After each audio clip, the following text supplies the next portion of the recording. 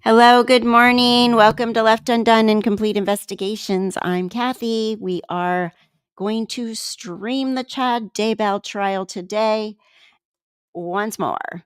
Trying to stream it as much as possible. So far, we've done really well. I see everybody in the chat. Mama D, Jenny, hi. Jennifer Cheney, hello. Let's see. Well, you guys are the early birds. Welcome, welcome. Jenny, you asked me, so you get today off. So I'm going to be working 3 12-hour shifts, which sometimes it'll be weekends too. So I will have 4 days off a week, no matter what. So oh, Mama D, that's right. You gave your notice. Hi, Angel Hugs.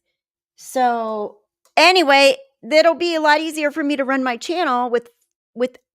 So like I said, I love hospice. I loved it so much, but the work goes home with you, and it was Monday through Friday, and I could never get off work on time because everybody always had a catastrophe going on. I mean, can't blame them. Their family members dying, and everything scares them, and they need this and they need that, and they're calling the office, and the office is calling me, and then they're like, so-and-so's wife just called, and they don't know what to do. He's got this, he's got that, blah, blah, blah. And it's nonstop. So I was never done on time. So that's why I'm like, I'm just going back to the hospital. It's still very important work. And when I go to work, I start my job. When I leave my work, I'm done. Because I really want to put effort and time into my channel too, right? So this will give me so much more flexibility. And again, with time to travel and stuff too when you do 12s. So that's that. That's why I'm doing that. Now looks like, okay. So I listened to yesterday when I got home. Thank you, Jennifer. Hi, Christian. I listened yesterday when I got home. I heard David Warwick. I heard Colby. I heard the babysitter. Who is on the stand? Who's on the stand? Is there somebody on the stand now? I'm already forgetting. So we will stream today all day. You guys come and go as you can. And hopefully we get some good stuff. Colby sounded very good, and they didn't play his phone call with Lori, which is fine. I think that was better for this trial. And this cat is on my keyboard. Sammy, wow. This cat, I swear to you, they're so darn smart. They're like, she's busy. I'm going to just get on her way. You probably can hear him purring. He's so close to the microphone. Morning, Carrie. So the babysitter was interesting. I mean, prior, I saw some of you guys' comments like, did they mention zombies? Did anybody mention zombies? Did Lori like, they're going to mention zombies. That's just their secret squirrel stuff. They're not telling regular people about the zombies. I mean, then I would say they're fully like schizophrenic or something if they're telling regular people all this stuff. You know, this is all crazy. We think we're ahead of the 144,000. This is all secret squirrel. Only people privy to this are allowed to know about this. You know, so dumb that he would even think that the babysitter would have heard the word zombies. But whatever, Prior, whatever.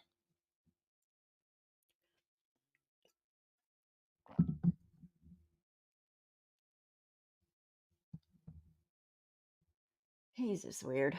So I don't know. I think, Lori's still in court today. Our Lori Day, Lori Mod here. She's in court today. Although she was having some issues with keeping her phone on yesterday because it It's really weird. They make us very nervous in there. You're allowed to have them on, but they're not allowed to make a single solid noise. So it gets a little bit testy. I got braver on, what was it, Friday, when they said, oh, if you're live streaming. I'm like, what the heck? I was thinking I wasn't allowed to do that in here. So anyway, yes, so nice not to be doing a job 24/7. I'm just tired. And, yesterday my mom actually forgot to feed the dogs at 5 p.m. She fed them at 10 a.m. instead. So they had 2 breakfasts. I'm like, oh my God. And then this morning she came out and she's like, Kathy, she's seeing people again. And she said somebody was knocking on her window at 5 in the morning. Okay, nobody's there. She's not seeing people. She won't understand.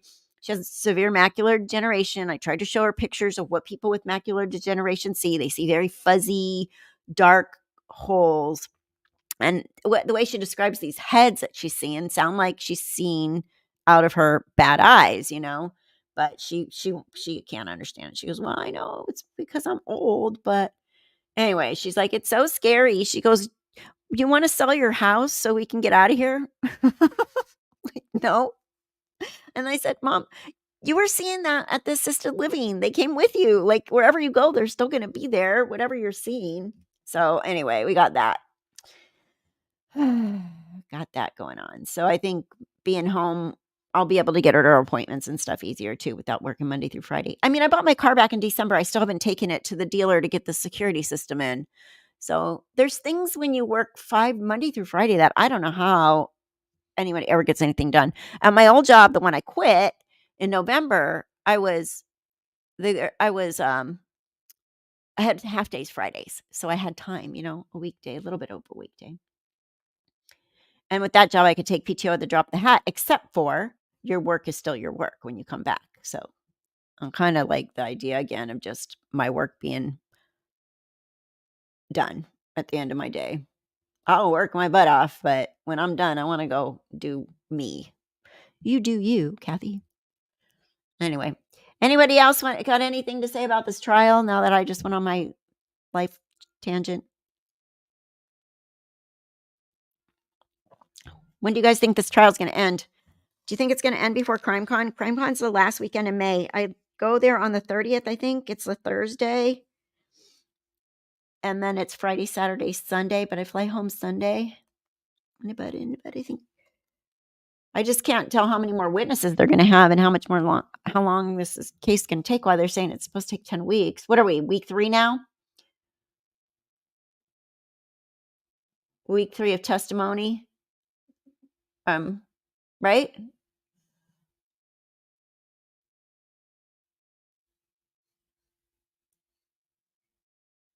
What time is it? It is 7:20. Okay. Lori, are you in the courtroom? Is Lori in our chat? I don't even know.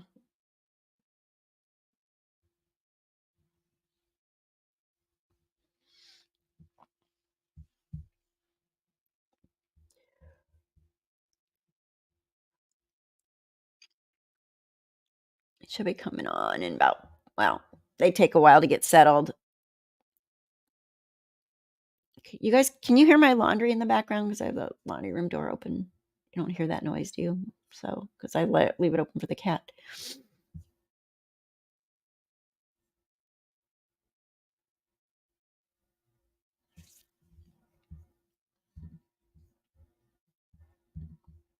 Pryor's like a pit bull. He is going to keep this trial going for long. You know what, though? That's right, because he's going to be bringing a defense. He said he has like 7 expert witnesses, plus 4 kids are going to be there. That's going to be 4 of Chad's kids, which is, oh my God. I still am just so embarrassed for them that Chad is going to let them go up there and lie for him. They don't even know they're lying, I guess. I don't know. They're convinced that their mother was in poor health, which any doctor can refute that. Any nurse can refute that from what we know. David Warwick, is he still on the stand? Okay, thank you, Lori. Thank you, Lori Day. I forgot what happened at the end. I was listening and cleaning my house yesterday when I got home.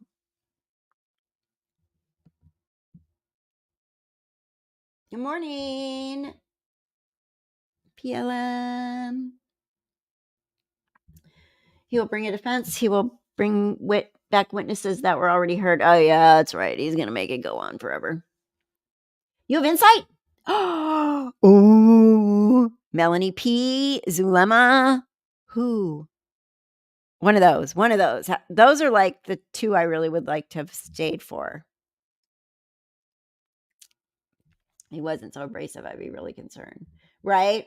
Because he's so abrasive that people aren't necessarily going to like him from the jury. I really think a defense attorney needs to have a good personality and have people like him. I don't know. Is there anybody in our chat that likes Pryor, like as a person, that would like to like be like, oh yeah, I want him for my attorney? He, is there anybody? Do any of you? I don't know, because he just rubs me such the wrong way. I would love to know if anybody thinks he looks like a nice guy that they would hang out with him or whatever. Oh, yeah, that would be really good right there. I think that would be important. Important. See what happens when I'm not at the trial? I don't get the intel. Insight, whatever. Intel, insight.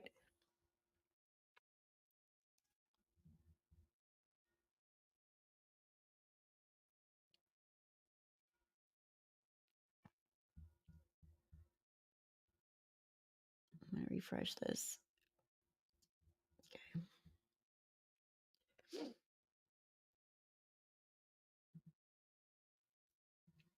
Now that I know how to make this full screen when it's not running.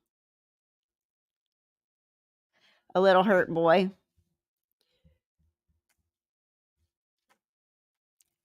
Kitty cat. No, no, no. Do not scratch my headboard. This cat, I'm telling you guys. If he would listen to me about how to behave in a likable manner, I would want him for my attorney. Yeah. Like, you got to be nice. You got to act like you care about people on the stand, like they're real people. Oh my God, this cat. Now he's back over here on the desk. Sammy, aren't you supposed to be sleeping? It's daytime. I'm going to knock that over. Stop. No. I felt like he treated Colby with kid gloves. His position is the satisfied. He did. Yeah, I think so. I think he was way less abrasive with Colby for sure. I'd like to see someone testify that is in Tammy's inner circle that she knew. Chad was saying she was going to die young. Yeah. Julie Rowe knows that, and she's known that for a long time. But I don't know why Pryor, we were saying this. I don't know why Pryor thinks that by pointing out that they've been saying this for so long, that it's actually a good thing that he was saying it before Lori came along. While he was scamming women to get one, and then he's like, oh, I like this one best. I'll take this one.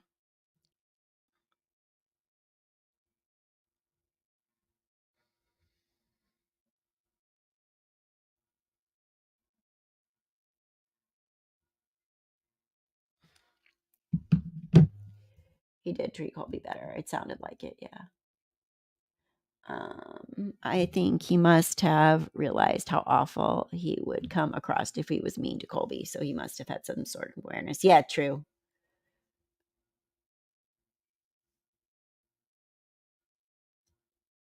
Hall monitor. I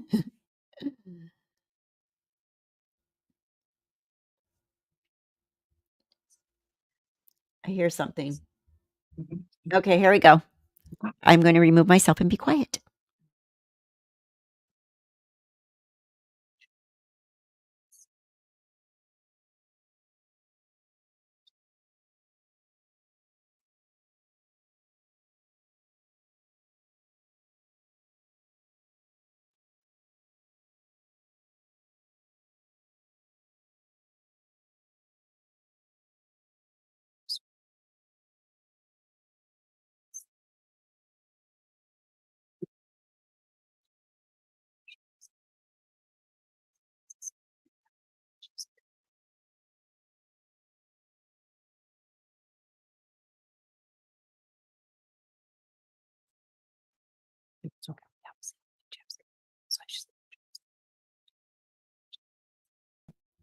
Hot mic, people.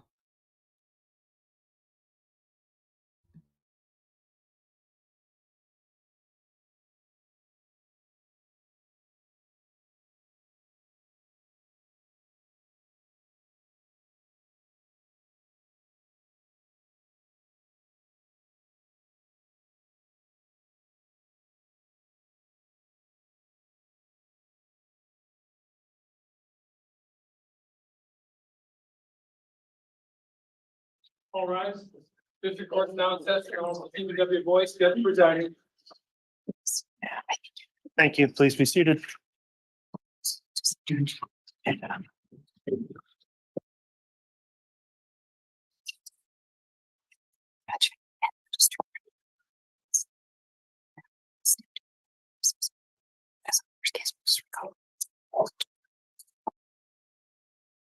All right, good morning, everyone. Let me just inquire, are we ready to have the jurors brought in? Is the state ready?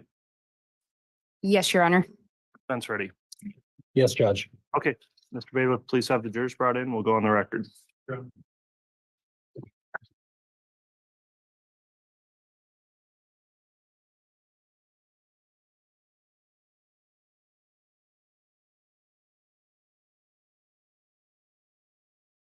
Yeah.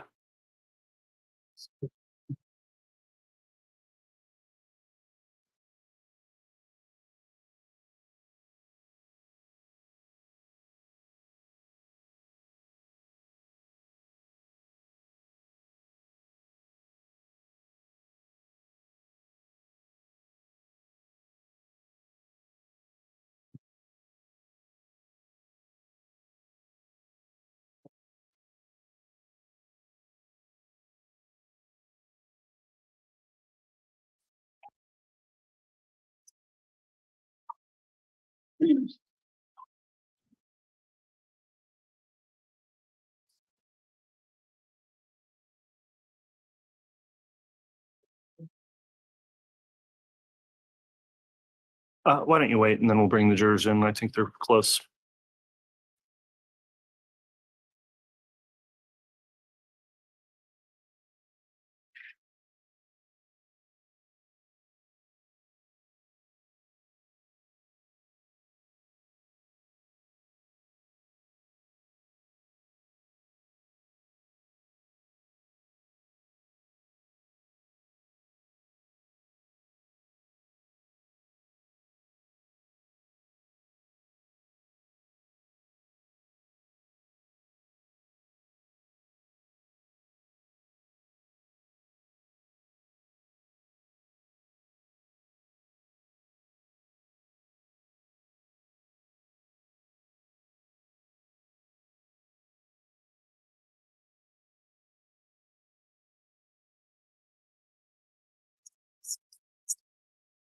All right, Vic.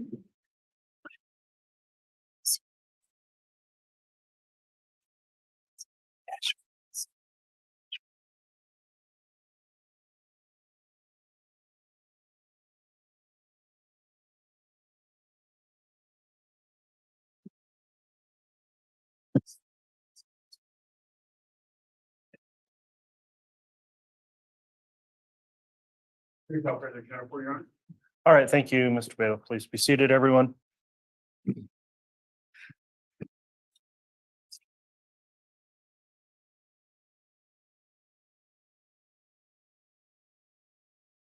Good morning, everyone. We're back on the record this morning on case CR 22-21-1623, State of Idaho versus Chad Daybell. The prosecution's here present, the defendant as well as defense attorney, Mr. Pryor.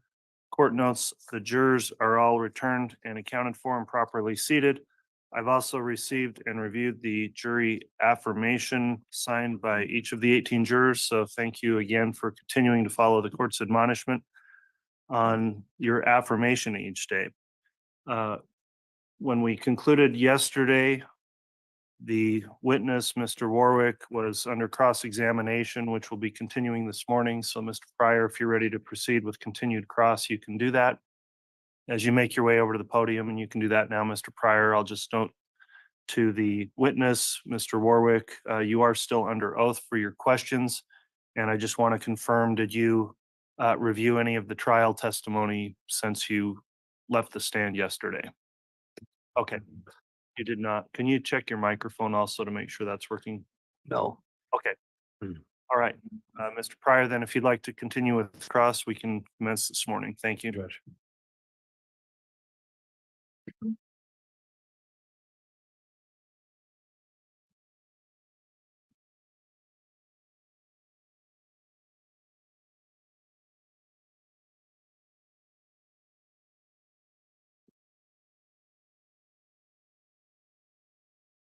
Morning. Morning. Before, I guess where I'd like to start, Mr. Warwick, is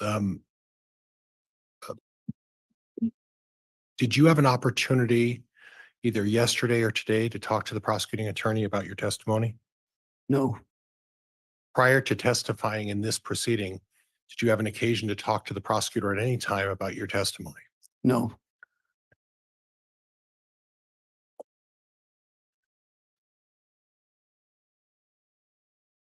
Do you recall testifying in a preliminary hearing in August of 2020? yes, Okay. Subsequent to that, did you have an occasion to communicate either directly or through your wife with the prosecuting attorney about the manner and the substance of any of your testimony? no, Did you have an occasion to exchange an affidavit or a document between you and your wife and the prosecutor and the police? I don't recall that. Okay. Is it possible that the prosecuting attorney or law enforcement showed you an affidavit of facts and had you go over that for accuracy? Yes, Okay, so you did go over an affidavit, correct? I don't know if it was an affidavit, but It was a document. yeah, And in that document, it detailed the facts of this particular case and what you would be testifying about, correct?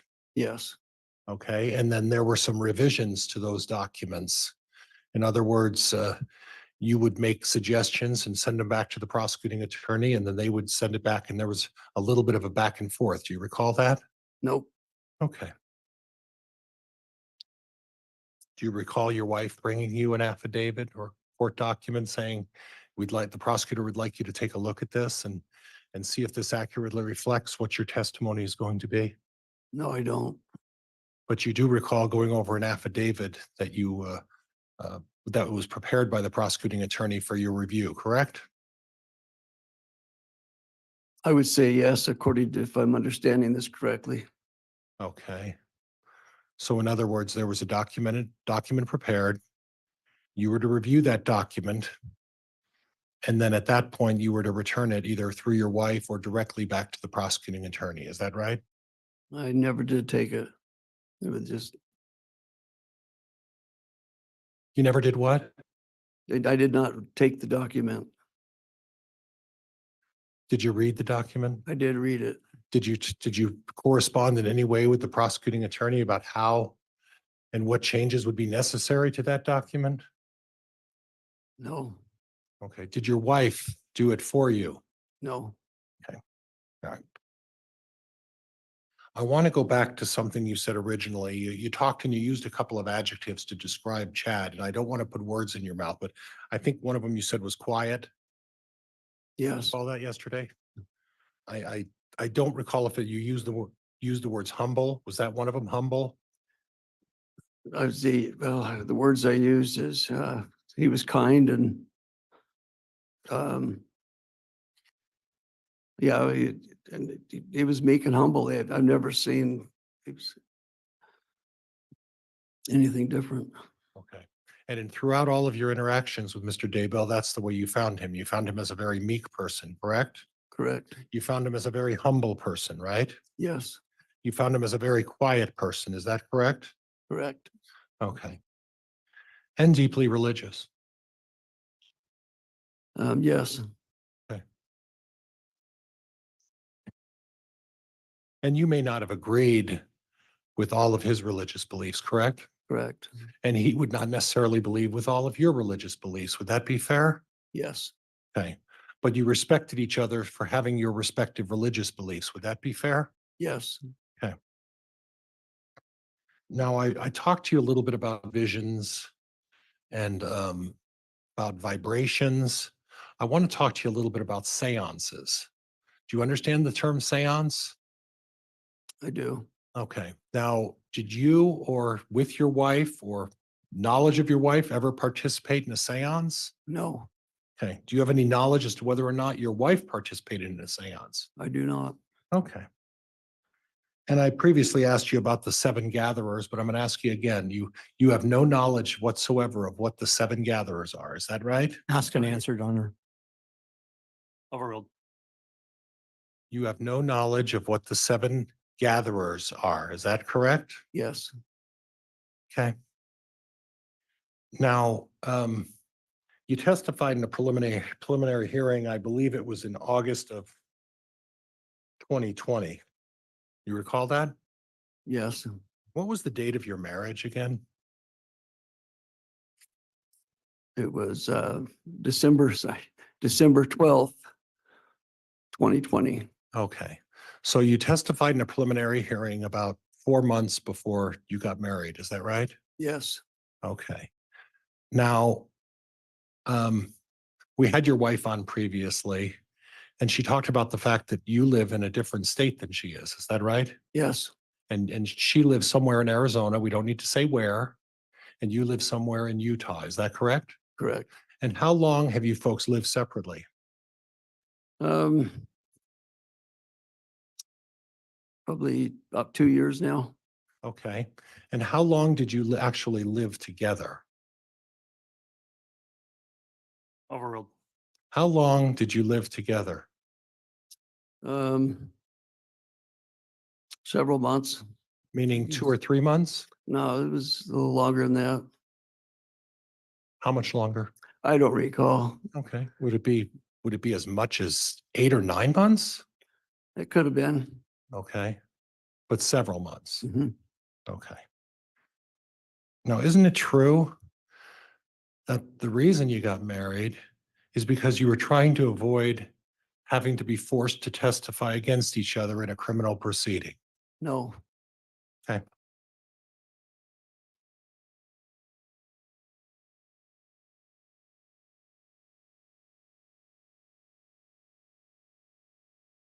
I want to go over with you again some of your testimony with the prosecuting attorney. You made mention of a timeline. You said you went to a park during one of the days. I think you came in on a Friday, right? Friday night, But you don't remember about what time. I would think about 7:30. Okay.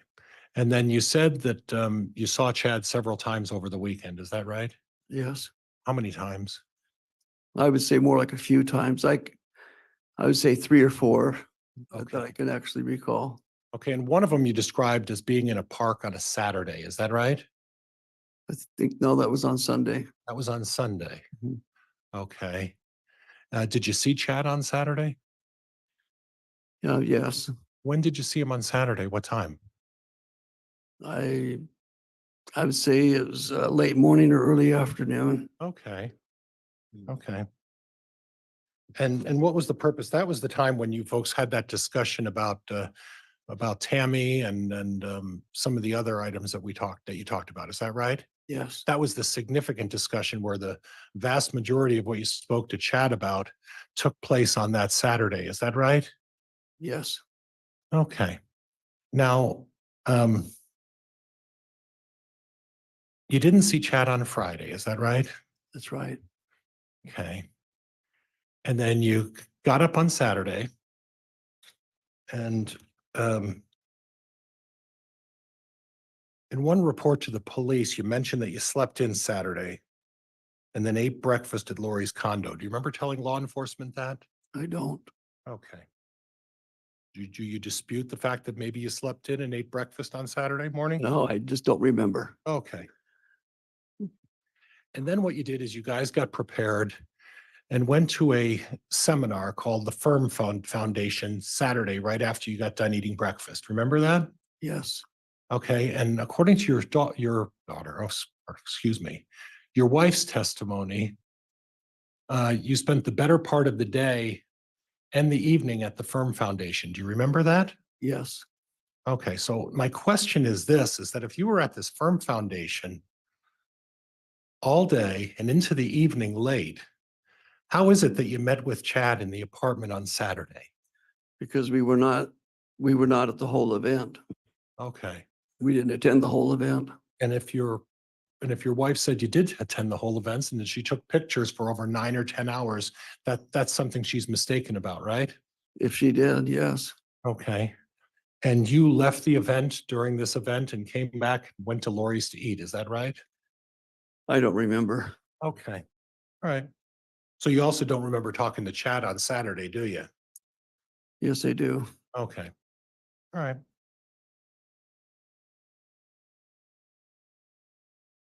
And then when you got back from the convention late, you folks decided that you would consider starting your podcast, is that right? No, Oh, you didn't have an equipment failure of your podcast on Saturday evening? no. Okay. And then you, again, expressed to law enforcement that you slept in Sunday morning, right? I don't recall. Okay. And did you see Chad at all on Sunday? Yes, When did you see him? at the park. Which park is that? Do you know? I just know it was at Rexburg. Okay. About what time was that? I would say late morning, Late morning. if I'm recalling correctly. Okay. Late morning, you saw Chad on Sunday. Do you recall meeting out at a 80 acres piece of land late Sunday afternoon? Yes. Okay. And you were there with Lori, No, Lori wasn't there. Alex, Alex Melanie. and Melanie. Okay. And nobody else was there, right? JJ wasn't there. Who? Who'd you say? JJ. No. Okay. And when you met with Chad at the park on Sunday, how long of a meeting was that? I would say a half hour. Okay. Did he just come right over and say, let's go out to a park, or was there another purpose behind that? No, they wanted us to come over to the park. Okay. Who's they wanted? Chad and Lori. Okay. So Chad showed up at the park, or did he come over to the condo and then you all went over to the park together Sunday morning? I really don't remember. Okay. Okay. But then later on in the afternoon, you met a realtor by the name of Ron Arnold at a piece of 80 acre piece of property, right? Yes, and yes, he showed up later. Well, he showed up with Chad later, did he not? Yes, he did. And what I find interesting is that you had noted in previous reports that he showed up with Chad and Chad was wearing his church clothes.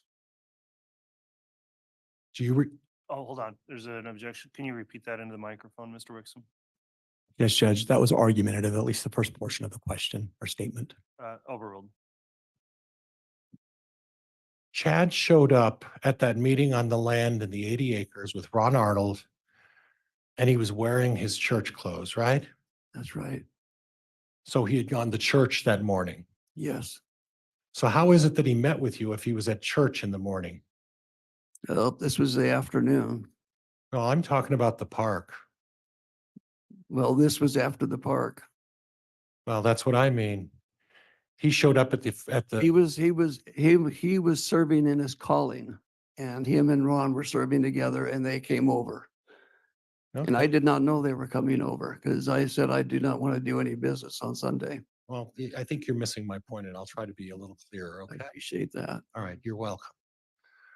What I don't understand is that if Chad was at church, engaged in church activities Sunday morning, and engaged in this calling Sunday, how is it that he met you, Lori, and Melanie at a park on that very same Sunday?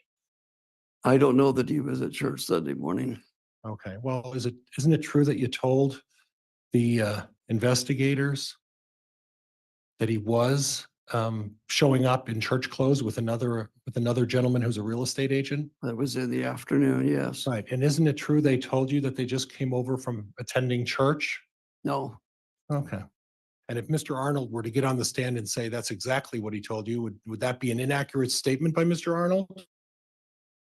well, they were attending their calling, so in a way they're attending church, but it wasn't the services. Okay. Okay. So these visits that you claim you had with Chad were on Saturday when you were at a convention, is that right? And you happened to just take a break from a 10-hour convention that you were with your wife, right? To visit with Chad.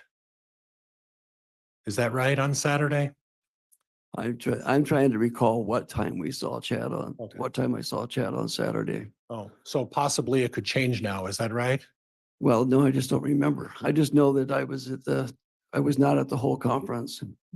Okay. I didn't attend the whole conference, so Sir, isn't it true you didn't see Chad on Friday?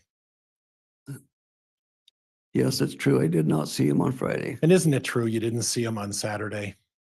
No, that's not true. And isn't it true, sir, that on Sunday, the only time you saw him is when he went out to an 80 acres with a couple of other witnesses, and that's the only contact at all you had with Chad Daybell over that weekend? Objection, argumentative. not Your true. Honor. Which I have Hold on. nothing else. Hold, stop. All right, Mr. Pryor, Mr. Warwick. I'm sustaining that objection. I'm striking the response. Mr. Pryor, next question. I'm done, Judge. Thank you.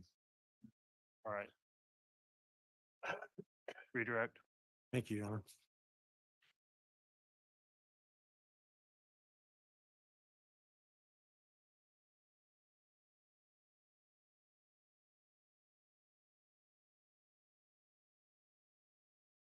Morning, Mr. Warwick. Good morning.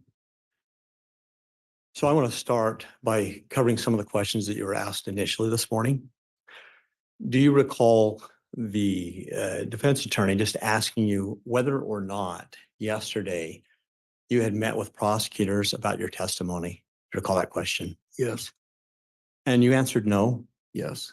Do you recall meeting with me yesterday? I don't. I mean, we talked in the hall, but we didn't talk about the case. Okay.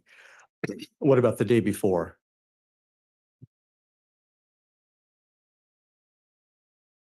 No, Let me ask this. Were there ever times that you and I, prior to you coming into court yesterday and testifying, were there times that you and I did meet and we did discuss your potential testimony? yes. When's the best time that you, withdraw that? To the best of your recollection, when did we do that? Probably a couple months ago would be my guess. And upon your arrival to Idaho Falls, I'm sorry, to Boise a couple of days ago, did we also meet again? No, You don't recall that? I don't. Let's move on.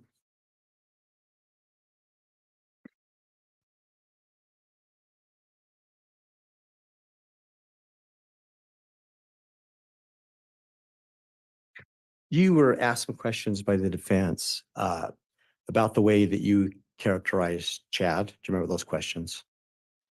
Yes, And I think the words quiet and kind and meek came up. Is that right? yes, Now, to be clear, over the last several years, you've met with law enforcement a few different times, haven't you? yes. Do you remember which law enforcement by any chance that you've met with?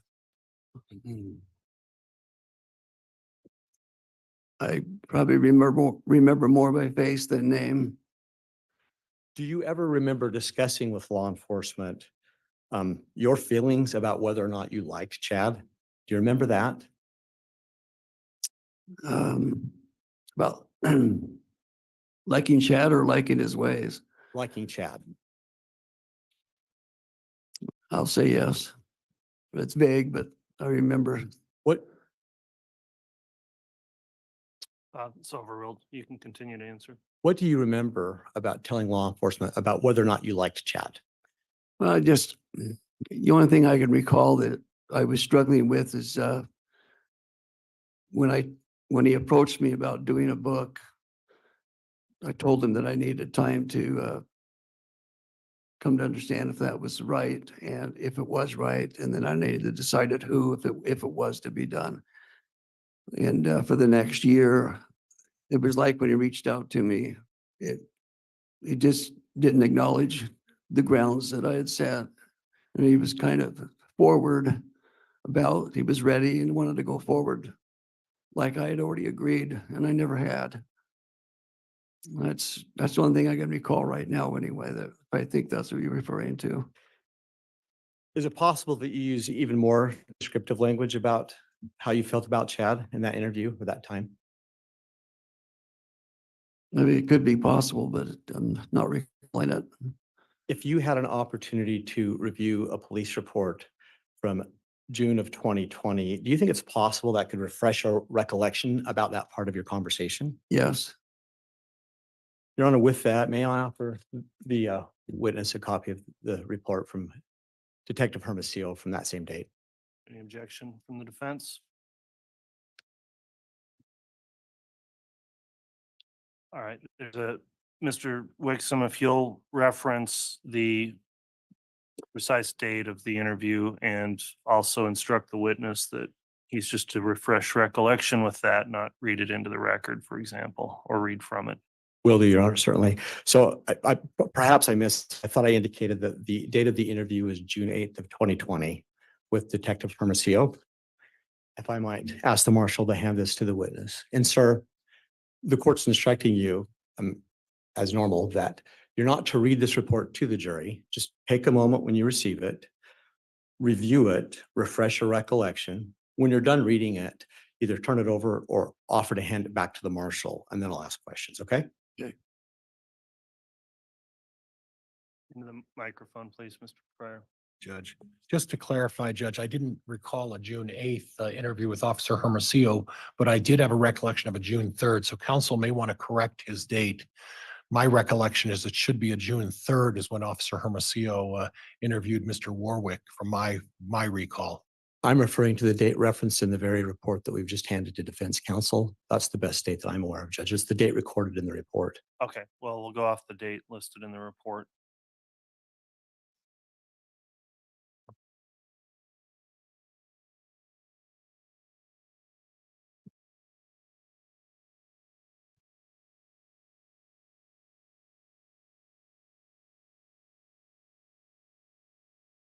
Judge, could I want to hear a native objection when Mr. Warwick is done? You may, once he's reviewed that report.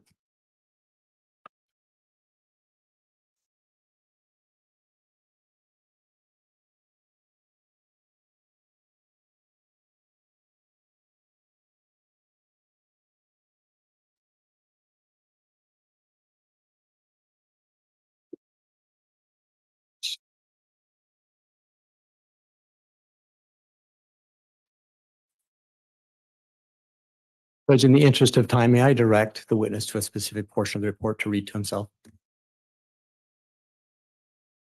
Yeah, that's fine. Thank you. Mr. Warwick, I would call your attention to page 4 of that report and invite you to read the last 2 paragraphs, please, to yourself.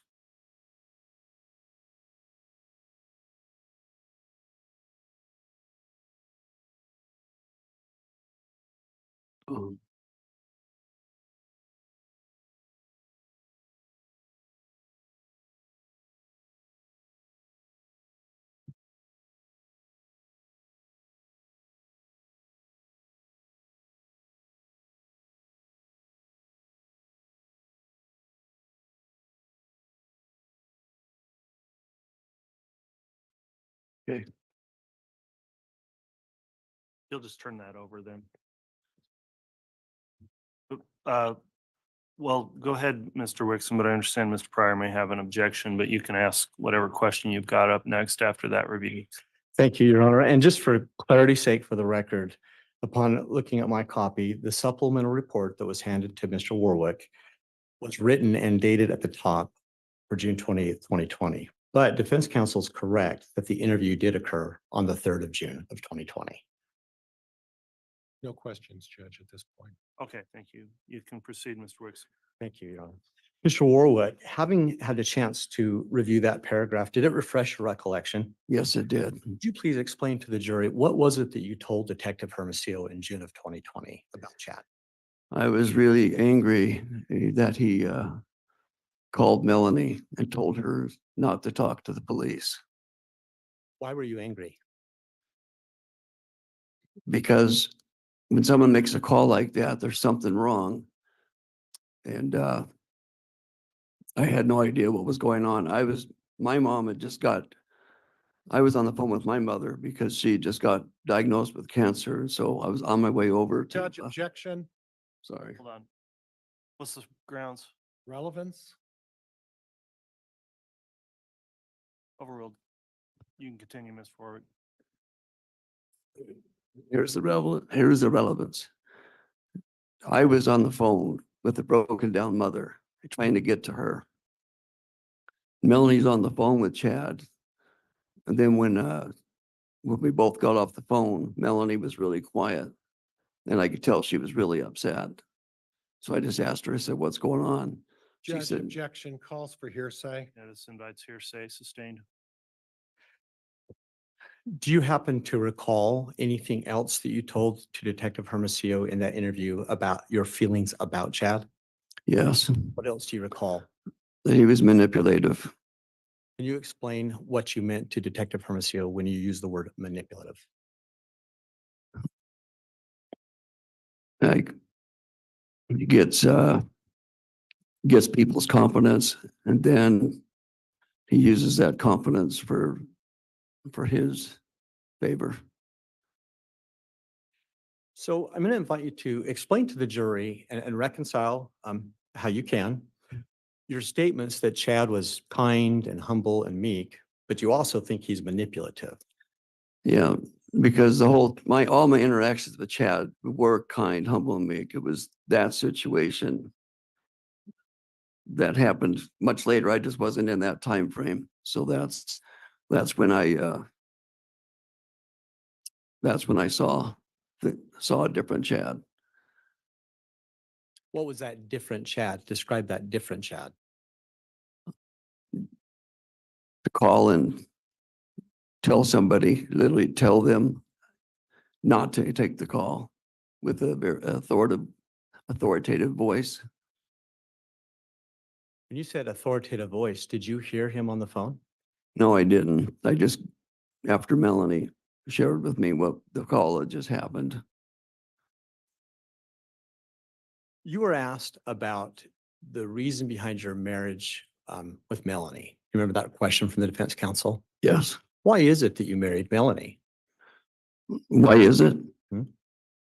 Because she's a wonderful, wonderful woman, and she was very good with my Down syndrome boy and with all my children, and we're very compatible on many things.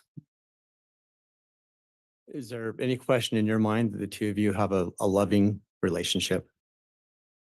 No, And in fact, it was suggested that perhaps your marriage was to avoid testifying against each other. Do you recall that? I'm going to object. yes, And I think I got the objection in time, Judge. Yes, grounds. But it's leading. Judge, I'm just, Overruled. You can answer. well, you need, Your Honor, could we ask Madam Reporter to repeat that? I want to make sure that I did it correctly, if she'd be kind enough to do so. You may.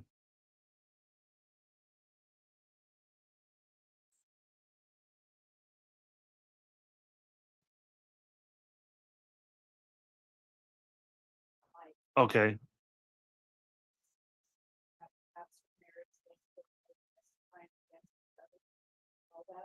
And I'm going to repeat that for the record. The last question was, and in fact, it was suggested that perhaps your marriage was to avoid testifying against each other. Do you recall that? I do recall that. Have you ever been charged with any type of criminal charge related to this case in any way? No,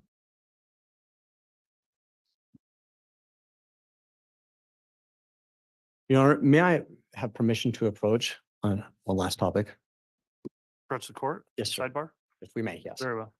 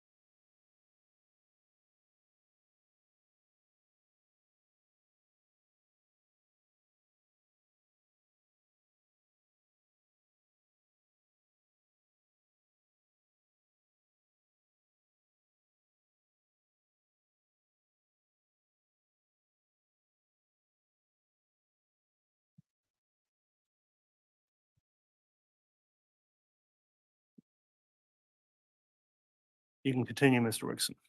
Thank you, Your Honor.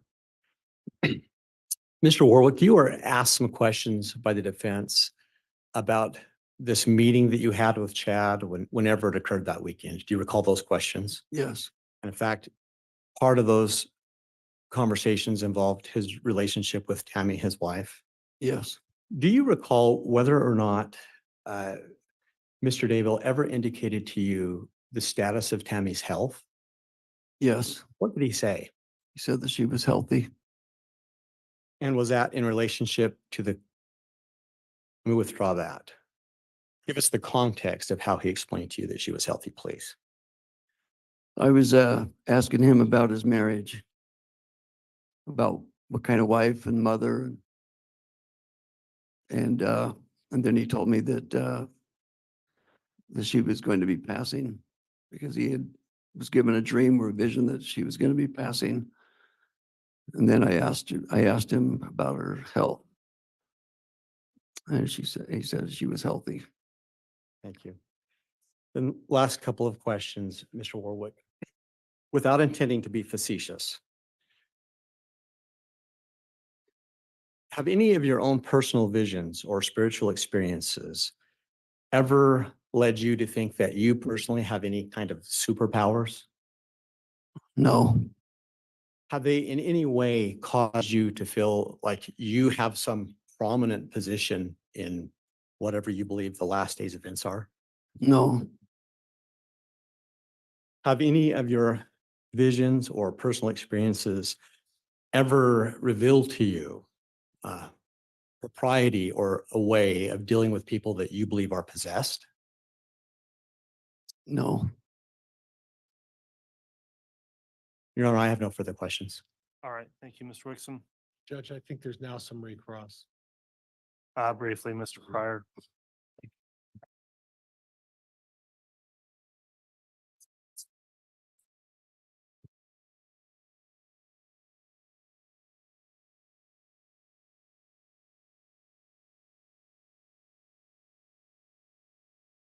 So this discussion about Tammy's health, that's the same discussion that took place supposedly on the Saturday between times you were at the seminar for the Firm Foundation, right? That'd be the best of my recollection, yes. And Chad mentioned to you during that so-called Saturday visit that Tammy would be passing sometime in the future, right? Yes, And you were aware that Chad had made that revelation well before he ever met Lori Vallow, right? I heard that he had, but I'd never heard it before. And what I'm having some difficulty with is that he's telling you that his wife is going to be passing sometime in the future, and yet he also tells you contradictory information suggesting that she's just healthy as can be, right?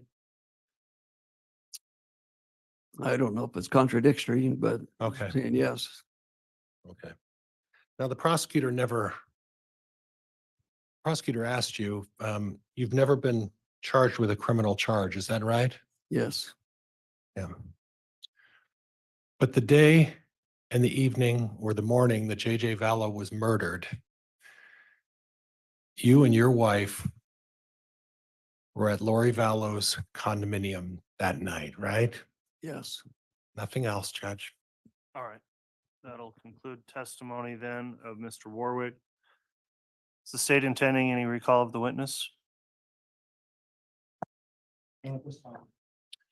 At this time, we would release Mr. Warwick from the state's perspective.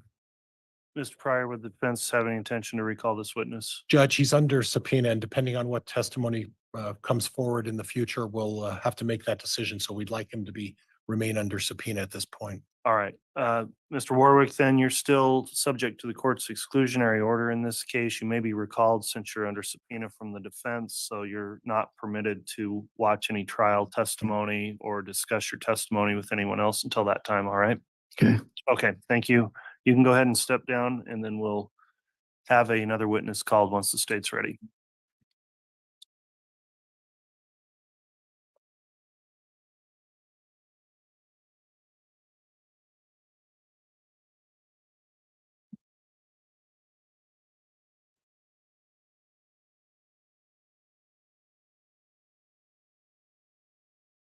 State's next witness, please. State would call Brandon Boudreaux.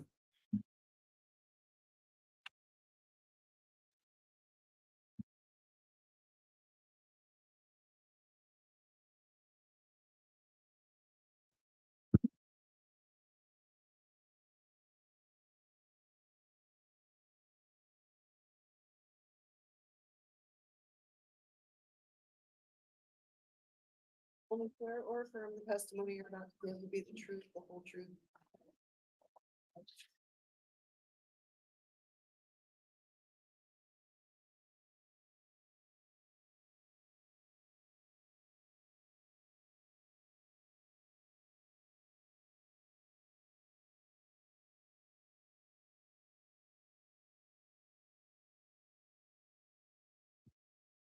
All right, now the witness has been placed under oath. I'm just going to inquire. The court does have an exclusionary order. In fact, Mr. Boudreaux, have you observed any of the trial testimony in this case since it began? I have not.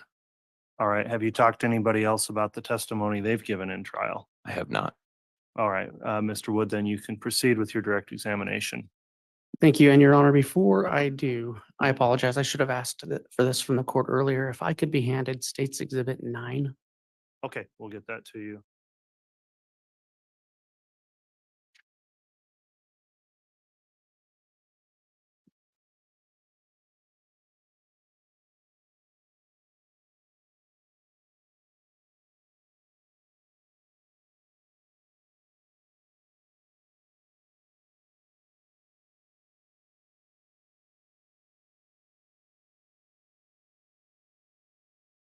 Good morning. Morning. Can you state your name and spell it for the record? My name is Brandon Boudreaux. Brandon. Boudreaux is Boudreaux.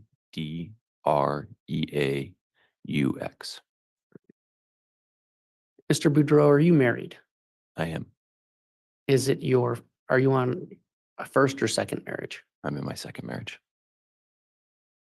I want to ask you a few questions about your first marriage. Who were you married to? Melanie, she was Cope and then became Boudreaux. And in your marriage with Melanie Boudreaux, did you have any children? I did. I had 4. What are their ages? 14, 10, 8, and 7. And how long were you married to Melanie Boudreaux? I was married to her for about 10 years. Right. And you mentioned earlier that her maiden name was Cope. It was, yes. And are you aware of her current last name? Pulowski. What year did you marry Melanie? 2008. And during that time, did you have occasion to meet her family? Yes, I did. I want to specifically ask about, did you meet the Cox family? Yes, I did. And who were they in relation to Melanie Boudreaux? They would have been her birth mom's family, extended family. And who in that family did you meet? I met Janice and Barry Cox, Adam Cox, Summer Shiflett, Lori Vallow, and Alex Cox. And so what was Lori Vallow's relation to Melanie Boudreaux? She would have been Melanie's aunt. And what was Alex Cox's relationship to her? He would have been her uncle. So they were your aunt and uncle-in-law? Yeah. Did you spend much time with Melanie's family? Yeah, we spent a lot of time together. In what capacity would you spend time with them? We spent holidays together. When they lived close to us, we probably see each other once a month. When they were more distant, we would travel to each other's houses and stay for a week or two at a time. And then we do trips together. We went to Disneyland a lot together. And I asked that kind of broadly about her family. Did you have occasion to spend much time with Lori Vallow and Charles Vallow? That, Lori and her kids and my kids, we would go to Disneyland a lot. We would hang out a lot. We did a lot of things together. It was just kind of part of our lives. Okay. And I said Charles Vallow at that time. Was Lori Vallow married to Charles Vallow? Yes. And how well did you get to know Lori and Charles? I would say pretty well, very well. And you mentioned your family spent time together. You said you went to Disneyland? Yeah. And would you spend holidays together? Yeah, often. Would your children spend time with her children? Yeah, my son Braxton was very good friends with JJ. They kind of bonded, and my daughter as well. Right. And how old was Braxton as compared to JJ? He's a couple years older. And were you aware that JJ had some special needs? Yeah. JJ had autism. Everybody who was around him, it was easy to tell. Early on, when he was younger, he was nonverbal for a while, and so he had like all this energy, but he didn't know how to use it. So you just had to be prepared for that. You set your house up for it when he'd come over to our house, or when you went to Lori and Charles. They spent a lot of time making sure that it was a safe place for him, and that everything was kind of handled for that. And then as he got older, he started learning how to talk, and he could say things. And similarly, he would rephrase things over and over. When he wanted to play with my son, he'd always say, go to Braxy, and he called my daughter Fridays instead of Bridie. So Braxy and Fridays, Braxy and Fridays. But and so you said Braxton was a good playmate for JJ. Yeah. Did your family spend time with Tylee Ryan? Yeah. Tell me about your relationship with Tylee Ryan. She's a good girl. She was, I knew her from when she was little, and then all the way up into being a teenager. And so she was a normal teenager. She had her moments where she just wanted to sleep in late and no one to bug her, watch too much Netflix, and other times where she'd open up and she was sweet, and you got to know the real Tylee. So you got a little bit of both. And did she interact with your children as well? She did, yeah. Often would babysit them, or she was a little older than my kids, so she would naturally be kind of more of a, she had good motherly instincts, with them. Did you ever observe Tylee with JJ? Yeah, she was very protective of him. And did you know Colby Ryan? Yeah, I do. Speaking of Tylee, did you yourself have any special sort of religious connection to Tylee Ryan? I did. I baptized her. Okay. And when you baptized her, what church was that in? In the Church of Jesus Christ of Latter-day Saints. And so to your knowledge, Tylee and her family were members of that church? Yes. Okay.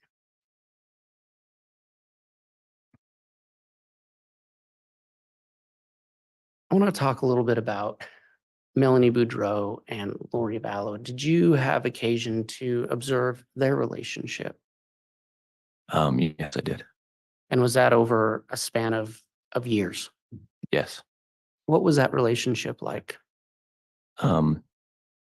Melanie's mom died when she was young, and she had an awesome stepmom, but I think she also looked a lot to Lori as a mother figure.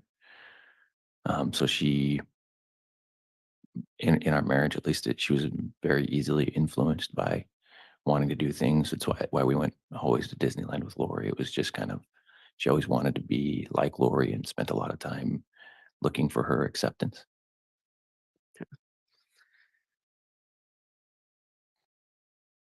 And you testified that you indeed spent a lot of time with them. Yes. Did you know Charles Vallow? Yes. Did you have a relationship with Charles Vallow? Yeah, we had a really good relationship. Tell us about that. What made that a good relationship? Um, we just had similar personalities. I think both of us, we loved what we did for work. We loved owning businesses and selling. And he was very much a producer mentality type of a person. And besides that, I think we both loved our faith and had a lot of gratitude that we had. I think of us spending time just talking about how grateful we were to have our families and be in a position where we were in life. And you said you had some common ground in business. What did you do for work? I worked I built a direct TV sales organization, and he he did life insurance. You'd mentioned traveling to each other's homes. Where did that happen? It depended throughout, that 10 years is a long time. And so they moved, they never owned their houses. They rented and they moved a little bit more often. And so they lived in Hawaii for parts of the time, and we would travel out to Hawaii to see them. Other times they lived blocks from us in Arizona. I lived in Arizona throughout that whole time. And would they sometimes stay at your house when they came back from Hawaii? Yes. Yeah. When I was first married, Lori actually came up and stayed with us in Utah as well when I had a place there.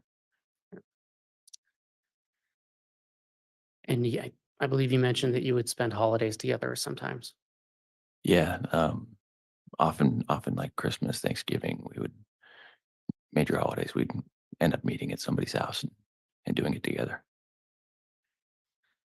Do you recall the last Christmas that your family, the Boudreaux family, and the Charles and Lori Vallow family spent together? Yeah, it would have been 2018. And was that a typical Christmas? No, it was different. Why was it different? Um, in 2018, our families were changing.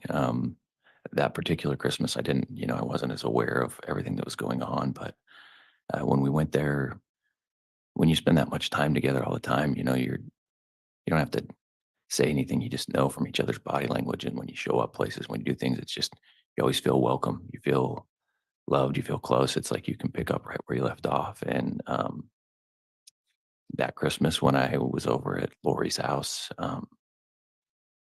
there just felt like a lot of distance. There was, and usually just the family. It was just like the Coxes and the Boudreaux. And that Christmas, there was someone named Melanie Gibb who was there. Who, she was a stranger to me, so it was kind of different to have a stranger at Christmas. And there was really not very much conversation with me, and a lot less focus on my kids and the kids that Christmas. So when you say less focus from who? From Lori. And how was her interaction with you and your family different than before? Yeah, Lori was pretty doting. When my kids would come over, she would make them feel loved. She would, just try to spoil them with presents and attention. And that was kind of her way of letting people know that she noticed them. And that didn't happen that Christmas. So it was markedly different. Yeah. Did you observe Lori and your wife, Melanie, at that party? Yes. Do you recall what their interaction was? I I remember leaving afterwards and talking to my wife about how it felt different because it felt so different, and her telling me that nothing felt different at all. Um, so I would say that she felt like it was fine and normal, and it didn't seem to her like it did to me. Okay.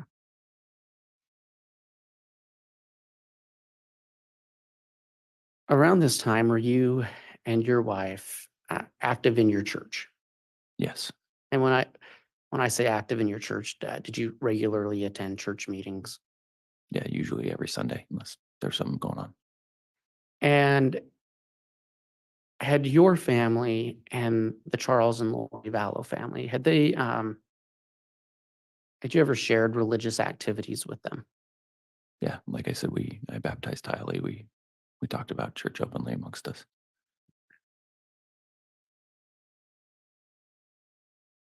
Around that time, so we're talking about the end of 2018, did your wife's activity in religious events change? Um, yeah, in the fall of 2018, earlier in my marriage, uh, she just didn't love going to church. Wasn't her thing. I liked going to church, so I was kind of the advocate. I would push a little more. But in the fall of 2018, she got very excited about religion and going to church, and she started talking about how she set this goal that she was going to go to the temple every single day. Okay. And so around the fall of 2018, her attitudes appeared to change. Yes.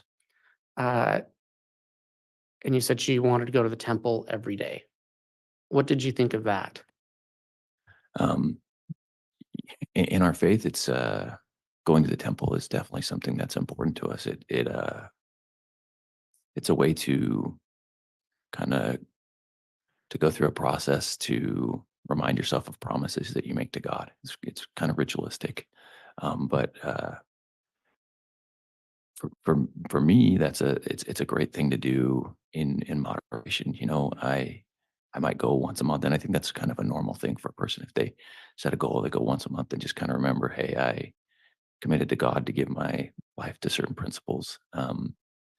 But when it's pretty rare for someone to go every day, it's a lot, especially for a mom with kids at home and a lot of other things that we had as responsibilities. And so it was surprising, I think would probably be the right word. But also for me at the time, I wanted to be supportive. I wanted to show that, you know, I could meet her where she was and help her try to figure things out. And just for clarity's purpose, in your faith, is going to the temple the same thing as going to church? What most people think of as going to church? No. What's the difference? Um, Going to the temple is something we do once for ourselves. That very first time to make promises to God. It's like being baptized. You know, we go once for ourselves. We make promises to God, um, and then each time you go afterwards, you do it for someone who's passed on. But it's something that's kind of viewed, like I said, it's maybe a once a month thing, or I mean, going regularly is healthy, and I think a good part of anybody who wants to find a rhythm for their religion. But going every day would maybe be something somebody did if they were retired and they just had nothing else to do. But going to the temple is not your regular Sunday services. No, we go to a regular Sunday service every Sunday at a church building. Thank you to clarify that.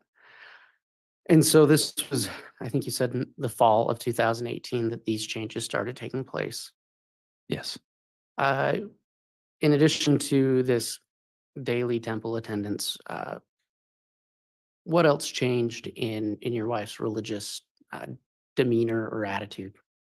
You know, at that time she started going to these things that she was calling firesides, but weren't things that I would call a fireside.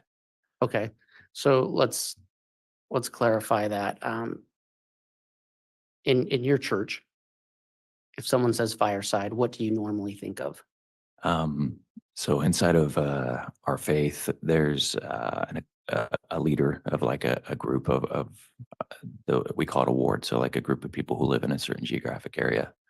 And so inside your ward, that leader's name is a bishop, and him or one of the other people, like the counselors in the leadership group, at times they might, besides going to church on Sunday, they might set up a meeting that they think might lift us up or encourage us spiritually. And it might be outside the normal times you go. And so they usually do them in the evenings, and they call them firesides. That's something that, you know, you get together, it's under the direction of the church, and ideally it's uplifting. It's something that's going to bring you closer to, your commitments you made when you're baptized to try to follow the Savior.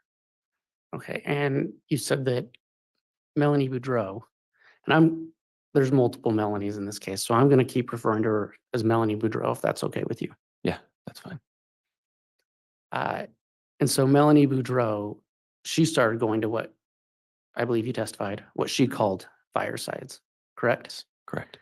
And were these different than what you would normally call a fireside? Yeah, so I kind of just described what I think of as a fireside, but she was just going to people's houses, and they were doing meetings that weren't under direction of anybody from the church. And oftentimes they were focused on things that aren't things we talk about normally in church. Some of them were just, What kind of things? I mean, I didn't go to them, so I can't say what exactly was talked about, but I can share what came back from them, which was what made me concerned. She came home one time and wanted to get like $10,000 worth of food storage all at once because she was really concerned about the end of the end of times coming, the end of the world coming. And it just didn't seem very practical to me, and then there was other focuses that she would come home with. She had a fascination with like Jesus Christ and did he have a family and why was James named the beloved? A lot of early Christian, early church things. And so I would share perspective, but I was also I kind of tried to share with her my perspective on. I served a mission for my church for a couple of years, and I saw some people who fell away from it, and I shared something that I had noticed in that process that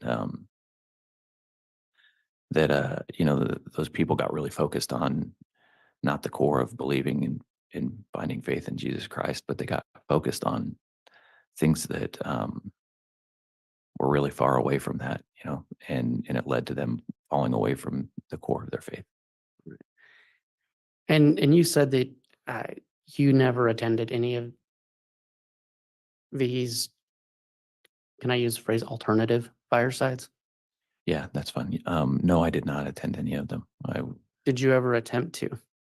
I did ask if I could, mostly because I wanted to see what was going on in there so I could give her better perspective, but she let me know I wasn't welcome at them. So she didn't let you go with her? Yeah, she told me I wasn't welcome to come. Do you know if Lori Vallow was at any of those firesides? Yeah, I do. She was the one who invited her to them initially.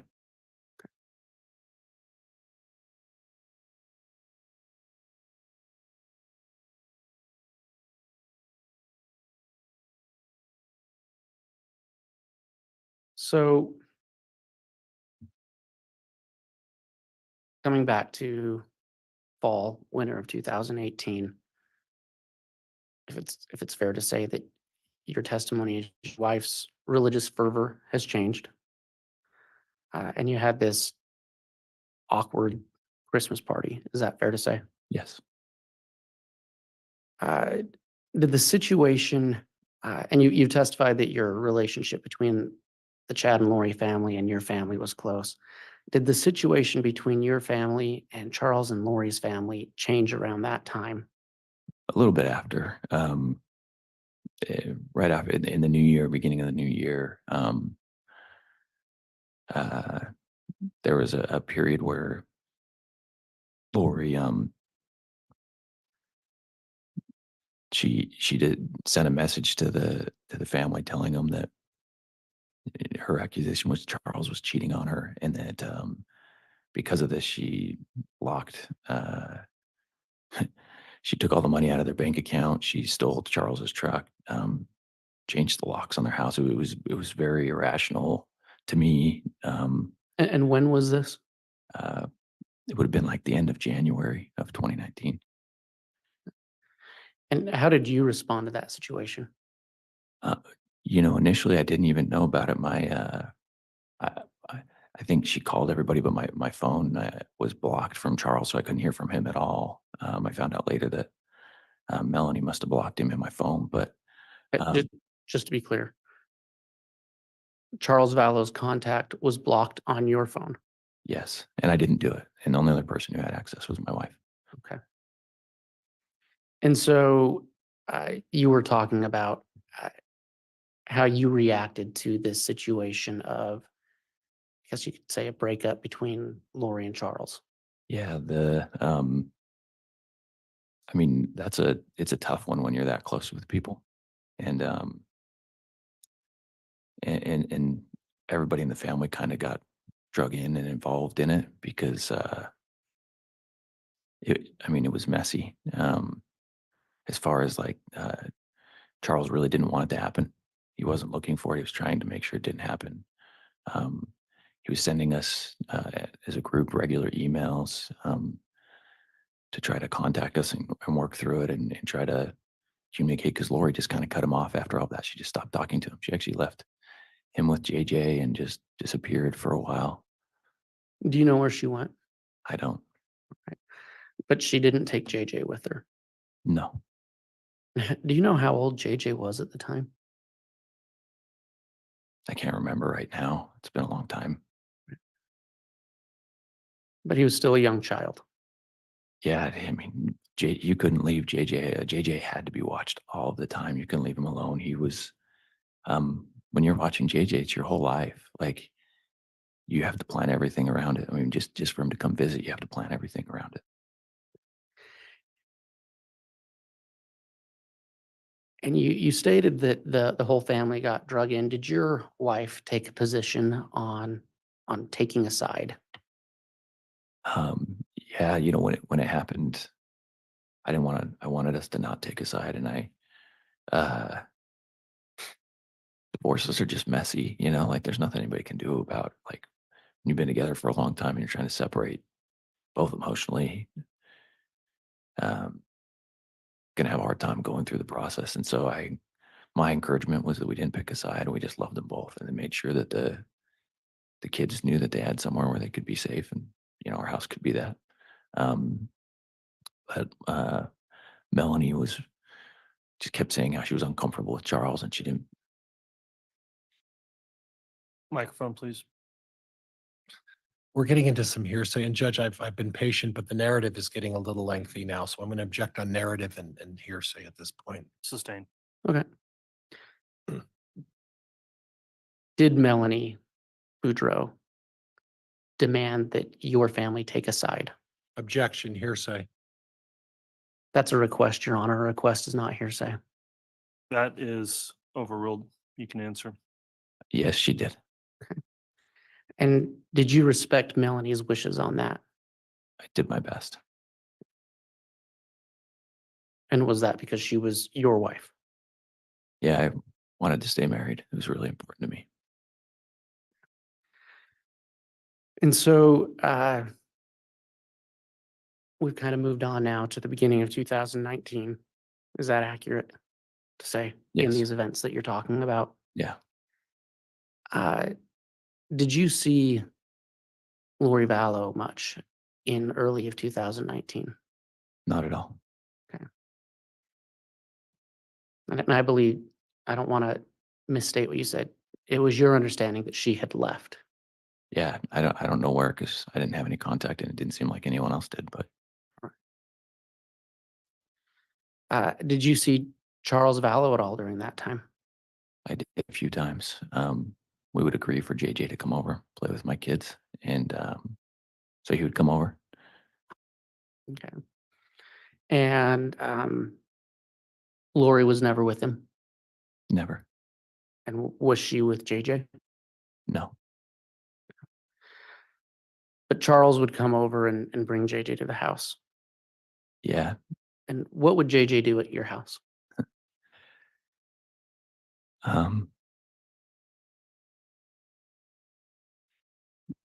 He would just come play with my son. He would, they play video games as long as he could keep his attention on it. Sometimes he just bounced from one thing to another. He'd be all over the house.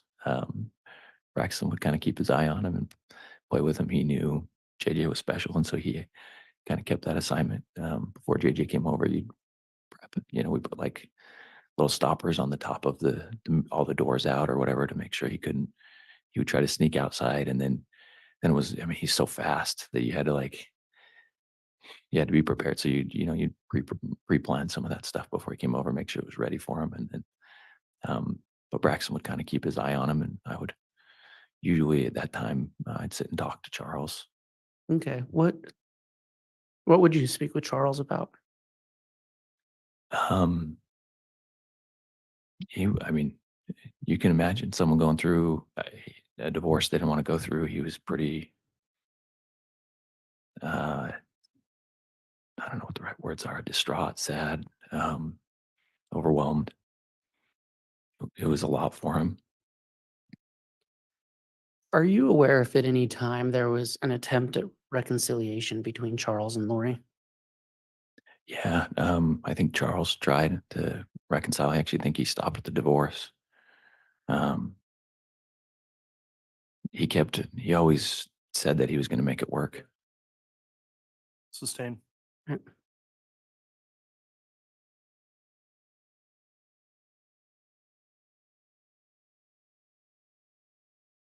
going to move forward to the summer of 2019. Did you have an occasion to take a trip to your in-laws' house? I did, yeah. And do you recall when that was? It would have been in June of 2018. Do you recall the exact date or approximately when in June? The week of June, like 23rd, 25th, something like that. What was your purpose for going to your in-laws? My wife's younger sister was getting married. And while you were there, did anything out of the ordinary happen? Yes, What was that? a few things, but the first thing that happened is my grandfather died of a heart attack. And were you expecting that? No, And so you're at your wife's family's house when you got the news? I was actually with my parents. We took my family, went to, decided to go to church with my mom and my dad, which is they still live in the same place where I had left for my mission on. And we were actually just sitting in the pews right before church started. And my dad got a phone call, and he never gets up and takes his phone calls in church. So he got up and he left. And he came back and he waved us all out. Said, Your Honor, I apologize. Go ahead. It's sustain, as you're saying. It's just some foundation, so I can move on at this point. Very well. Did you have any conversations about your grandfather's death with your wife, Melanie? yes, after he passed away, I waited a day or two. My mom called me to tell me when the funeral was. And I told her that when it was and that I wanted us all to go, and she told me she wasn't going to go. Sustained, and I'll strike that final part of the response, what was said. All right. At this point, were you still at your in-laws' home? Yes, And did you have a disagreement with your wife over whether or not to attend your grandfather's funeral? yes, Did you want to go to your father's funeral, your grandfather's funeral? Overruled. You can continue, Mr. Wood. yes, I wanted to go to my grandfather's funeral, and I wanted my family to. While you were having this discussion with your wife, did that escalate into any other type of conversation? Yes, it escalated into a conversation in an argument that didn't make any sense to me. What was it about? Well, she started bringing Lori into this argument, which had nothing to do with what we were talking about. She said that God had. Judge, I'm going to object at this point. It's hearsay. You're right. Response, Mr. Wood. Your Honor, I believe it comes in for the effect on the listener, not for the truth of the matter. Well, I think just the specific statements are hearsay. Beyond that, so I'll sustain the objection. Without saying what the words your wife used, what was the context of that conversation? We had an argument about whether or not I hacked Lori Vallow's computer. Did your wife accuse you of hacking Lori Vallow's computer? Yes. Did she request that you admit that you hacked into her computer? Yes. She said that I had to. Judge, I'm going to object again. Your Honor, Sustain. Your Honor, if I might briefly argue, a request is not hearsay. Well, a request, if it's calling for specific statements of the party not here for cross, would be hearsay. So I'm not saying you can't answer, but in terms of specifically what was said, that's where the ruling stands. All right. Thank you. So that accusation was made. Yes. What was your reaction to that? I just felt really frustrated. I had no idea why we were even talking about it. It had nothing to do with what I was trying to get through to her and what I was trying to talk about. It was like this thing that didn't make any sense to me.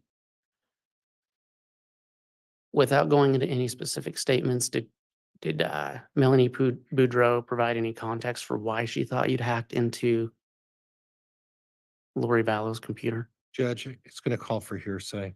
Overruled. Can you ask that question one more time? Yeah. Without providing any of the statements, she said, did Melanie Boudreaux provide any context for why she thought or why she was accusing you of hacking into Lori Vallow's computer? Can you ask that one more time? I want to answer it properly. Sorry, it's probably complicated. Yeah. Was there any reason given why she thought you had hacked into Lori Vallow's computer? Judge, response calls for hearsay. Overruled. No. Just a bare accusation. Yeah. To be clear, Mr. Boudreaux, did you ever hack into Lori Vallow's computer? No.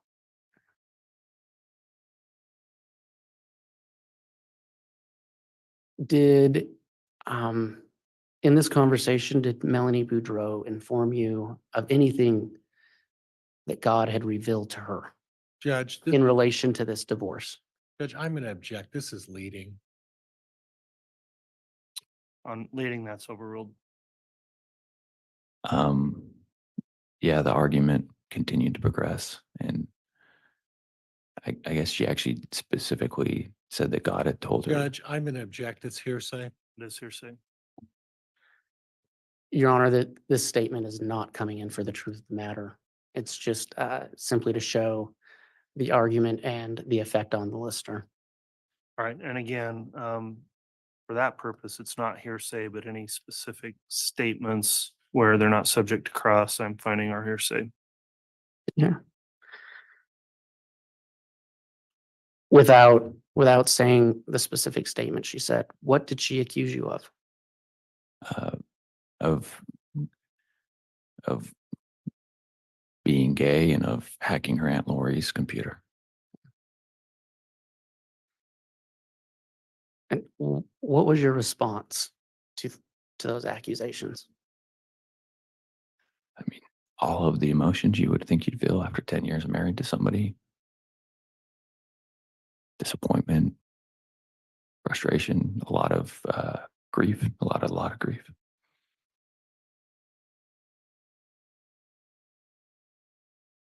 Did you have any idea that she would make an accusation of homosexuality against you? No. I mean, I had a thought that it might happen because of something Charles had said, but no, I never would have believed it.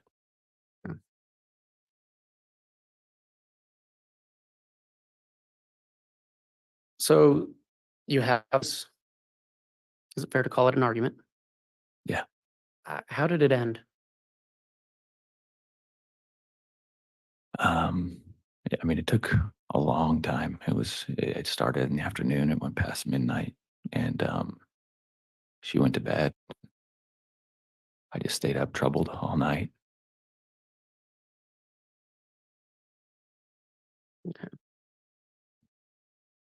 Did you send a text to Charles and Lori that night? I did. I was really frustrated about this whole thing being involved in my relationship with my wife. So I sent it. It's becoming a narrative. It's non-responsive. Overruled.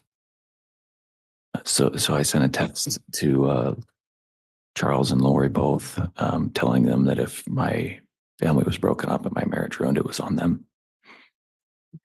Did you ever hear from Lori in response to that? No, Did you hear from Charles in response to that? I did. When approximately was that? Um, a little bit later, a lot was going on at that time, so I couldn't say like a specific time, but I ended up talking to him on the phone. Would you say this, is it fair to say we're still in the late June? Yeah, it was like the next day, probably at like in the evening.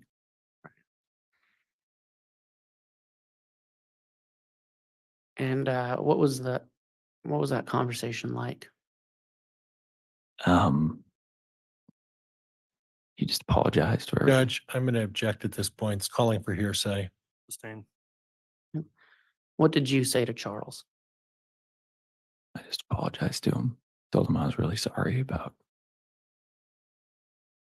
not being there more for him, because now I was feeling like I know he must have felt. And he just, he was really gracious. Was that the last time you spoke with Charles Vallow? It was.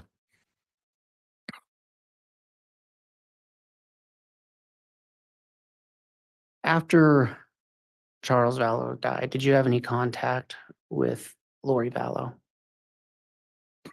No, I did not. After Charles died, did you have any contact with JJ Vallow?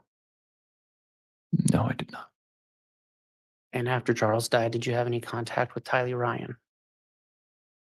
No, I did not.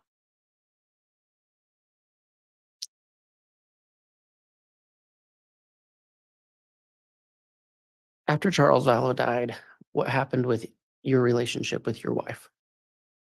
Oh, we got divorced. When did that happen, approximately? We started the divorce right after my grandfather's funeral, but it takes a little while. So we got a mediator right after and signed all the documents. And I moved her into a rental house, and then I think it finalized in October. Okay.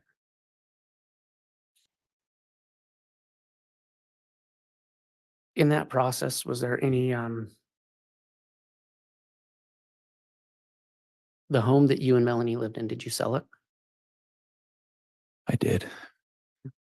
And did she move to another location? She did. I helped her get a rental home. And did you move to another location? I did. I ended up getting a rental home as well. Approximately when did you get that rental home? I got it. I found out the house was sold like the end of September. It looked like it was going to sell. And so I went and found a rental home at that time. Right. And where was, don't go into specifics of neighborhoods, but what city was this in? Gilbert, Gilbert, Arizona. Okay. And is that where you had been living the last several years? Yeah, I moved back. And so did you, you located a property that, was it close to the home that you and Melanie had been living in? Yes. And why was that? I wanted to make sure my kids had stability. I was really worried about all of the changes. And were you sharing custody with Melanie at this time? I was.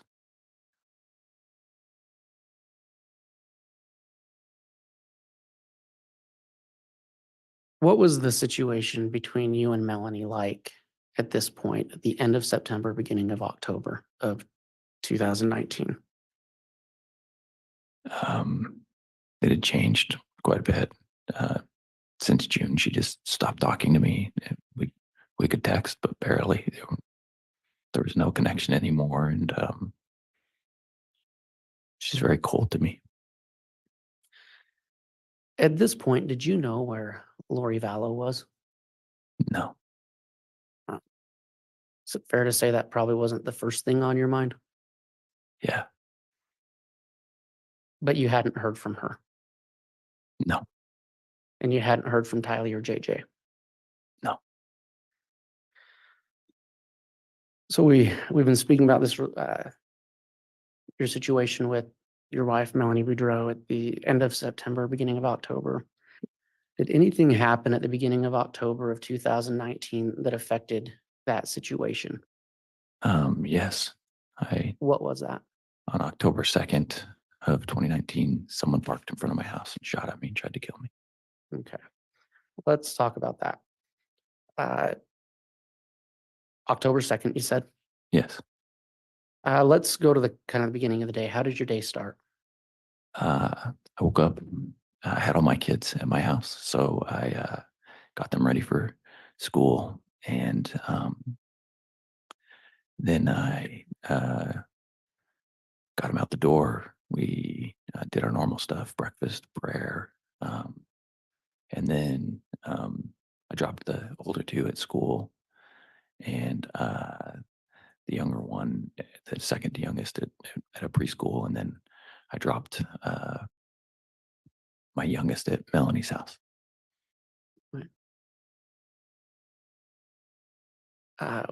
After you dropped your kids off, where did you go next? Then I went to the gym. This is all in that same area, Gilbert, Arizona. Yes. And after the gym, where did you go? Then I drove back to my house, and as I was driving around, my house is a couple of houses in on the street, so I made a left in onto the street. And as I was driving, I noticed a few things.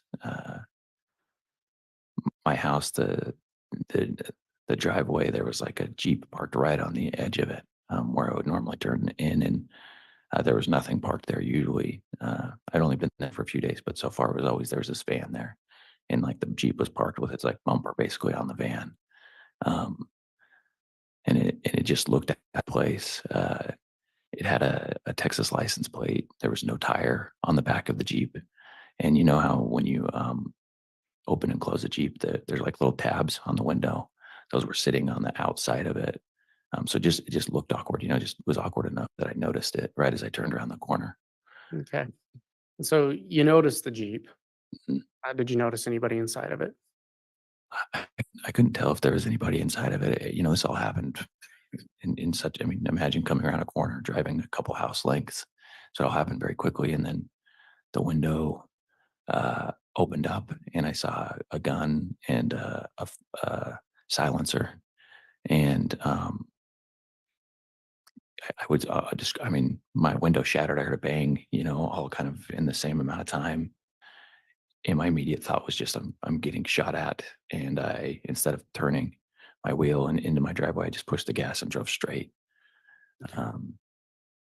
forward. What happened after that?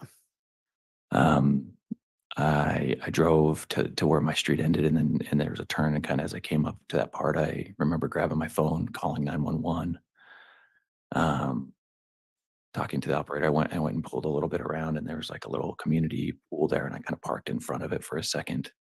And there's like a loop between my street and the street above me, and I remember I could see on that loop, I saw that Jeep start to come around the corner, and then did a U-turn, went the other way, and I think I started to follow it at first, and then I think Were you on the phone with 911 during this time? yes, yeah, the whole time I was talking to an operator. And you just said, if I understand correctly, that you started following the Jeep.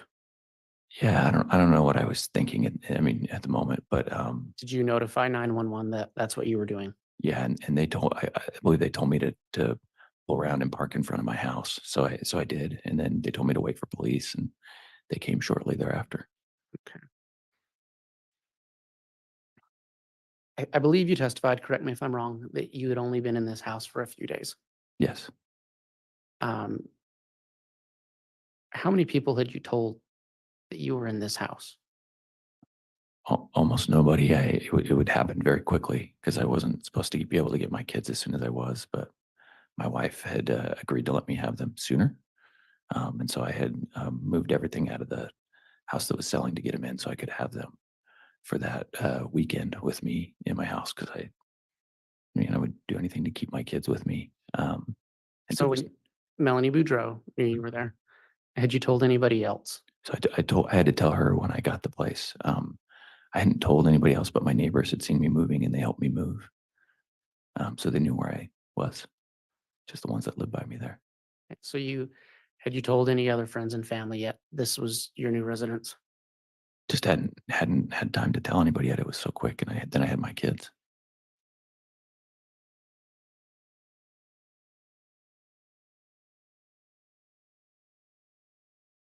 So did law enforcement show up? Yes. And did you notify them of what had happened? Yeah, I told them everything that I could. And when you said your window had shattered, is that your driver's side front window? Yes, the bullet had lodged up in like the door frame, which I didn't know in the moment, but later you could see where it had hit, and it was just right above like where my head would be.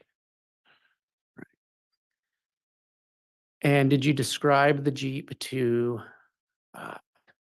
law enforcement? Yes, And did you follow up with law enforcement after that? yes. When you go through something like that, you spend all day. It feels like with law enforcement, it takes a really long time. So at some point, like a detective came over, I talked to him, and then later, as I was thinking through everything and talking with other people that were close to it, I realized that I felt really confident that the Jeep was Tylee's Jeep. Okay, so let's talk about that. Were you aware that Tylee Ryan had a Jeep? Yes, Did you know how long she'd had it? Charles got it for her during all of this, when he was in Texas, he'd gotten her Jeep. So when he was in Texas, was that in 2019? Yes, And you had seen that Jeep. yes, And so I don't want to put words in your mouth. Your testimony is that as you reflected on it, you thought more and more that this was Tylee's Jeep. yeah. I think I might have called Zach Cox and talked to him too, and he might have had the same thought, and we both were just like, "That's got to be the Jeep." Who is Zach Cox? Adam Cox, Lori's brother. It's his son. He had lived with Lori and Charles for a period of time, and with me. He's 18, 19 at the time, so he just kind of out on his own. And he was working for me. I had given him a job.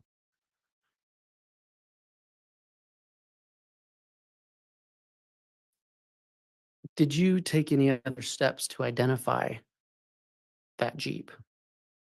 Yeah, I was an insurance agent at the time, and previously Charles had given us the VIN number, and so I just gave that VIN number to law enforcement.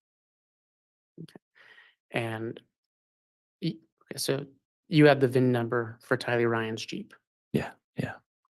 and that's the number you provided to law enforcement. Yeah. And just to be clear, you had that because you were insuring that Jeep. I didn't end up insuring it. He had just given us all the information. Charles had. Okay. So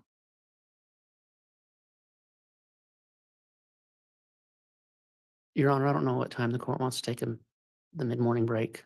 This is probably about good time to do it, Mr. Wood. Okay.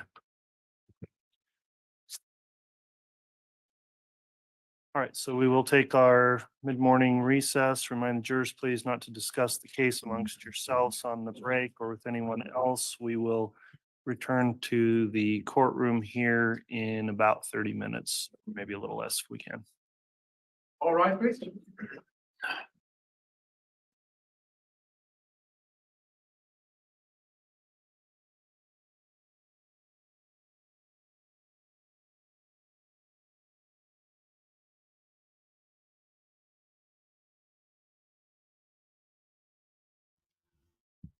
Okay, well, I hope they show at some point the video. Who said that? Somebody just said that about the Jeep tire.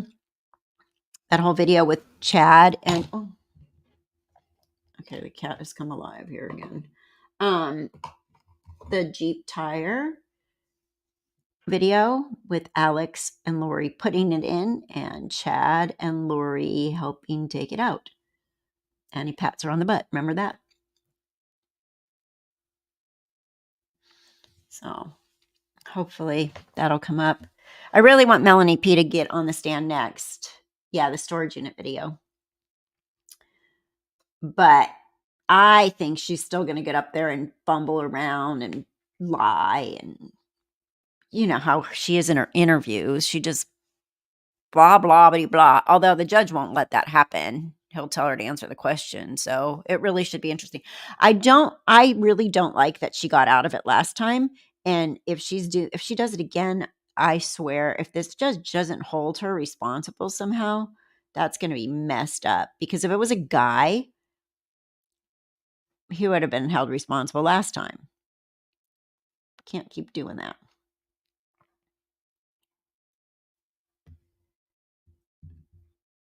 Right? Yeah, you can't help think what jury is thinking. Wild West or Mafia. Seriously. The Jeep tire video kind of implicates Chad, though. I know they don't have enough evidence to charge him, but they can't exactly say it has nothing to do with Chad where he's pulling the tire. Exactly. Maybe that. Do I still? Yeah, exactly on that. I think that it may not implicate him in the actual shooting, but he knew what was going on. Come on. Right? Do you think she's still believing? I think she is 100% not gonna turn on Aunt Lori at all.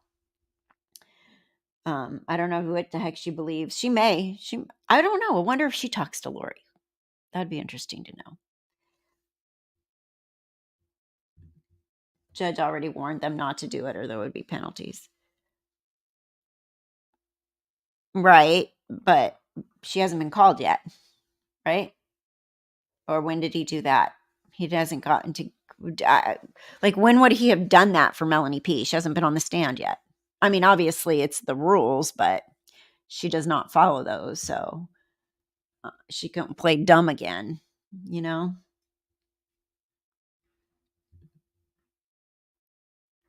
But yeah, if you're responsible to know the law, no matter what, even if somebody doesn't tell you it. So she definitely needs to be held responsible if she tries to weasel out of it again. Where's the evidence with the dark and gay rating from Daybell, either written or recorded? We need that. Oh yeah, that's true. Yeah. The dark and gay. Ouch. Shoot. Sorry. Oops. A loud noise on your end. The dark and light, you mean? He said when the trial started, right? I mean, yeah, but the witnesses aren't there. But anyway, she knows what she knows she's not allowed to do that. She did it last time and she couldn't testify. So I don't trust her. I feel like she's, no matter what the rules are, they're not made for her in her head. Or she thinks she can get out of it by saying, oh yeah, I watched it. I don't think she's very bright. I think she's dumb. And naive and manipulated. Oh, kitty cat. Oh, that's right. Trisha, you're right. Chad said Brandon was gay and dark. Yeah. What's all this? Everybody getting called gay.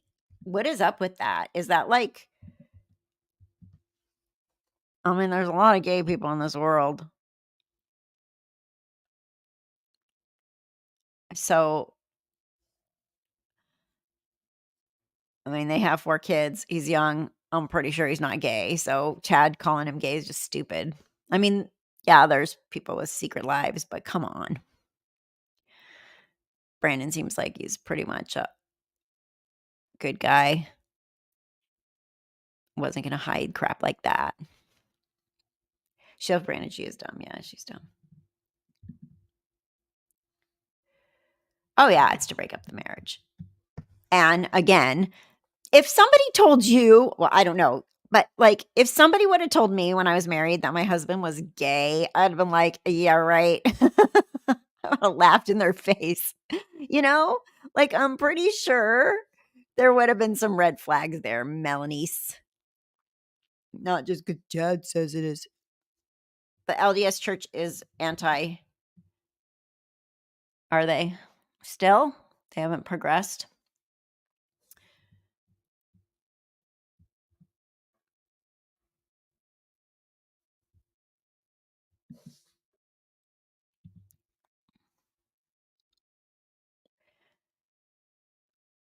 I'd believe Chad was gay before I believe Brandon was gay.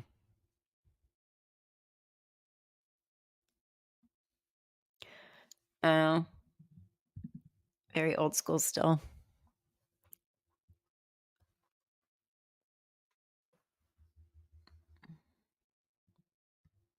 Not true what? What's not true? Elaborate, please, so we know what the context of not true is. No progression yet. Hoping, but not holding my breath. My son is gay and it's sad. Yeah.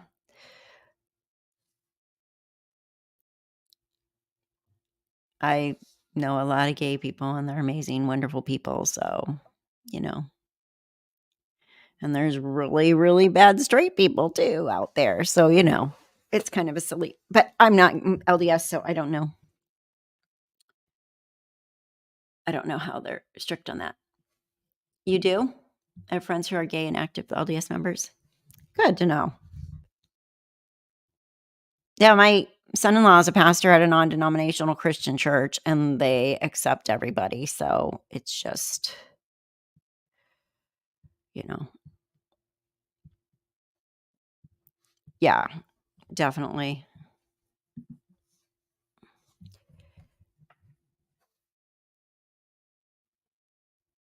Gotcha.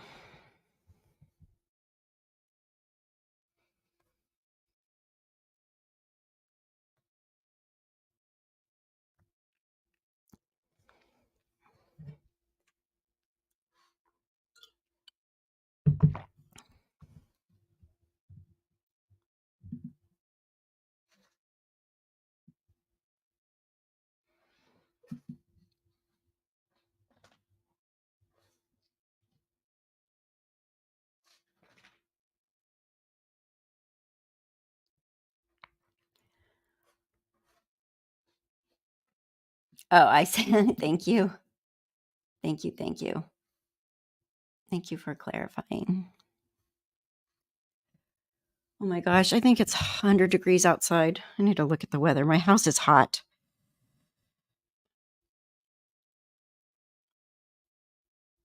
I think we've officially become.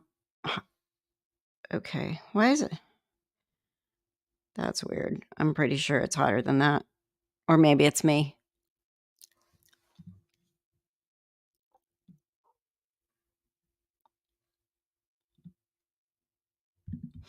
I don't think it's appropriate to insist on knowing who everyone is attracted to. That seems weird to me. I agree. It's nobody's business.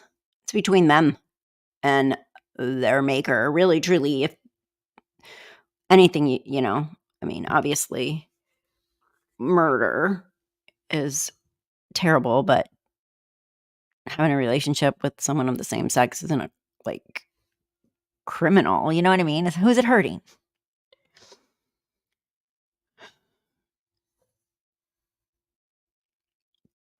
Why is it so hot in here? Anybody? Put my house down.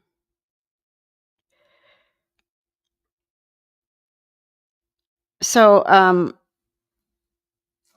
I would like to go back to the trial, but I don't know my full schedule yet.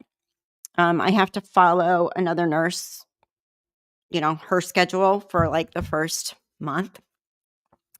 And then I can put in my own schedule. And they do self-schedule, so that's kind of cool.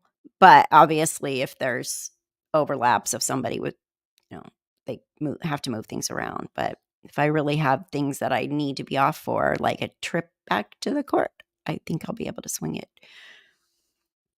Although I'm coming in new at my job with a few requests. CrimeCon, that whole 4 days. And my daughter is graduating on the 4th from grad school, clinical psychology. And then her party's Saturday after that, so the 6th. So I have to be off for that too in May. The only thing about going back to the hospital is you still might have to work holidays and weekends from time to time. So, but I do like the flexibility of being able to spend more time on my channel. So it works at this point. I'm afraid I have friends who are Catholic and they don't really accept gays either. It all depends on your bishop or priest. Yeah. And I know some are more progressive than others, right?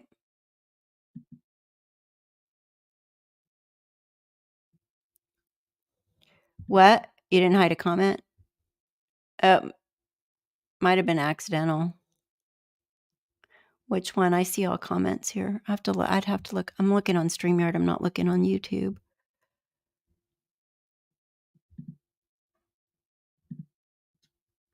Let me see if it shows over there.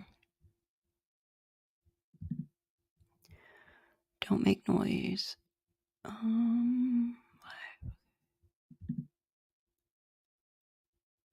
Chat.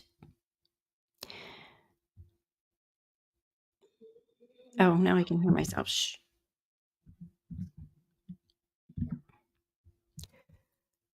Okay. Oh, message deleted by Jenny. View deleted message. Let's see. Oh, okay. It was an accident, I'm sure. I can see it. It's the one that I read. I think that it was probably an accident. Sometimes if you hover with the person with the wrench hovers over something, it pops up when you're trying to like look at it and then I'll hit the delete. Let's see.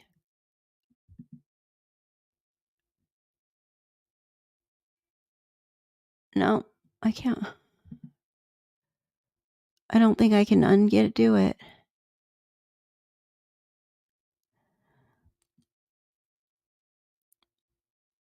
I can't. It's not letting me do it either.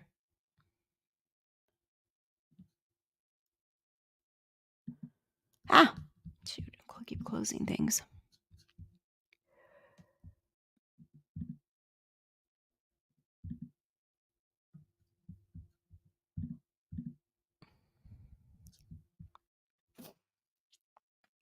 All right, I'm going to run to the restroom real quick. I will be back.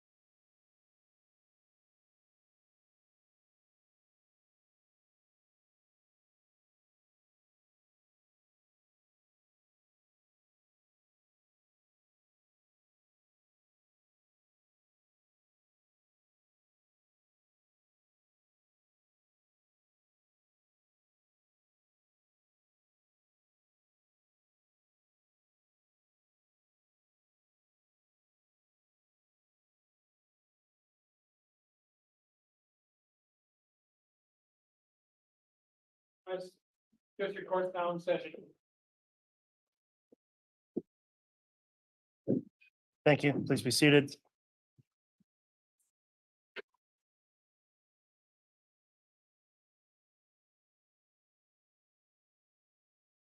All right, Mr. Bailiff, if we could have the jurors return, please. Your Honor, if the state and defense could just briefly confer with you. Yes.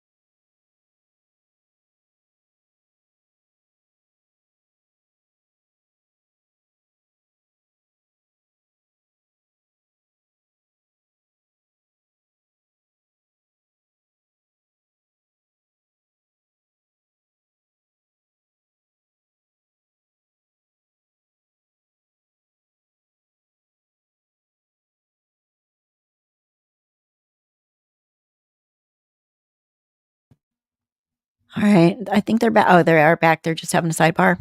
Okay. Melanie BP knows so much. Why not called as a witness on either trial? She was called and she got on the stand at Lori's and she told the judge she'd been watching the trial, so they couldn't let her testify. She's a snake. Yep. Listen to it. That's right. Because he wasn't, she was listening to the recording after. Yep. So that's why we're like, okay, Irene, we're like, okay, is she going to do that again here? Because she should be called. If she does it again here, she better have to pay some consequences for that because literally she's not following the law. She's going ahead and breaking it, you know?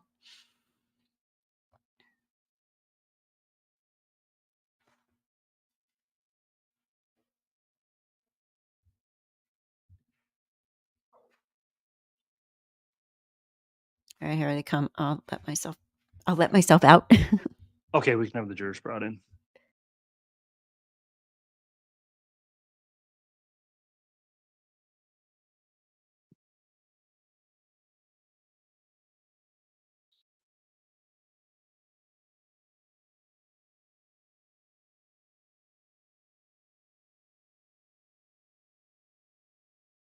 I think.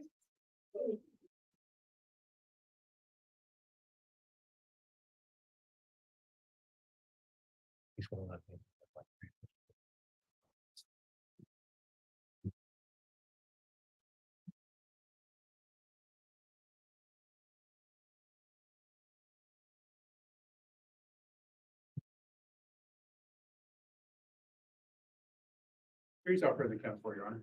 All right, thank you. Please be seated.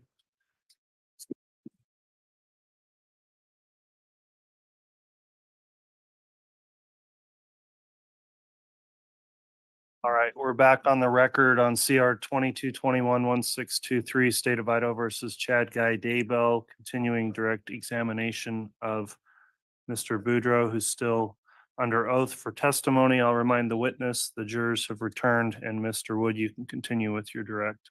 Thank you. Mr. Boudreaux,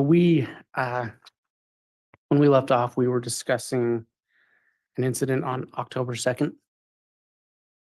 And again, I don't want to put words in your mouth. It sounds like you had testified, you had come to some opinion as to which Jeep was involved.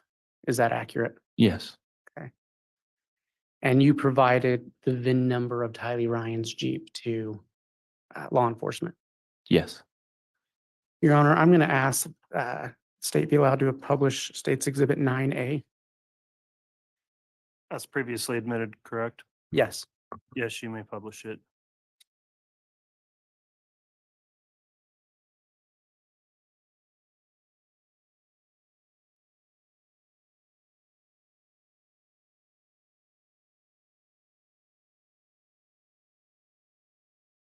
Mr. Boudreaux, do you recognize that vehicle?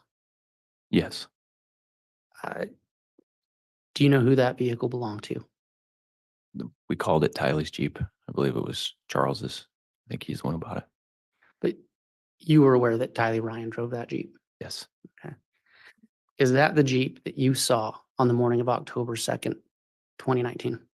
yes,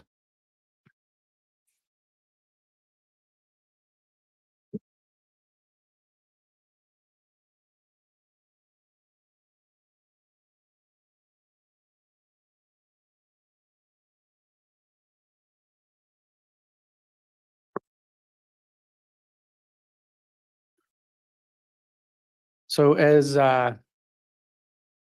you provided that VIN to law enforcement, did you do anything else in regards to that shooting? that day or when specifically? Well, let's start with that day. Did you do anything else? Or let me ask this, strike what I just said. When approximately did you give law enforcement the VIN number for Tylee Ryan's Jeep? That day. Okay. And did you take any other steps or did you provide any other information to law enforcement? I just shared with them who I thought did it and why.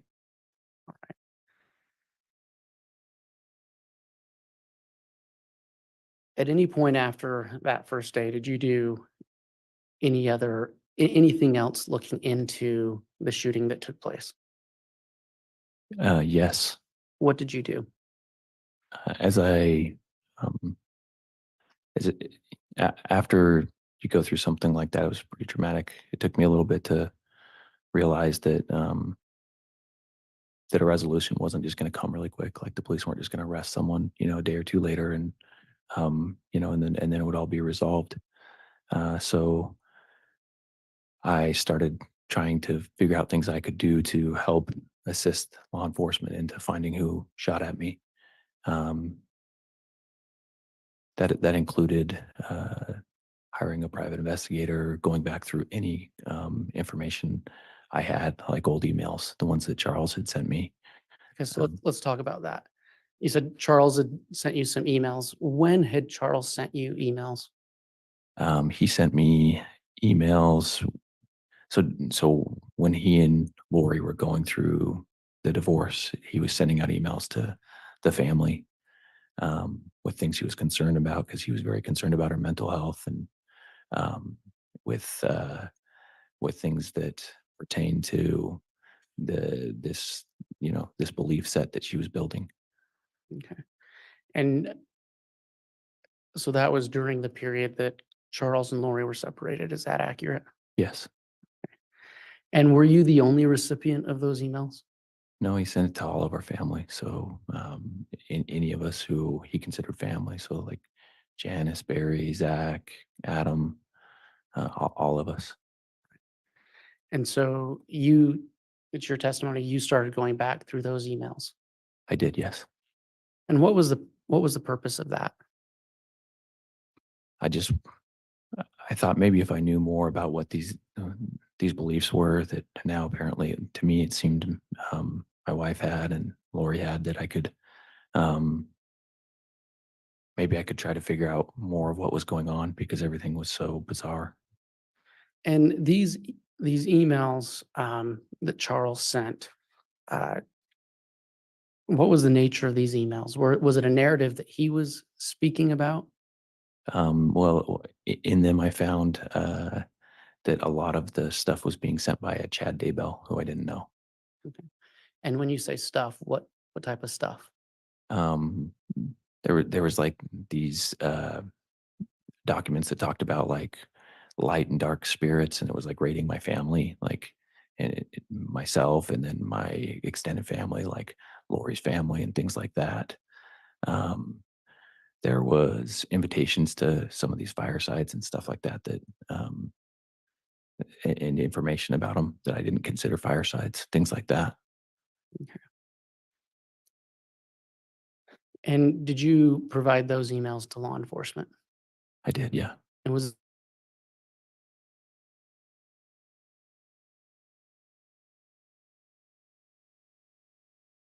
did you see your own name written in those emails I did. with some type of, did you understand what that was? Like, you said some type of rating. How do you know it Judge, was I'm gonna rated? object. This is becoming leading. And we haven't had a sufficient foundation to tell us what emails, date, time, place, year. It's sustained as leading. You had testified that you saw your name. Yes. Was there anything written next to your name? At the letter D. Okay.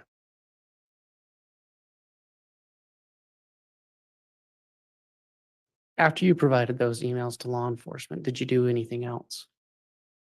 I wanted to figure out more, so I got into Google and searched for Chad Daybell because I didn't know him. So I wanted to see more information about this person that was sending the information. Right. And what did you find? When I typed his name in, an obituary popped up for a Tammy Daybell, and something inside of me was just shocked. I was just. Did you provide that information to law enforcement? I did, yes. I called up my detective, Ryan Pillar, at the time, and I texted him. So just to clarify, you said my detective. Was that your private investigator or a detective, law enforcement detective? Sorry. Yes, he was the detective at Gilbert at the time that was assigned to my case. Right.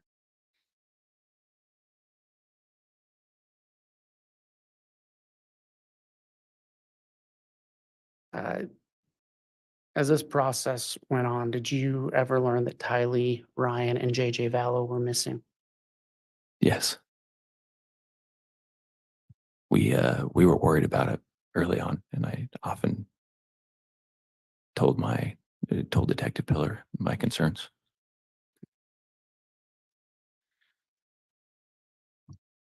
Did you ever learn whether or not JJ and Tylee Ryan had been found? I'm sorry. I did. Sorry. And do you remember when that was?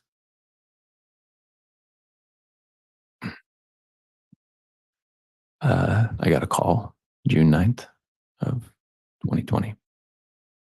Where were you? My parents' house.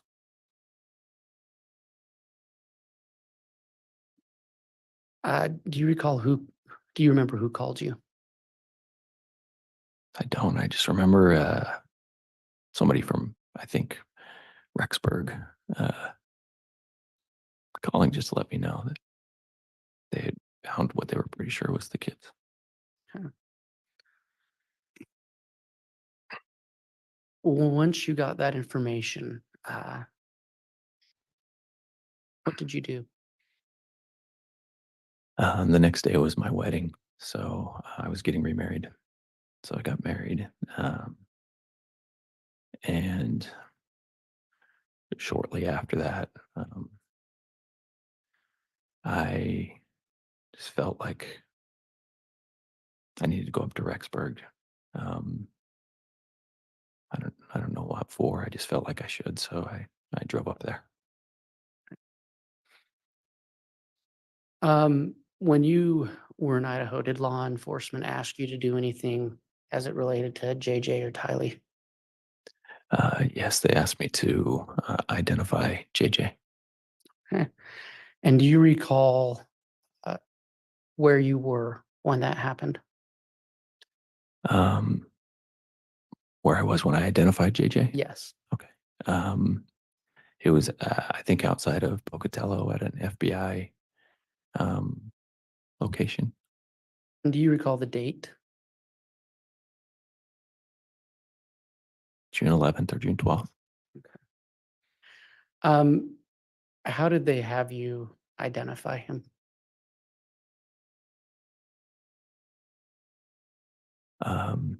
They showed me some pictures of him deceased. They asked me if that was JJ. And I said, yeah.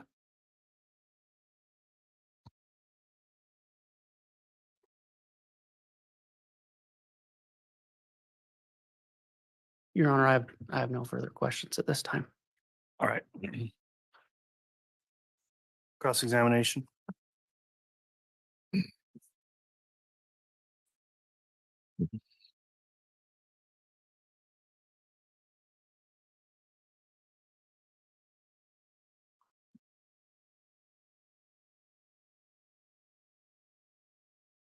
Need a moment?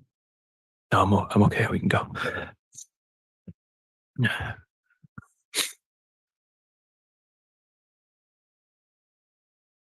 You mentioned you had contact with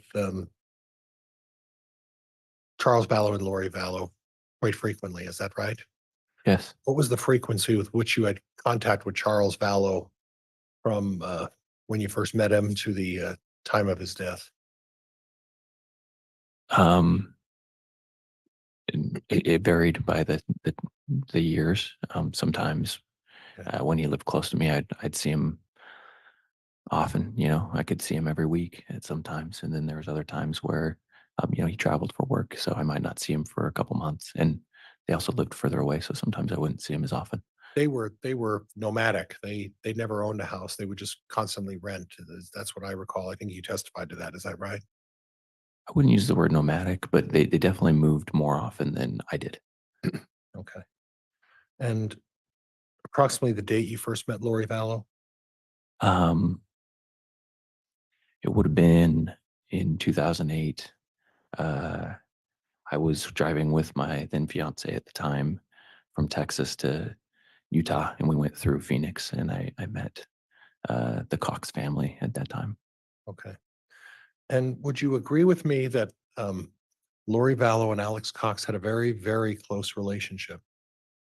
It was on again, off again. There was times where it was very close, and there's times when they wouldn't see each other very often, but they knew each other very well. Well, are you aware that it seemed that every time Lori moved, Alex would follow her and move to where she would move to? Not always. Yes, sometimes that did happen, but other times no. And more often than not, though. It depended. Like there were times where Alex lived with in Arizona with us, and Lori left to Hawaii for a few years. But then there was other times, I agree with you, where Right. they all moved from Texas to Arizona together and things like that. And on the subject of Hawaii, during the time that Lori left JJ with Charles for that 2-month period, and I believe that was January and February of 19. Does that ring a bell? Yeah, it might have gone into March a little bit too, but yeah, that time frame sounds right. And during that time, are you aware that she was residing and staying in Hawaii? I don't know where she lived at that time. I didn't have any contact with her. Okay. And at the time you were married to her niece, so you guys didn't discuss Lori's whereabouts as being in Hawaii for 2.5 months. Well, my wife said she didn't know where she was. Oh, okay. I don't know if that was true. I just know that's what she said. Okay. Now, would you agree with me that Tylee and JJ had a very, very close relationship? Yeah, I mean, they were brother and sister, so I would say they were close. Well, more than that, isn't it true that for all practical purposes, uh, Tylee was really like the second mother to JJ and caring for JJ? It depended. I mean, she was a teenager, so there was definitely times where that wasn't the case. But there was also times where she was a nurturer for JJ. I mean, she loved him, but she was, like I said, she's a teenager, so Right. that was not her primary responsibility for sure. But did you observe JJ looking at that in maybe a different perspective? That he relied on Tylee for a lot of things and things that maybe Lori wasn't providing for him? Objection calls for speculation. Overruled. Did you observe anything to that effect? And JJ was special needs, so I don't know that I could have identified that JJ could have. I mean, JJ needed every adult or anyone who was there to help him. You know, that's what he needed. And I definitely remember during that time when Charles had him, he missed his mom a lot. Charles brought it up in those same emails a lot, and it broke your heart. And after Lori got back from Hawaii in March, early March, there was an attempt at reconciliation. Yeah, they did try. And at that point, did Charles confide in you that he actually was convinced by Lori to make Lori the beneficiary of his life insurance policy again? Charles didn't talk to me about his life insurance policy.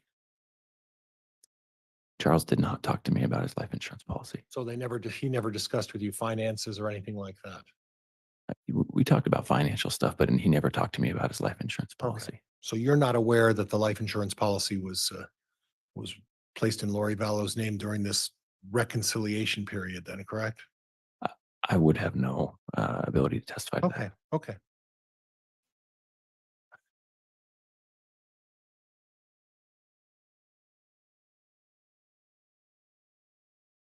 You brought up the subject of Melanie Gibb. And my recollection of your testimony is that you found it unusual that Melanie Gibb was there for Christmas of 2018. Yes. And I can't recall if you had said that they seemed to have a close bond at that point. How would you characterize their bond at that point? Who's they? Melanie Gibb and Lori Vallow. Okay. Yeah, it seemed like they definitely had a closer bond. And are you aware of when Melanie Gibb and Lori first met? I can't testify to when they met. Did your wife participate in these gatherings in August, September, and October with Melanie Gibb and Lori? I believe so. Yeah. And these gatherings in August, September, and October of 2018 were what you described as these fireside chats? And I think they went past October. I think they were in November as well, in December. But they started in the mid to early summer of that year. Is that right? I can't say when Melanie's very first one was. Okay. And were you aware that Melanie Gibb was the organizer and planner of all of these events? I can't testify who planned them. Okay. It wasn't your wife who was planning them? I don't think so. It would have been without my knowledge. Okay. And you found it unusual that Melanie was there at your Christmas holiday for what would be deemed a family holiday. Is that right? Yes. Did you happen to recall seeing a gentleman by the name of David Warwick at Christmas that year as well with Melanie? No. Okay.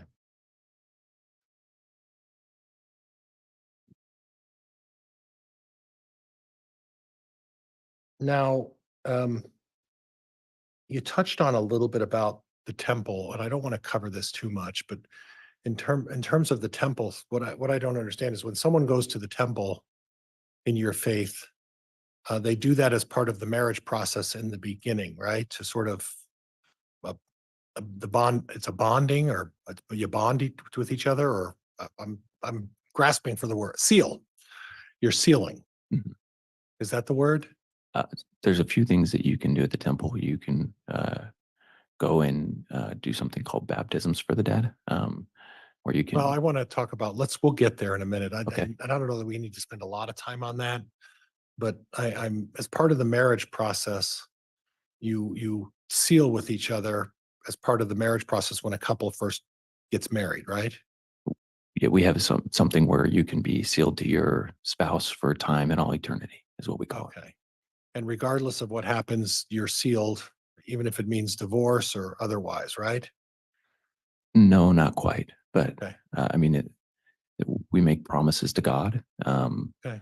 And with those covenants, if you keep those, we believe He gave authority to the person who seals you to be able to stay married even after you die. Right. But obviously, to me, obviously, with any covenant, if you don't keep your promises to God, then you can break that and it's no longer Right. sealed. Right. And that's something that's important in the LDS faith, is to keep your covenant to God, right? I would hope for most people, if they believe in God and they make a promise with Him, that they would want to keep it. So and I don't want to spend a lot of time on this, but the sealing is also a process in which you, and I'm trying to be careful about the way I phrase this, so correct me if I'm wrong. You stand in for somebody else who has passed away or is no longer alive, and you baptize them as a proxy for them. Is that kind of what goes on there? Sealing or baptizing? Because you said baptize. Well, sealing. There's a sealing process about being a proxy for someone who's passed on, right? Yeah. So if I can be sealed to my wife here living, and that's something that I want to do, then I have that option. And for those who passed on, we practice in proxy is what we call it, but we practice the process of doing that for them so that it could be done here on earth, so that if it's something that they wanted, they could have that option in heaven. So when they pass on, you're helping them move on to heaven. Is that really what that's all about? The process would be up to them to choose, right? But Okay. yes, we're going through the process here Okay. in behalf of them. Well, you mentioned the baptism then, and that's what I'm a little confused about. So you baptize people who have passed on as well. Your Honor, I'm going to object to beyond the scope of direct. Overruled. So But Mr. Pryor, there needs to be some relevance as well, so it's Okay. narrow. well, Judge, I think I'm going to move on. This was more curiosity than was anything else. So Okay, let's then it's- move on. Not relevant if it's just curiosity, so. Yeah, let's move on then. As part of these fireside issues, have you ever heard of an organization or a group preparing the people? I have, yes. And that's an organization that sort of caters to people of your faith about being ready for the second coming. Would that be fair? I don't know if I would agree with that statement, but so I guess I would say no for me. Okay, well, not for you, but in general, for people who are participating in those preparing the people rallies or conventions or firesides. Really, the theme is what to do after the second coming, or preparing in case of an emergency, something of that effect. Would that be fair? I've never been to something, so I can't testify as to what they believe. Okay. Is that something that would be considered outside the realm of your faith, or not something you should be looking into as part of your faith? I mean, I think each person has to decide what they're interested in and what things apply to their faith. But obviously, if there are some things that you're engaging in that are contrary to the faith, then you don't get to choose that, right? The church can occasionally come out, right? They, like any organization, and say, hey, these are things that don't apply to our Okay. faith. So having visions, have you heard about people who are blessed with the ability to have divine visions and be able to see events that are occurring in the future?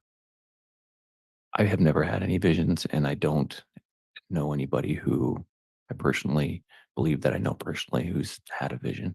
Okay. And then having seances, like conducting a seance, is that something that your wife was doing as part of this back starting in the summer of 2018? Is she engaging in seances? I can't testify to that because I don't know. Okay.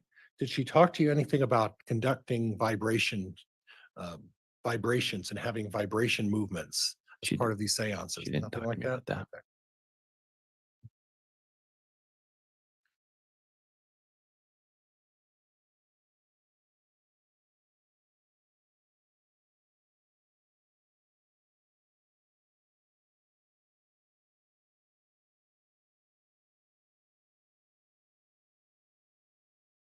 And the discussion of light and dark, you talked a little bit about Chad Daybell and that there was some discussion about light and dark, right? But Yes. that's not necessarily inconsistent with your faith. Your faith is talks about it in a number of your publications about light spirits and dark spirits. Isn't that true? We don't talk about light spirits and dark spirits. No. No, there's nothing in the faith that talks about light or dark spirits, right? Nothing in what I've been taught. I mean, it's a large faith. There's a lot of information. So Okay, so you're just not aware of whether that's taught in your faith or not. Is that fair? I've been going to my church for a really long time and I've never experienced it. Okay, all right, fair enough. Thank you, sir. Appreciate it.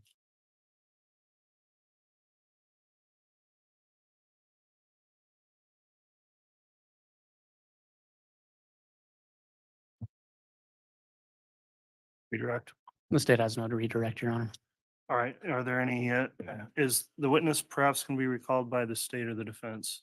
Not by the state. Not by the defense, Judge. Okay, that concludes your testimony, Mr. Boudreaux. Thank you for appearing today. You're released from any subpoena.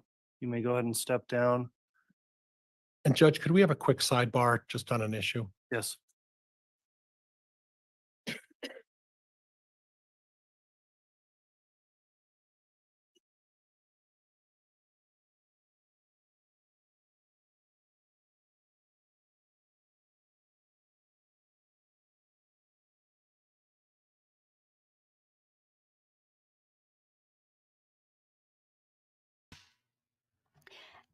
I'm confused with Pryor. Somebody help me.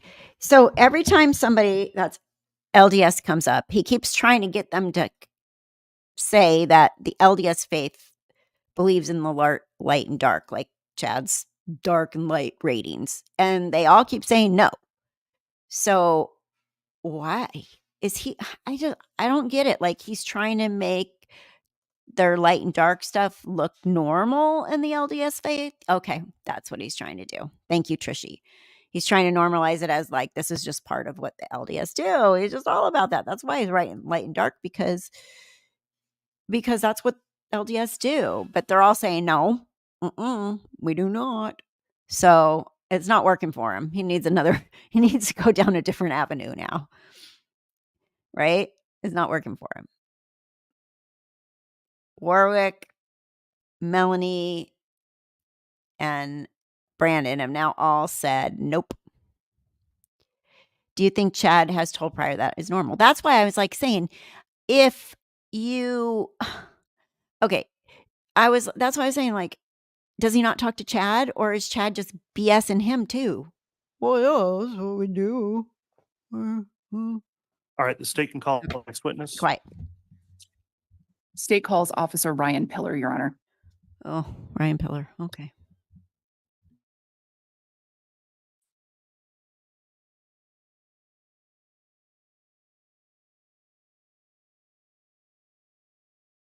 What was the last name again, Miss Beatty? Pillar, Your Honor, Pillar. Thank you.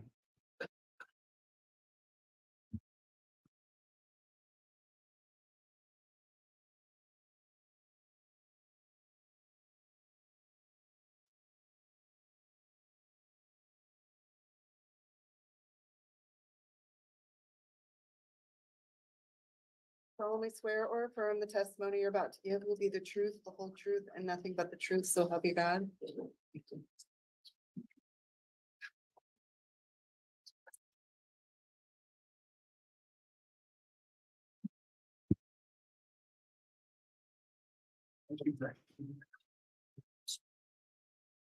Yes, sir. Thank you.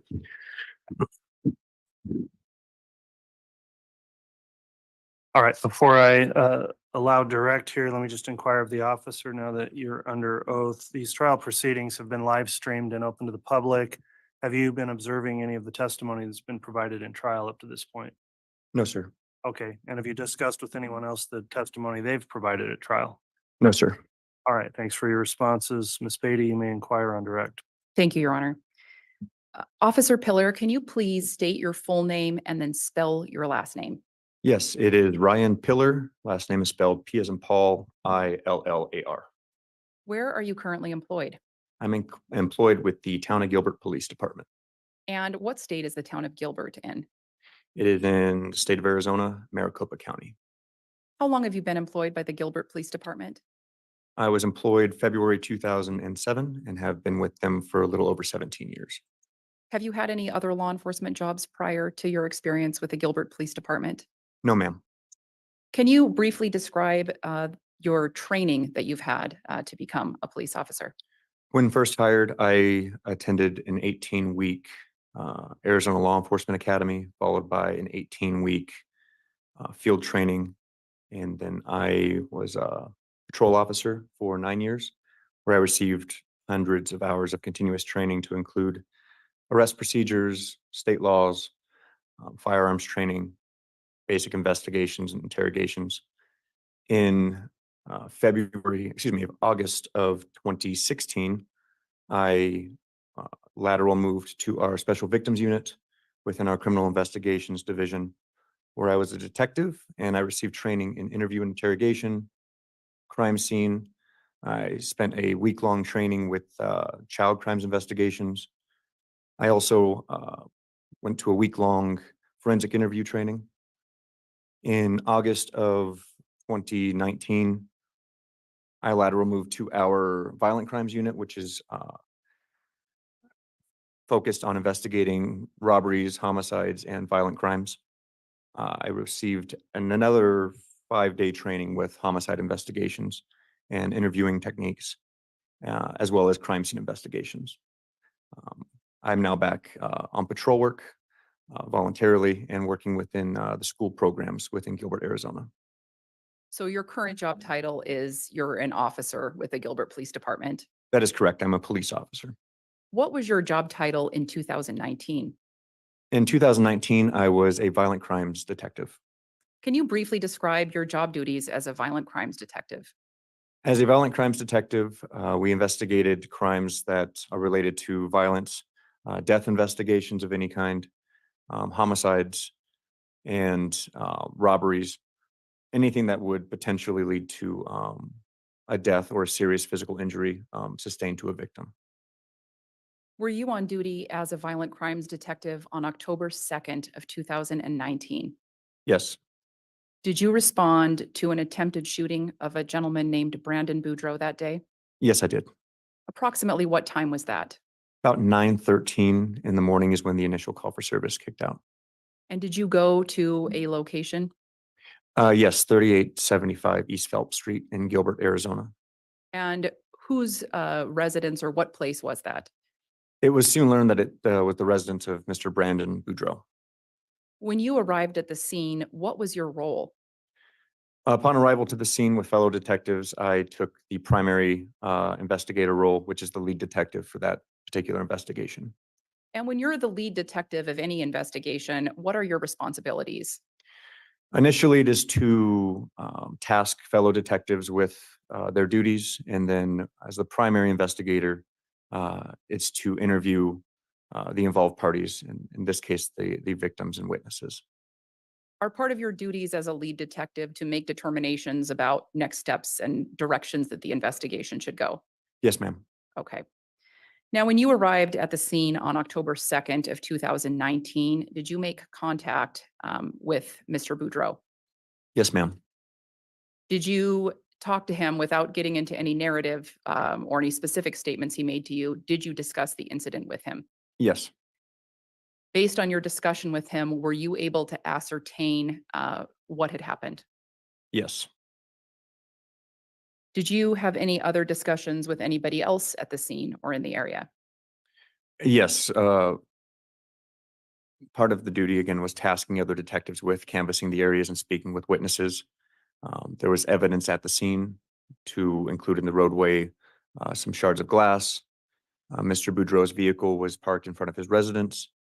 It had evidence that it did in fact sustain damage from a projectile.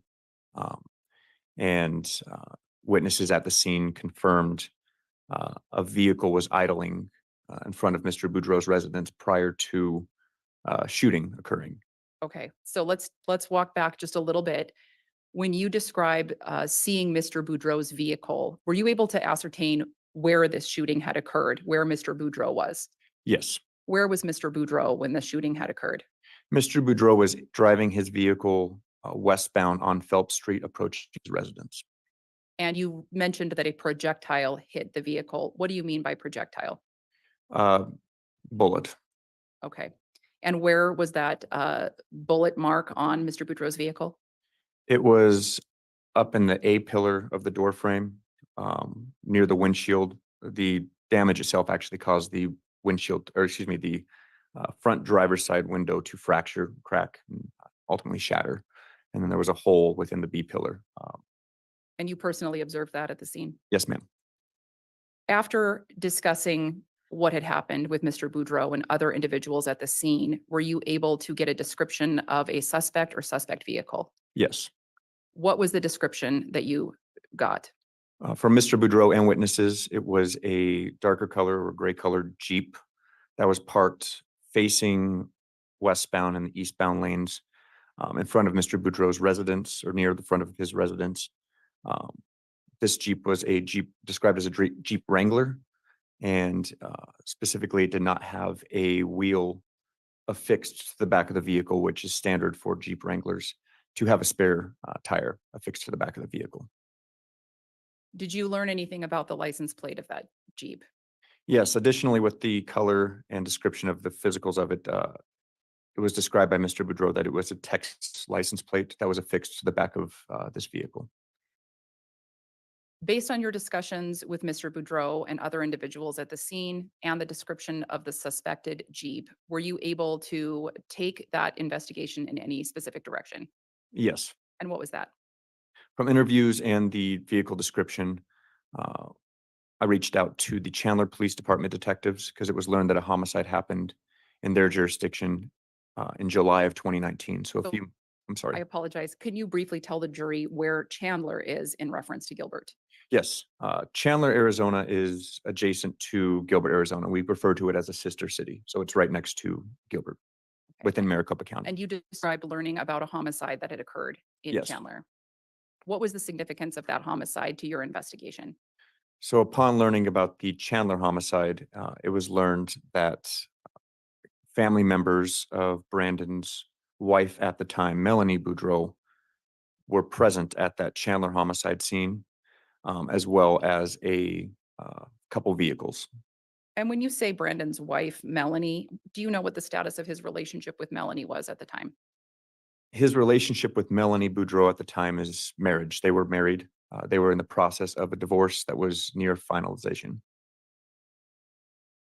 Was there anything you learned about that homicide investigation or that death that occurred in Chandler that was applicable to this case or the vehicle specifically that was at the scene?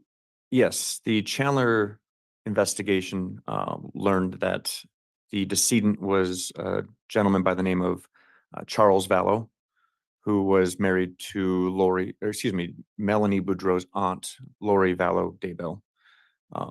Present at that scene as well was Lori's brother, Alexander Cox. It was learned that a vehicle at the Chandler crime scene was a dark colored gray Jeep with a Texas license plate that was registered to the decedent, Charles Vallow.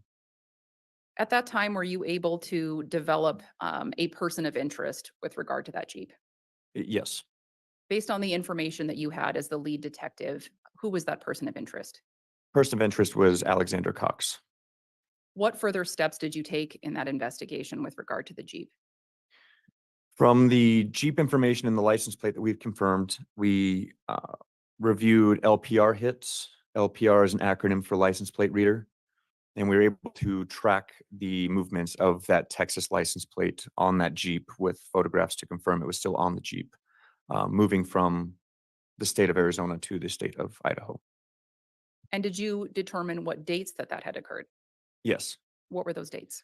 Those dates were just prior to and after the shooting in Gilbert, Arizona. Were you able to determine where in Idaho the Jeep had traveled from? Yes, Where was that? it traveled to and from the area of Rexburg, Idaho. And were you able to determine whether or not Alex Cox had a connection to Rexburg? Yes, it was soon learned that he was residing in Rexburg, Idaho. Okay. At some time, did you begin coordinating with law enforcement agencies in the Rexburg area? Yes, once it was learned the Jeep was located in the area, we reached out to Rexburg Police Department and Fremont County Sheriff's Office. Fremont County Sheriff's Office, sorry. At some point in time, did yourself or any of the law enforcement agencies you were working with obtain a search warrant on that Jeep? Yes, When was that? the Rexburg Police Department was able to locate and confirm the Jeep was at an apartment complex in their area, and they executed a search warrant in mid-November, November 18th. Were you present when that search warrant was executed? Yes. Can you briefly describe what took place during the execution of that search warrant? Myself and a crime scene specialist flew up from Arizona directly to Rexburg. We went to Rexburg's property evidence building where the Jeep was secured. I stood by with my crime scene specialist as she processed the vehicle. Processing included taking exterior photographs, opening the vehicle, taking interior photographs, and then she collected physical evidence to include DNA swabs in areas that would have the most contact by the operator, some physical items from within the Jeep, and then collected from the back of the vehicle GSR, which is an acronym for gunshot residue evidence, because we believe this vehicle to be our suspect vehicle and the shooting occurred from outside the back window. And what did you do with those samples that you retrieved from the vehicle? These samples were packaged individually from each location where it was collected, and then it was ultimately impounded for evidence and then forwarded to the respective crime labs within Arizona for processing. And did you have any more, did you do anything else with regard to the Jeep at that time? No, once the Jeep was processed per the search warrant, it was turned over back to the Rexburg Police Department where it remained in custody. At some point in time, did your investigation into the attempted shooting of Brandon Boudreaux shift? Yes, Why was that? because working with Rexburg Police Department, Fremont County Sheriff's Office, and Chandler Police Department still, as well as the FBI, Federal Bureau of Investigation, it was learned that children belonging to Lori Vallow Daybell had not been seen or heard from for quite some time. When did that shift occur? It occurred shortly after the processing of the Jeep. It was late November. I believe it was November 26th, was when the focus really changed.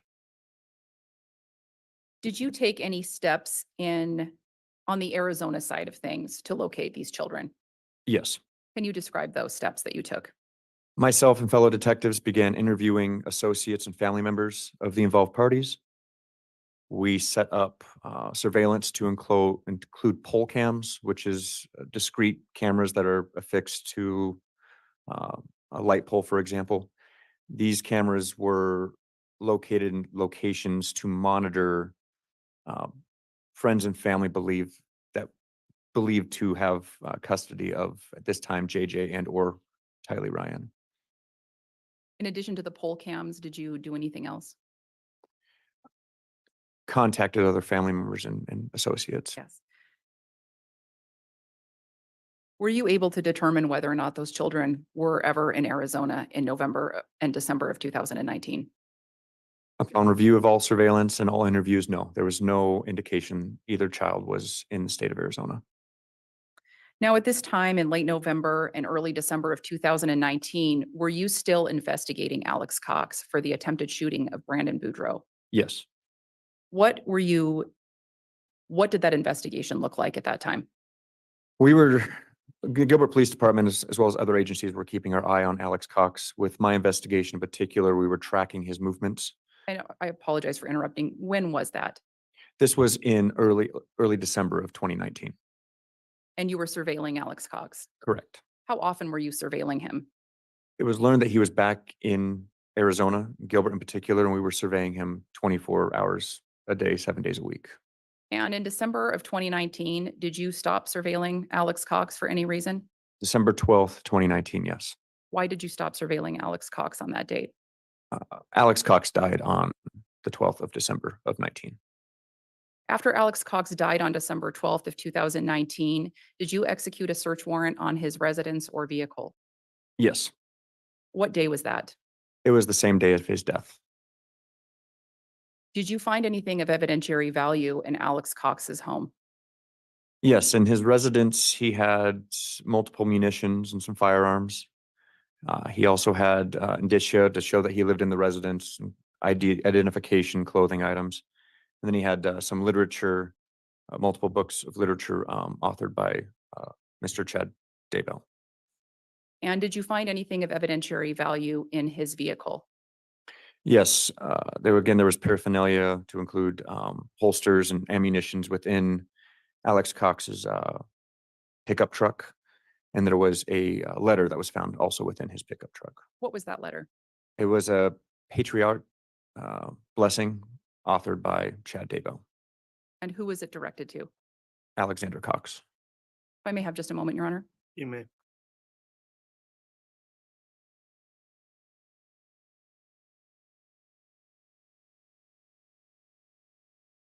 And Your Honor, I have no further questions for this witness. All right, before cross, just a quick sidebar with counsel, if I may.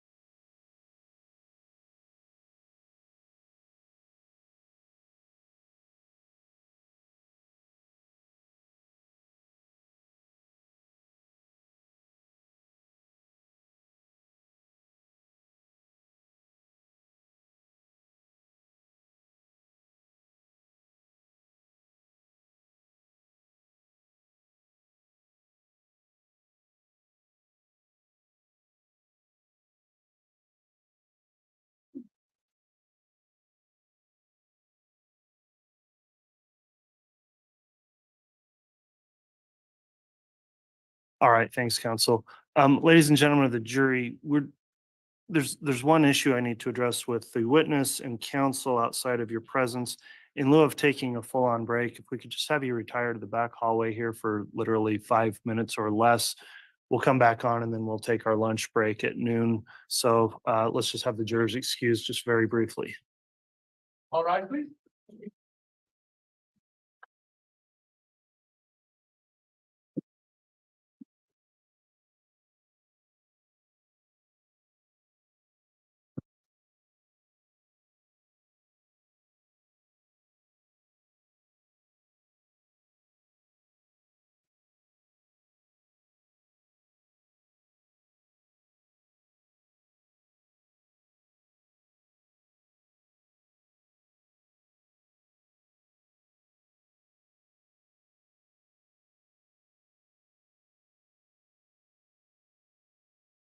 All right, thank you. Please be seated.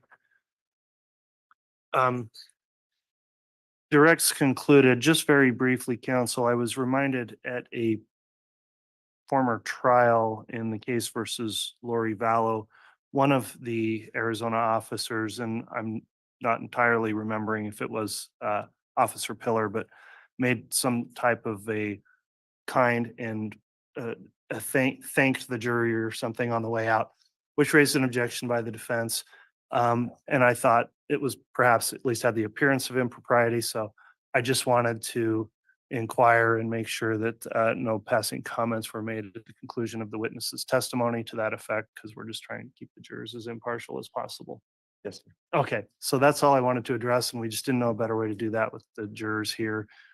So with that, we'll just have the jurors brought right back in. We can continue with cross then, Mr. Pryor. Thank you, Judge. All right, so if the jurors can return.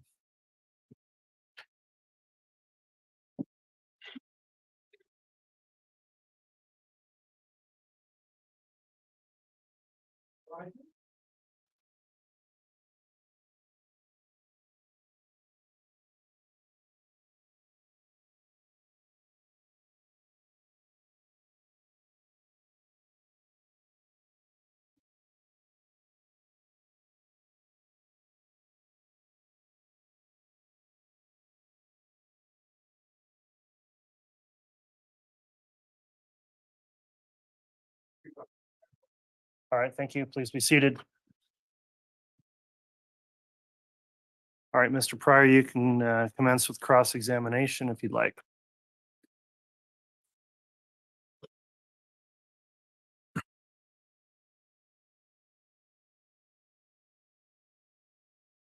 Good morning, sir.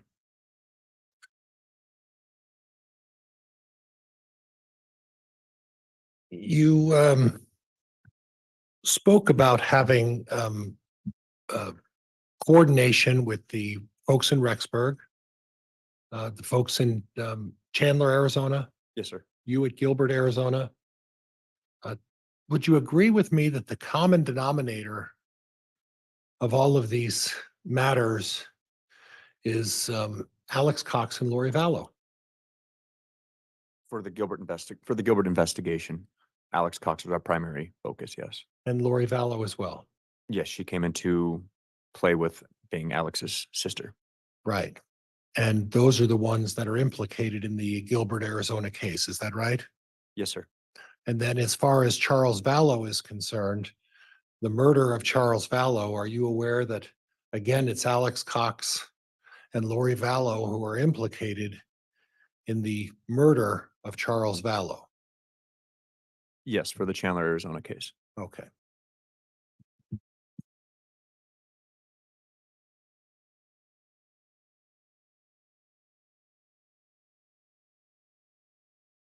And the evidence that you found in the Jeep were 2 of Chad's books. No books of Chad's were found in the Jeep. No. That's it, right? No books were found in the Oh, Jeep. no books. were No, found. sir. Oh, okay. Judge, that's all I have. Thank you. All right, any redirect?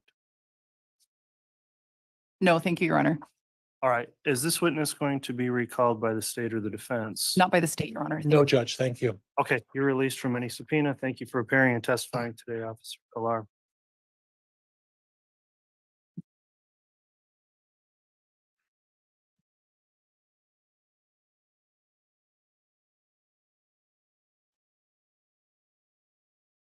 All right, before we call another witness, the court has previously provided a limiting instruction in this case, and given the nature of both this testimony and the testimony of the previous witness, Mr. Boudreaux, the court is going to reiterate that instruction, which will be included in your final instructions as well when you retire to deliberate in the case. Ladies and gentlemen, during the course of this trial, evidence will be introduced for the purpose of showing that the defendant or an alleged co-conspirator may have committed acts other than those for which the defendant is on trial. Such evidence, if believed, is not to be considered by you to prove the defendant's character or that the defendant has a disposition to commit crimes. Rather, such evidence may be considered by you only for the limited purpose of proving the defendant's motive, opportunity, intent, plan, or absence of mistake or accident. So that's the court's limiting instruction. With that, then, is the state ready to call another witness before the lunch recess? We are, Your Honor. All right, you can call your next witness. Your Honor, at this time, the state would call Deputy Colt Canon. All right.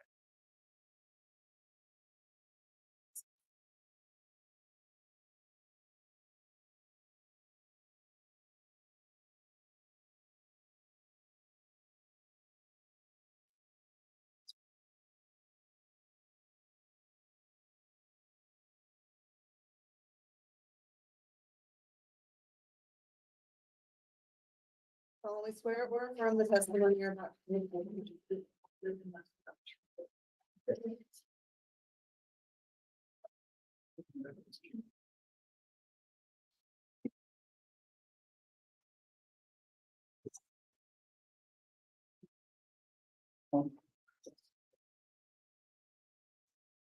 All right, now that the officer's been sworn, I'll just inquire on the court's exclusionary order.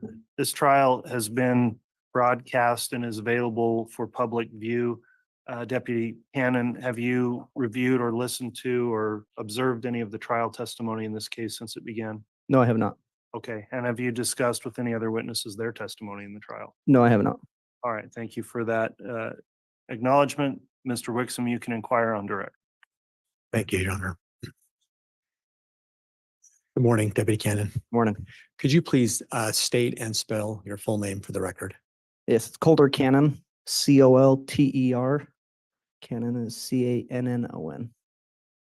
And where do you work? I work for Fremont County Sheriff's Office. What do you do for the sheriff's office? Right now, I am a school resource officer, but I'm also a patrol deputy. How long have you worked for the sheriff's office? Approximately 10 years. If you were to explain to the jury how many years as patrol officer exclusively and how many years also as a resource officer?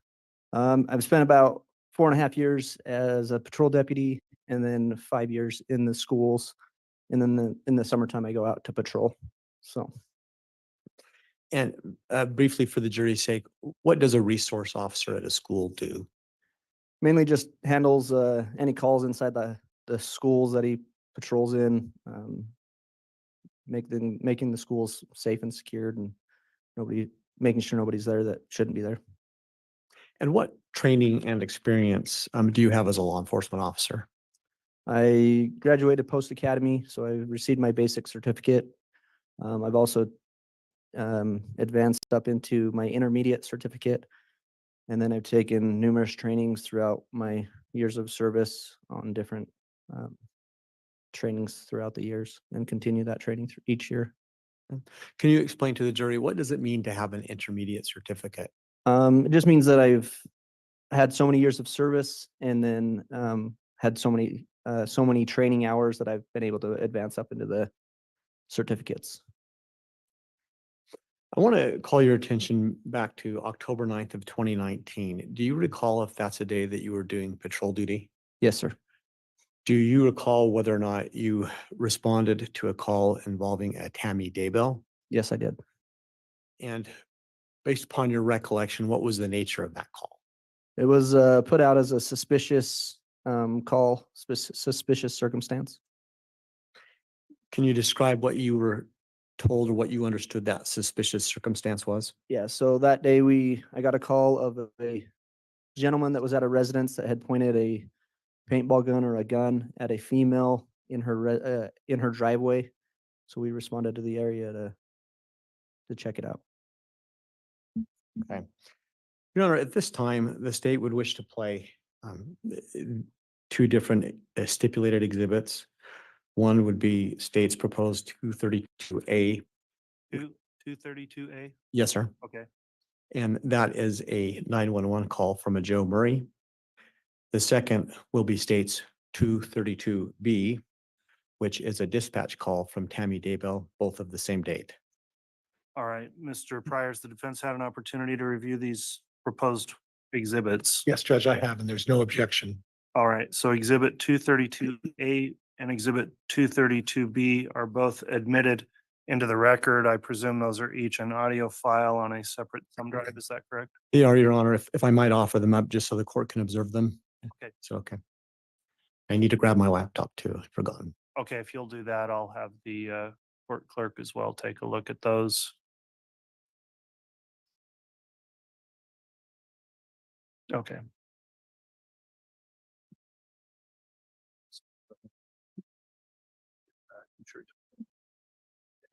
You want these returned to be published, Mr. Wixom? If I may, Your Honor. All right, I'll have the bailiff return them. Thank you.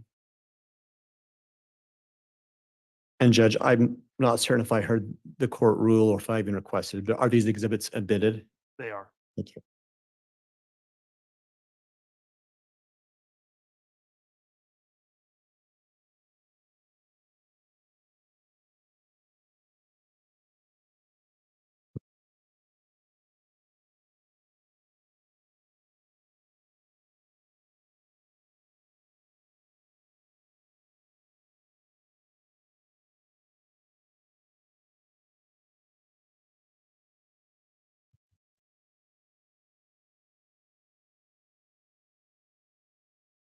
And for the record, the first exhibit that I will be playing is States Exhibit 232A. I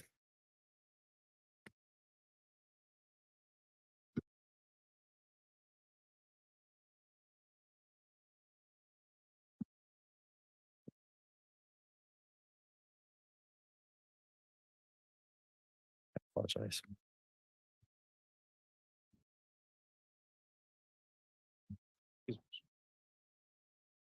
Okay, yeah, we'll activate the podium microphone. Thank you. All right, if you'd like to start it, Mr. Wixom, we should be able to. Thank you, Your Honor.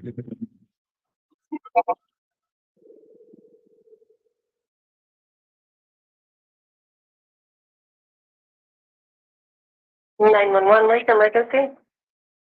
Yeah, so my mother-in-law who lives in Columbus had just gotten home about 10 minutes ago, was unloading her car, and she thinks a man, but she's not 100% sure she didn't see, because they were wearing a ski mask, came up to her with a paintball gun, but they started shooting at her. It wasn't loaded, so it didn't, he didn't know if he came out of it. But he kept asking him what he was doing. He would respond, and then suddenly, after she told out her husband, he ran off.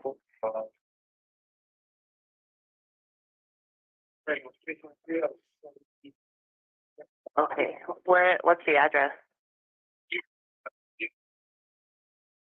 Are you there?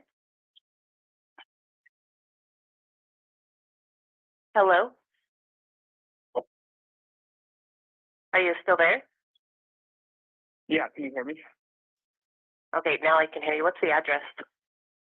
It's 199 North, 1900 East, Rexburg, Idaho, 83440. That's my address. She lives in the corner. I don't know what her address is. Okay, I need her address. What's her location? I think it's 201, I think is her address. 201 North 1900 East? North, yep. Does she know which direction he ended up running? He headed east, back behind their house. Okay, and did she give you a description of the clothing? I didn't get one from her. I thought all about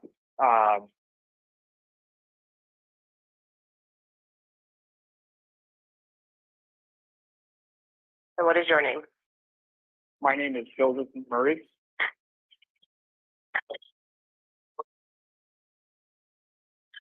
Okay, is this a good look or a good phone number for you?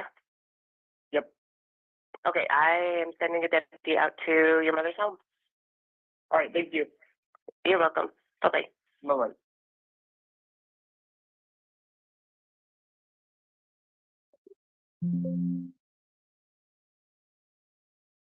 And for the record, Your Honor, I would next play 232B, the dispatch call from Tammy Daybell. Very well.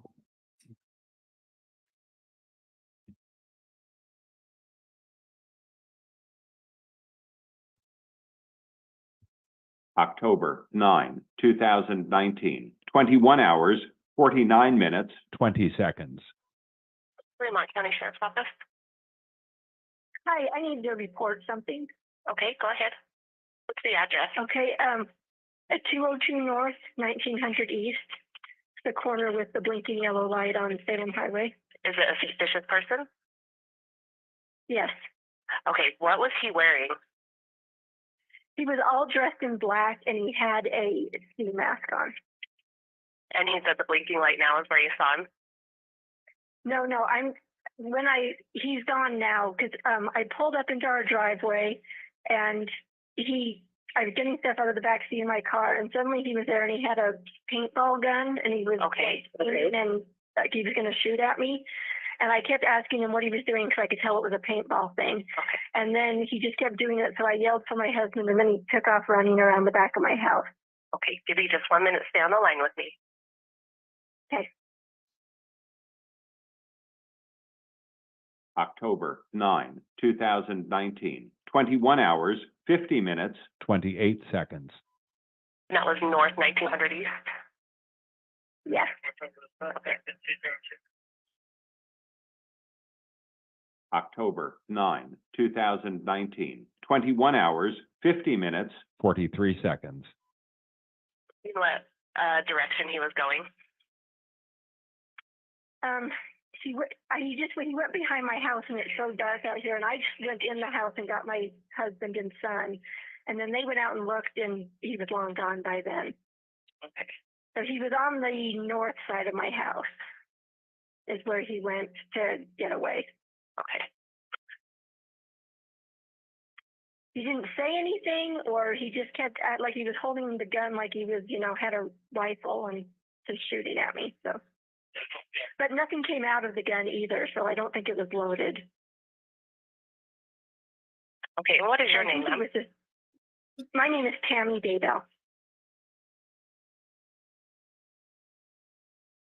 Okay, I will pass your information on to my deputies.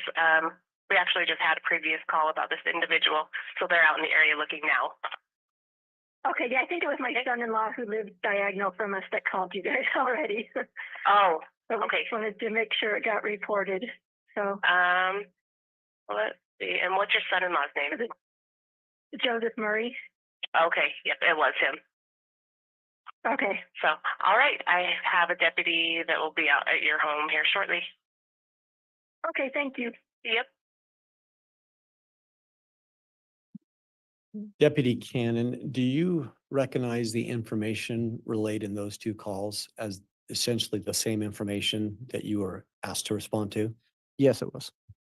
And can you help the jury understand, is there a difference when someone calls 911 as opposed to calling in dispatch?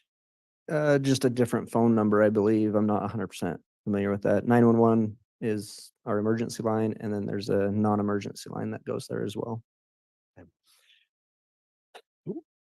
What time of day or night do you recall responding to this? It was approximately around 9:00 p.m. And do you recall at that point in the year, was it dark outside or was it light outside? The sun was going down. It was dusk. And how far away from the address that you were given were you in your patrol when you first received the call? I was only a couple miles away. I was in the Egan area. And so was this the type of call when you were responding? Did you activate your sirens and lights? I did initially activate my lights and sirens, and then when I got closer, I deactivated them. Why did you deactivate them? I didn't want the subject hear me coming or see me coming. I wanted to be able to find him. And how long did it take for you to actually arrive at the address from the time that you were dispatched to the call? It was approximately 6 to 7 minutes. And what's the first thing that you did when you did arrive at that address? I initially drove around the property, around the roads in that area, trying to look for a suspect wearing that clothing description. And then I went and made contact at the residence with Tammy. Your Honor, at this time, would it be appropriate to stop for our lunch break? Yeah, we're right at that time, Mr. Wixom. So if you've got some more direct, I would say yes. Yes, I do, Your Honor. Okay. Let's go ahead and take our lunch recess then. We're stopping just short of the noon hour, so I think we'll try to come back on if we can in an hour at 1 o'clock. So we'll be in recess until then.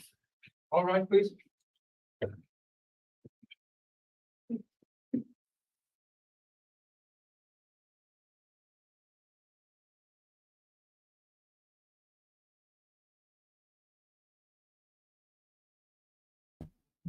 I don't know why. I never heard that. I must have missed it last time because everything last time was recorded audio. So I may have missed some of the listening back last year. So it's good that we're actually have it live streaming this time. I think I'm getting more out of it. All right, Lori Day, go to lunch. I'm going to go eat something too. So 1 hour, what are we? Yeah, 1 hour from now. I will keep this stream going if you guys want to chat or stick around or go and come back.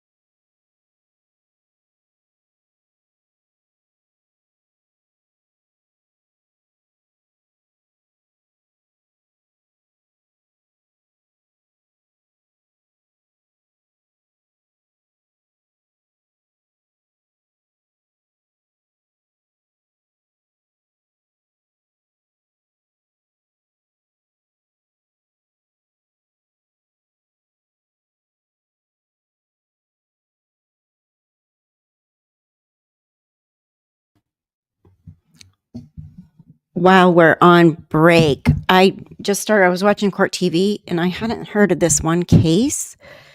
It's really horrible. It's new. Kind of reminds me of the Ruby Frankie thing without the kids living. It says, have you guys heard about this? Mother confesses she forced 5-year-old daughter to live in feces covered closet with little food prior to her death. Court records provide a gruesome news into the horrific death of 5-year-old Indianapolis girl. The girl's mother, Toni McClure, has been arrested for murder. Her boyfriend, Ryan Smith, has been arrested for neglect resulting in death, a charge McClure also faces. The Indianapolis Metropolitan Police Department was called just before 5:15 p.m. Tuesday to a mobile home park for a report of an unresponsive child. Upon arrival, I think this was last week, officers found an unresponsive 5-year-old girl inside the house. That little girl, identified by the Marion County Coroner's Office as Kinsley Welty, died a short time later after being taken to Riley Hospital for severe malnutrition. It's horrific, said the victim's grandfather, Brian Welty. It's going to obviously be a memory I'll have my entire life, that my granddaughter basically starved to death and it could have been avoided. Welty said he cared for Kinsley on 2 different occasions before she was returned to her mother's custody. He was devastated to hear about the poor conditions his granddaughter was forced to endure. According to court records, McClure initially tried to blame the girl's father for the abuse inside the home. When that story fell apart, McClure allegedly confessed she knew she was treating her daughter wrong, but simply didn't care. Inside the home, police found a small closet covered in fecal matter where the girl was allegedly forced to spend most of her time. The girl had fecal matter in her hair, on her feet. She also had lice crawling on her face and head. Oh my God. She weighed less at 5 years old than when she was 2. Police said the bedroom closet was blocked by a dresser. McClure admitted she routinely put the victim in the closet and did that bare minimum to feed her daughter, who often complained she was hungry. McClure confessed she feared her actions would eventually lead to her daughter's death. She said she had a desire for her daughter to be out of her life. McClure was arrested for murder after making those statements. She's a wicked woman, that's all I could say, said Welty.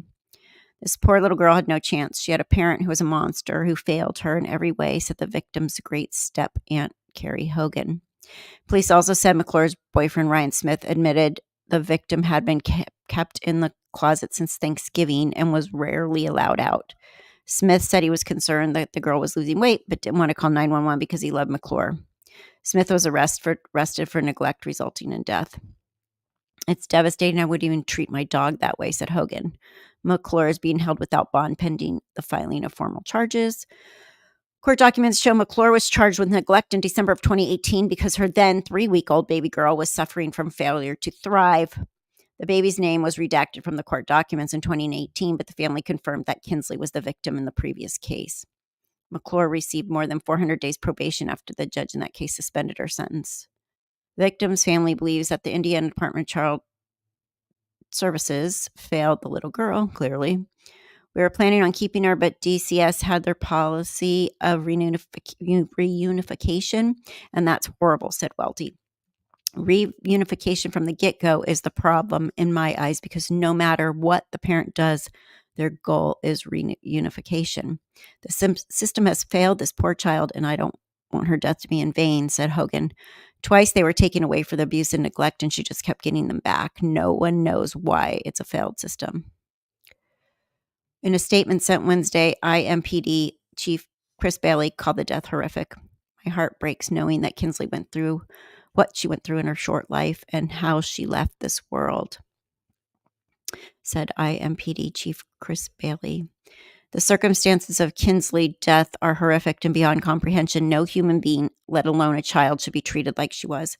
These alleged suspects, if convicted, should never step foot outside of a prison. I'm so thankful for the officers, detectives, and crime scene personnel, emergency room personnel, coroner's office officials, and deputy prosecutors for their steadfast dedication to the innocent. What they see and hear every day, most of us could not endure. They're truly special people. I pray Kinsley has found eternal peace for her siblings who will need a lot of love and care in the coming days and months and years. So there's some more to that story. Clearly, also, there's an update that the other grandmother was also arrested for the confinement. Grandmother charged with confinement. What time is it? We're not back, right? Court. Okay. Fox 59. A grandmother faces confinement charge in connection with the horrific death of 5-year-old Kinsley Welty. According to court records, the Marion County Prosecutor's Office filed the formal charge Wednesday against 53-year-old Tammy Housley. She faces a count of confinement where the victim is under age 14. It's a level 5 felony carrying a potential sentence between 1 and 6 years in prison. Oh my gosh, these pop-ups.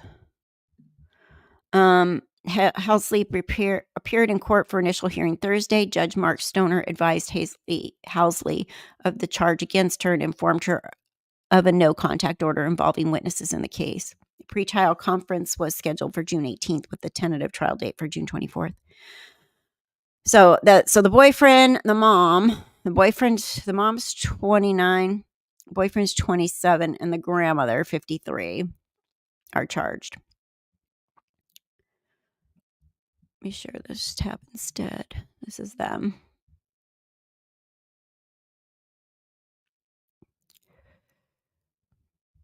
Kinsley died on April 9th. Police were called that evening, 6500 block of Denver Drive, for an unresponsive child. They noticed the girl appeared malnourished and had fecal matter and lice on her head, hair, and feet. She was taken to Riley Hospital for Children. Autopsy found she died from severe malnutrition. They blocked a dresser to the door to prevent her from getting out. McClure said she did the bare minimum to care for her daughter. Well, bare minimum, less than that. Anyway, that's a horrible, horrible case. But they said there's like, the other article I heard, she had like duct tape around her too. So they had taped her down. Hazley said she watched Kinsley a lot during the summer of 2023. She used duct tape to prevent the girl from getting out of bed.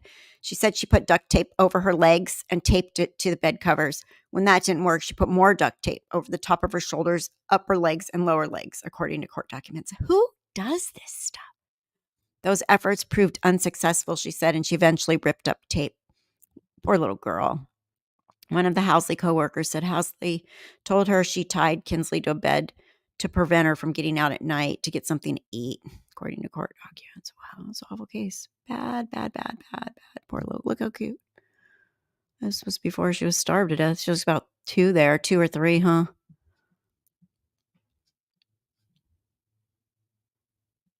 Wow, crappy people.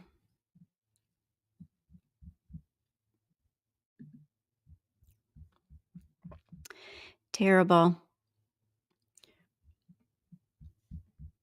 What time is it? It's time to come back to court. 222. Well, we still got about 12 minutes.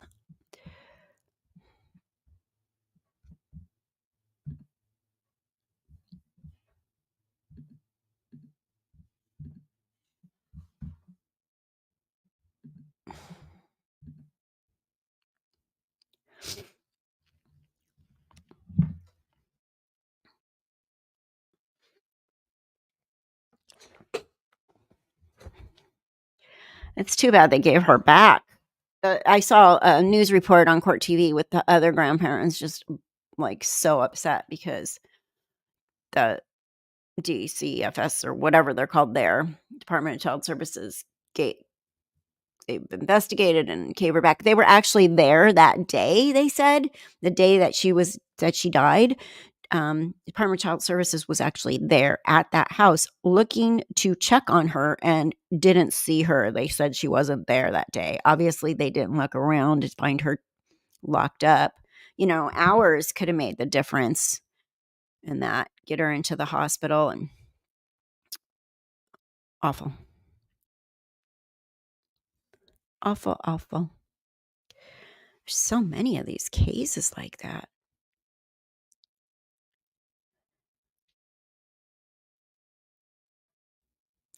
All right, you guys. Well, who else do you think is going to come take the stand today? I'm sure there'll be another one. Anybody think there's going to be anybody fantabulous that we want to see?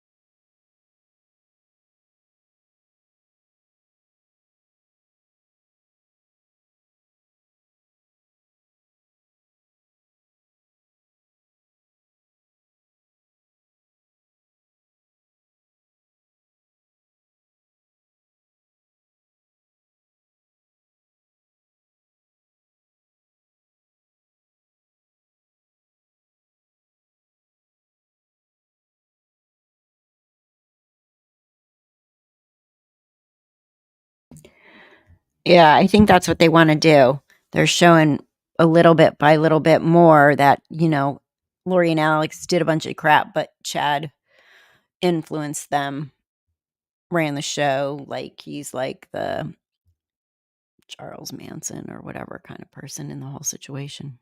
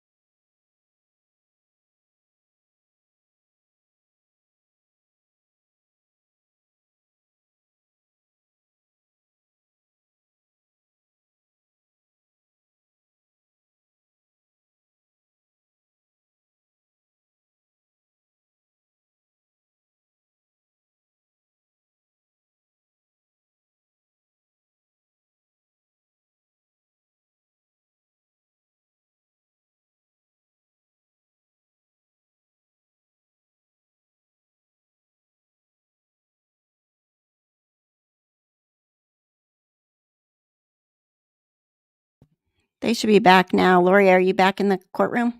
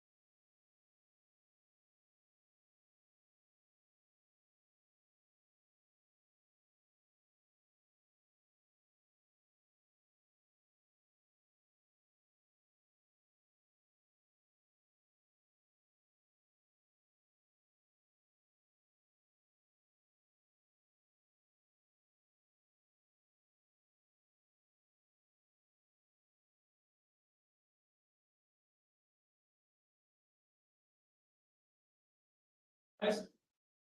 District Court stands at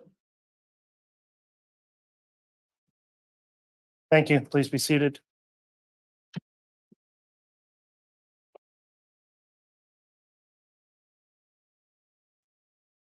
We could have the jurors brought in, please. Bishop.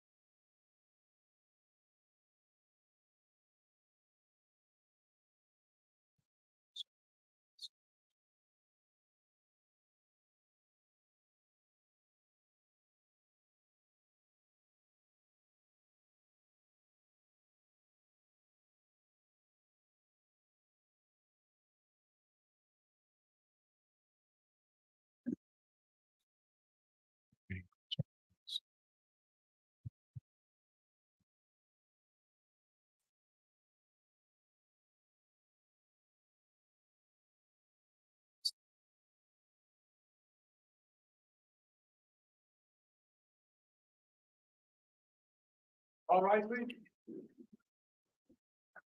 Thank you.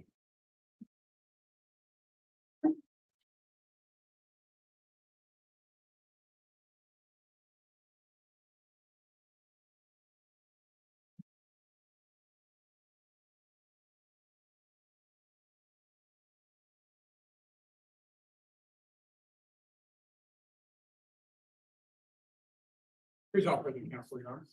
All right, thank you. Please be seated.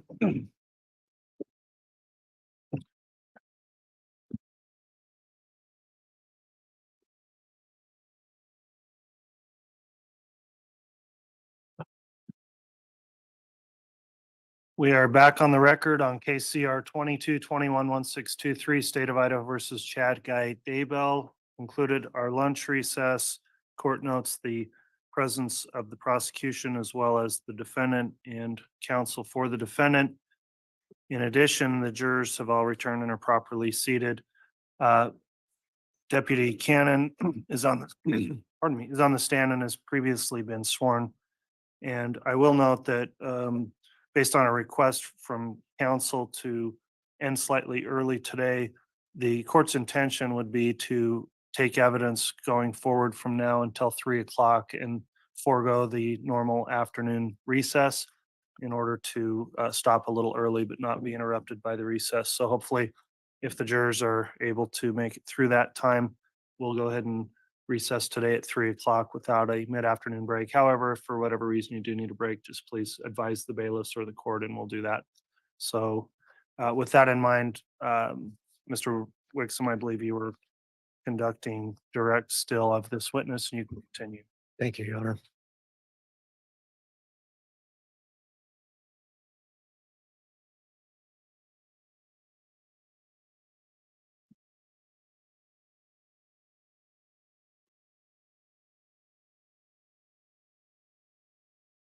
So Deputy Canon, I believe we left off and I was asking you about what you first did when you arrived at the location. Yes. And what was it that you first did when you arrived? I drove through the area looking for what the suspect in that area. So And what was the description of the suspect that you were looking for? a male wearing all black clothing and a black ski mask. And what did you find, if anything? We didn't locate anybody in the area matching that description. When you say we, was there other law enforcement helping? Yes, there was another deputy that responded to the area as well. When you responded and looked for that person with that description, did you do that from your patrol vehicle? Did you do it on foot? How did you do it? Yes, it was from the roadways in the area. We drove through the areas and tried to look for anybody matching that description from our vehicles. And once that was completed, what was the next thing that you did? I went to the Daybell residence and contacted Tammy at the front door. Okay. And what, if anything, happened in that conversation? Yeah, so I contacted Tammy by knocking on the front door. She answered the door. I just kind of tried to get her information, what happened. She told me that she had just got back from grocery shopping, was getting groceries out of the backseat of her car, noticed a male standing at the rear of the vehicle. She confronted him and asked him what he wanted. He didn't say anything. He just held up the gun, and she heard 2 pops and then yelled for her husband, Chad, and that he eventually came outside. Okay. While you were talking to Tammy, did you have any contact with Chad? I didn't have contact. I didn't talk to him. He was there present when we were having that conversation though. Where was he relative to where you and Tammy were having the conversation? So we were standing by the front door of his residence, and him and his son was actually standing back towards the kitchen area, maybe 10, 15 feet from us. Any question from your perspective that he would have been hearing the conversation you were having? Absolutely, he would have heard it. And when you were there talking to Tammy, were you wearing a uniform with a gun and a badge? Yes, I was. Did anything at any time during your interaction with Tammy, did Chad attempt to talk to you in any way? No. Anything about that unusual to you? I thought it was kind of odd that she had just been like victimized and he wasn't taking any actions to protect her in a way, I guess, but that was just my thoughts personally. Did that play into your investigation at the time at all? No, not really, just that it was odd. What did you do next, if anything? After that, I went outside. I walked around the initial area where the vehicle was, looking for any shell casings or paintball marks or anything like that in the area. Does a paintball gun typically have a shell casing? No. So why did you say you were looking for shell casings? If it was possibly a firearm and not a paintball gun. And did you find any indication either way? No, I did not. What did you do next, if anything? I went and talked to Joseph Murray, who was across the street chopping wood. I spoke to him for a brief moment, just trying to figure out what he saw. And that he told me that he heard Tammy scream and he saw a male run around the north side of the property. Was there anything contradictory between what Tammy had said and what Joe had said? No, there wasn't. At that point, did you do anything further or did you leave the property? I cleared from the scene, unable to locate any suspect or that. After that incident on the 9th of October, do you recall ever going back to that address? Not on the property at all. I might have drove past the property, but I didn't go to the home. Did you ever participate in any searches on that property? Yes, later on in the next year. To the best you recall, what was the date that you participated in that search? It was January 3rd Of what year? 2020. What were you there searching for? We did a search warrant on Mr. Daybell's home. I helped the FBI sift through the snow, again, looking for any shell casings, any evidence that we could possibly find of a gun being used there. So at either point, did you find any evidence of any bullet or any traces of any shots in any buildings, anything like that? Not to my knowledge, no. So as far as you sit there today, would there have been anything else you could do to investigate that particular call? And me personally, no. Your Honor, I have no further questions at this time. All right, thank you, Mr. Wixom. Mr. Pryor, cross-examination. Thank you, Judge.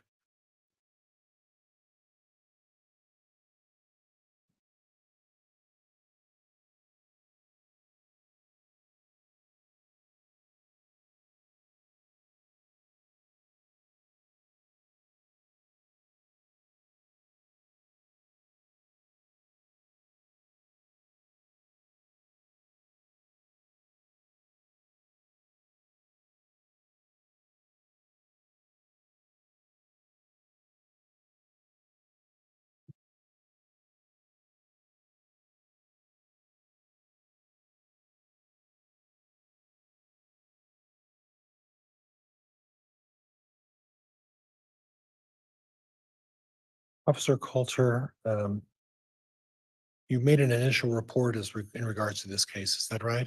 Yes, I did. Okay, and the initial report was relatively brief. Yes. You recall that? Yes, I do. And then you made a subsequent report afterwards. Do you recall that as well? Yes. What's the time frame between the initial report and the subsequent report? I don't recall exactly the time difference between them. Okay. I didn't look at that. Was it a week? No, I think it was further out, maybe a month or so, 2 months. I'm not 100% sure. Okay, and then you also made some comments about not wearing a body cam on that day. Is that right? Yes, I didn't have a body cam on me that day. You were a patrol officer, is that right? Yes, I was. Standard issue to have a body cam? It was lost, or it was broken and lost. So When did you break it?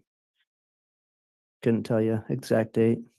Did you try to replace it the same time you realized that it was broken, or did you wait a little while? I informed my sergeant that it was broken. Okay. And then you went on a call and you didn't have any body cam to actually accurately reflect what was transpiring that day, correct? No, I didn't have body cam.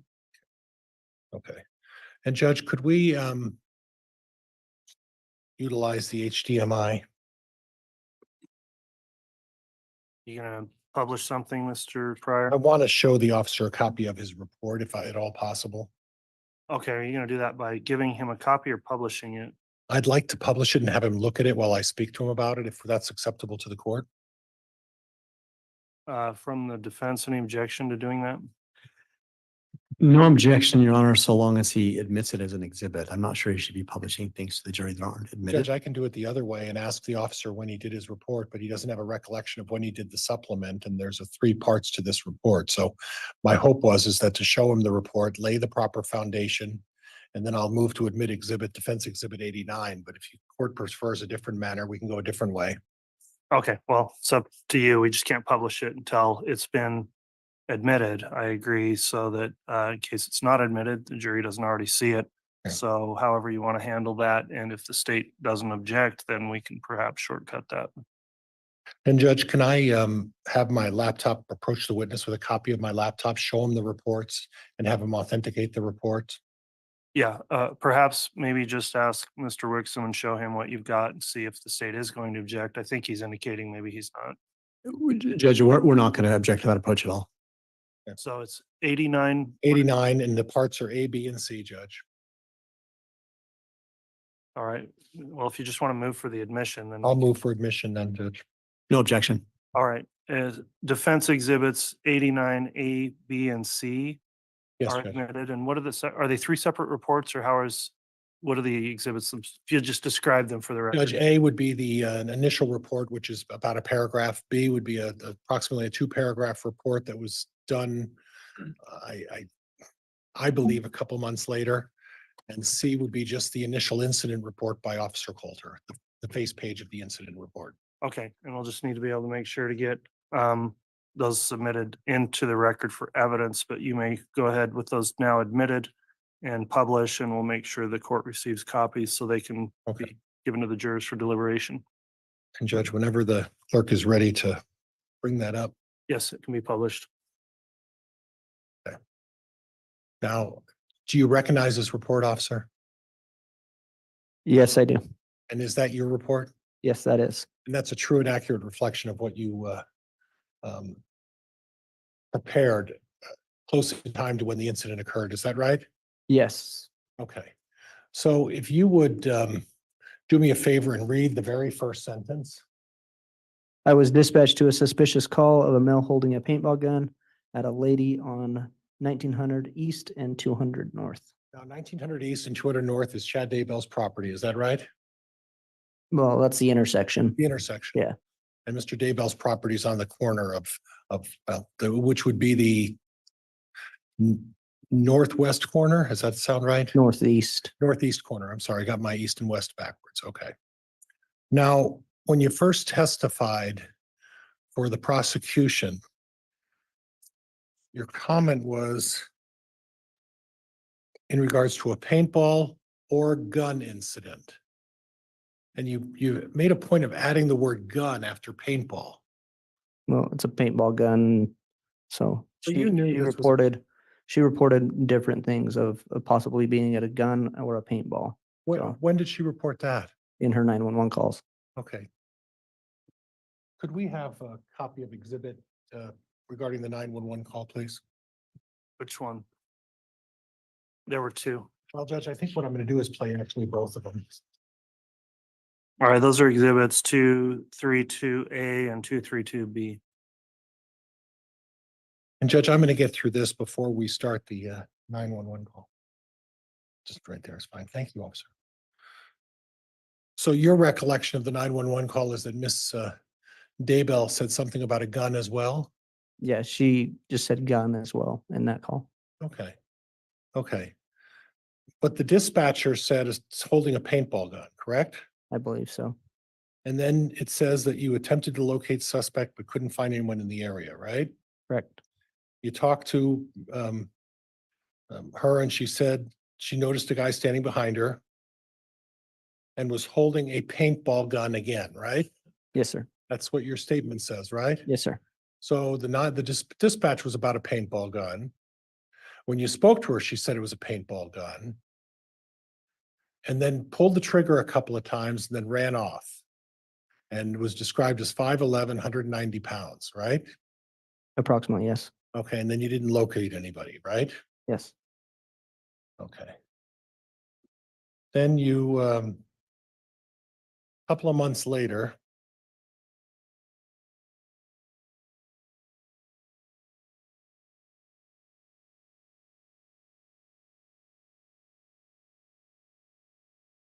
your story, at least your report expanded a little bit. Would that be fair?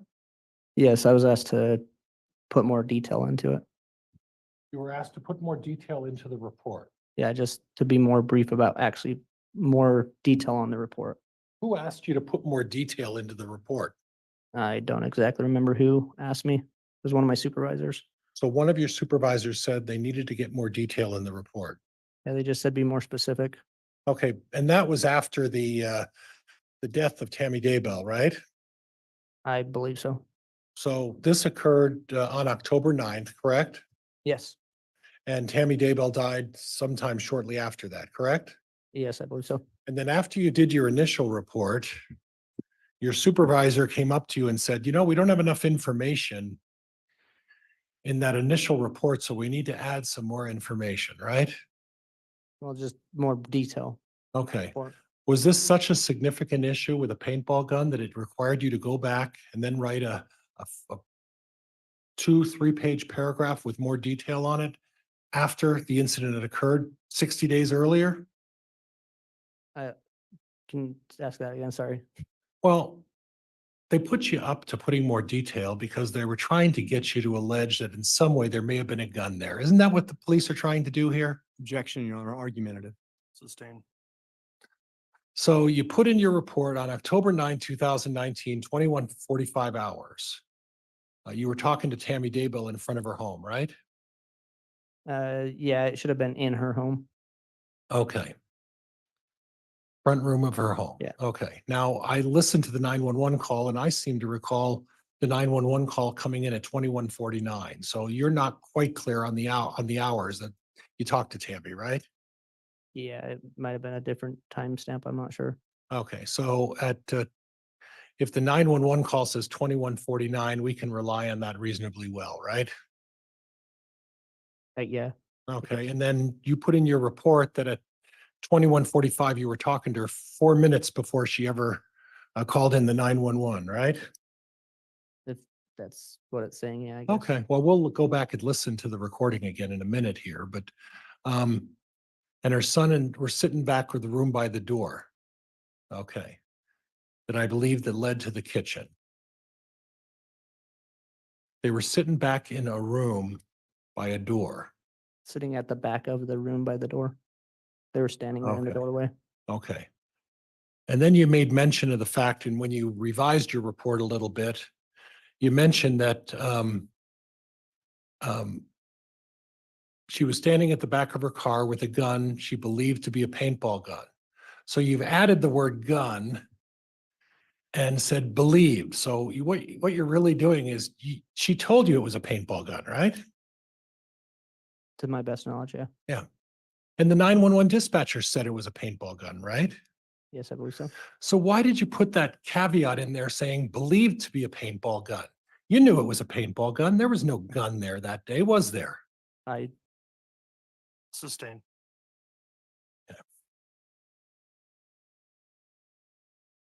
She said she screamed and her husband ran and son. So her husband and son took action. They ran out and they tried to see what was going on, correct? I'm sorry, where are you at in the? Middle of the news statement. Tamara stated she screamed and called for her husband and son. Okay, right? Yes, And to your recollection, the husband and son went out and looked at the what was going on out there, correct? as far as I'm aware, just Chad. Okay. So from your perspective, it was unusual the way Chad acted, because when his wife said someone shot a paintball gun at him, you think it's unusual for him to run out and see what's going on, right? No, that's not what I said. All right. But you did say it's unusual because he stood there silently while Tamara talked to you, right? That was unusual? Yes, it was unusual that he didn't get involved in the. Do you know anything about Mr. Daybell's personality? I did not. Do you know that he's somewhat of a shy person? No, I did not. Okay. Do you know that he's somewhat of a humble person? Objection, Your Honor. The attorney is testifying. Sustained. Okay. Mr. Pryor, also please let him finish his answers. The court reporter's getting stressed. Okay. And then you modified your original statement, because in your original statement, you said the shooter, according to Tammy, was about 5'10", 190 pounds. Where did you get the 6 feet tall and 200 pounds from? I said approximately. Okay. Well, why didn't you say what you put in your original report? Why did you add 2 inches and add extra weight on this person? It was 2 months later. I was going off my memory. Okay. Or is it possible that when your supervisor said we need a greater report with more detail that seems to point the finger at Alex Cox, is that why you changed it from? Objection, argumentative, Your Honor. Sustained. You changed it because it didn't fit the scenario of Alex Cox, did it? No, that's not why I changed it. Okay. But you waited 2 months on a report before you decided to change that report, correct? I didn't wait. I was asked to change it. Okay. By your Not change it, but to put more detail into it. And I guess this more detail that you need of a paintball incident is a result of your supervisor needed more favorable information, didn't he? Objection, argumentative. Overruled. Your supervisor needed more favorable information to link this to Alex Cox, didn't he? Not to my knowledge, no. Okay. Not to your knowledge, right? No. Okay. And then you say Joseph Murray, who lived kitty corner from the property, right? Yes, he lives kitty corner. You went over to talk to Joseph Murray, right? Briefly, yes. Okay. And Joseph Murray stated he was cutting wood, heard a scream, and he saw someone run around the north side of Tamara's property, right? Yes. Okay. Would it surprise you to learn that Joseph Murray may be telling you a different story than what you're telling this jury? No. Okay. That wouldn't surprise you, right? No, it would surprise me. Sorry. Okay. Okay. You know, did Joseph Murray hear a gunshot? I don't know. Well, did you No. bother to ask him if he heard a gunshot? No. I Well- just asked him what he saw. and heard. So according to your testimony and your report, Joseph Murray saw somebody running, and that's an important fact, isn't it? I don't know. Not- Well, it's important enough that you had to change your report and add that into the report, right? So it must be an important fact. I guess maybe so. Okay. But wouldn't you think it'd also be an important fact if Joseph Murray had actually heard a gunshot of some kind? I don't think he would have heard a gunshot if it was a paintball gun. Exactly. Exactly. So this narrative that you're trying to suggest to this jury that this was a gun, you know it was a paintball gun, don't you? Objection, argumentative. Sustained. All the information that's been presented to you points that this was a paintball gun, doesn't it? No, not necessarily. Okay. No, not necessarily. Yeah, what information from the reports you gleaned at the time you investigated this suggests that this was not a paintball gun? Give me a couple of reasons why you don't think this was a paintball gun. Just from the calls and what I've heard on the testimony from Tammy's call. Okay. Okay. So from Tammy's call and from your report and the dispatcher saying it's a paintball gun, where did it say it was a rifle or an AK-47 or anything like that? I never said it was. Okay. So again, you know this was a paintball gun, don't you? No, I don't. Judge, I'm gonna replay the video if I can get it to work on my excuse me, the 911 if I can get it to work. All right, please clarify which of the two you're playing. And you may publish, but clarify which one. 232B will be first, Judge.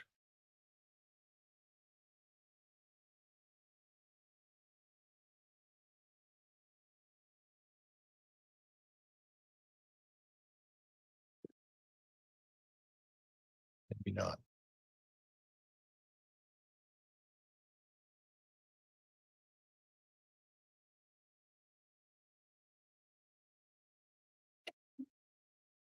October 9, 2019, 21 hours, 49 minutes, 20 seconds.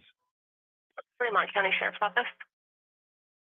Hi, I need to report something. Okay, go ahead.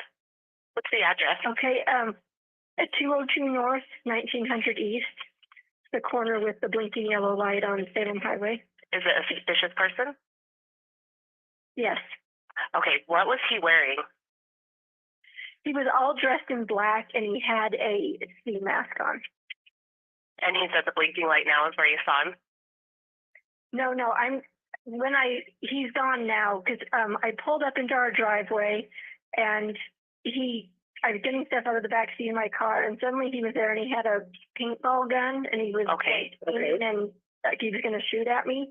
And I kept asking him what he was doing because I could tell it was a paintball thing. Okay. And then he just kept doing it. So I yelled for my husband and then he took off running around the back of my house. Okay, give me just 1 minute. Stay on the line with me. Okay. October 9, 2019, 21 hours, 50 minutes, 28 seconds. That was north 1900 East. We can stop. Yes. Okay. And Judge, I'm done with the, so I was listening pretty carefully. I heard the word paintball gun and I heard the word paintball thing. Would you tell me on that tape where the word gun was used Later on later on? Mhm. Oh, are you telling me there's more evidence here? of that recording, yes. Where's that? More further on in that recording she talks more. She talks, I didn't hear that. I heard it stop. That's because you stopped it. I So there was mention of a gun, is that right? believe so. You believe so? Yeah.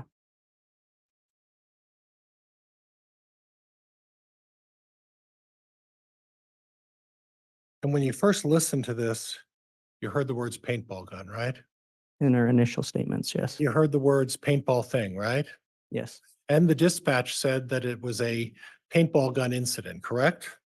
that's what she put in her notes, Right. yes. And in your initial report, you said that it was a paintball gun incident, right? Yes, And then 2 months later, after Tammy Daybell dies and you talk to your supervisor and you don't know why he asked you to change it, you changed it and now you're talking about possibly it being a gun, right? Objection, Your Honor, that misstates the evidence. Sustained. Well, the subsequent report then starts hinting at, well, maybe this was a gun, right? no, it's Okay. still a paintball gun. Okay, all right, just so we're clear. Now, were you part of the other investigation that looked at some of the other possibilities of why someone on the property would be out there roaming around? Did you talk to any of the other potential suspects in this thing? No, I didn't talk to anybody about Tammy. Okay, who was the other officer with you? Deputy Simper. Okay. Did you go down and talk to one of the neighbors about the husband of a dog kidnapper that had been causing some problems down the street, just right down the street? Not that I can recall. And what about the autistic child that was roaming the neighborhood, causing some issues within the neighborhood? Did you talk to that person as well? Not that I can recall. Okay. But you agree with me finally now that this was a paintball gun incident, right? Like I says, I don't know if it was a paintball or a gun. Okay. All right, Judge, that's all I have. Thank you.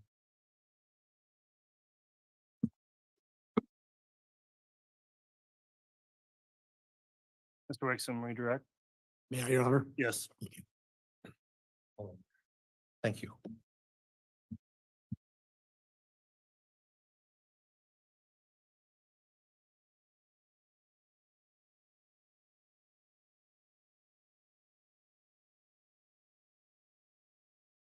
Deputy Canon, you were just asked on cross-examination a number of questions about having written this second report.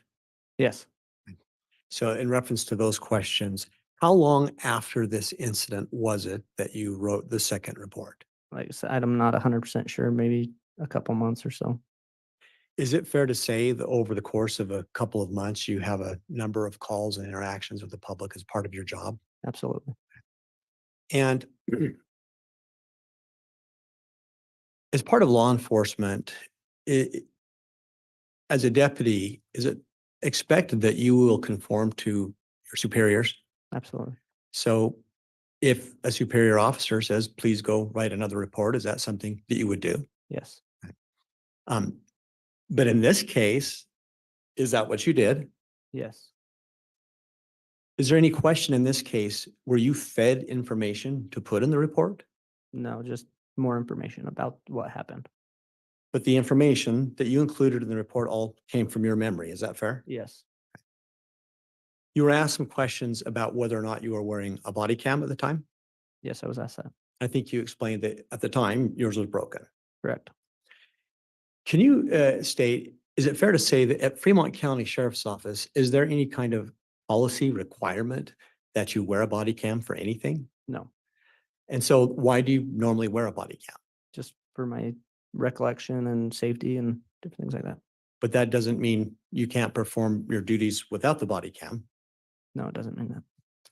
And what else do you do when you have an incident besides recording it on your body cam? What else do you do as law enforcement to memorialize what happened in that incident? I don't understand. Sorry. Why do you write police reports? Oh, so you can remember what happens. Okay. And when you do that, do you write these reports to the best of your recollection? Yes.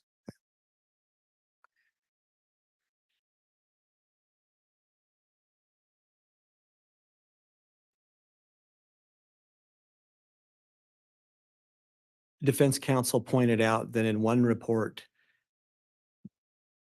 in the second report, you had noted the time that you were talking to Tammy as being 21:45. Do you remember that? Yes.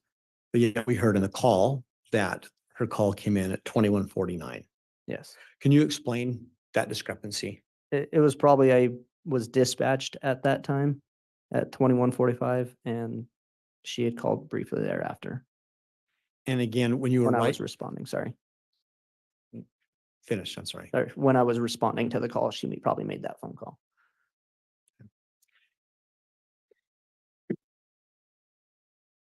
When you were writing that second report, were you writing it from memory? Yes, just from my memory. Is it possible that the 4-minute difference could have just been a function of your memory? Absolutely. And to be clear, you did use the word paintball gun in your report, correct? Yes. But yet on direct, you indicated that you were looking for shell casings. Correct. What made you look for shell casings? Judge, exceeding the scope of cross. I'll sustain that. Was there anything about the information that you received when you initially investigated that would cause you to rule out the possibility that it could have been a real gun? Sorry, say that again. Was there anything about the information that you had when you first responded that would have required you to rule out that it could have been a real gun? No, that's just, she heard 2 pops and she screamed, and so. So as you sit there today, from the information you have, can you rule out that whatever she saw was not a real gun? No, you can't.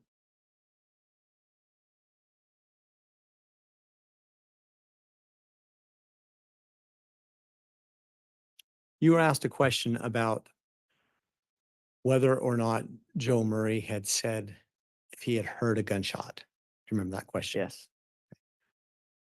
Why didn't you ask Joe if he'd heard a gunshot? I guess it just didn't cross my mind. It didn't seem important at the time. Did Joe bring up to you in the conversation that he'd heard a gunshot? No. Is that something that you might have assumed he would bring up? Possibly, or if he saw a gun or something.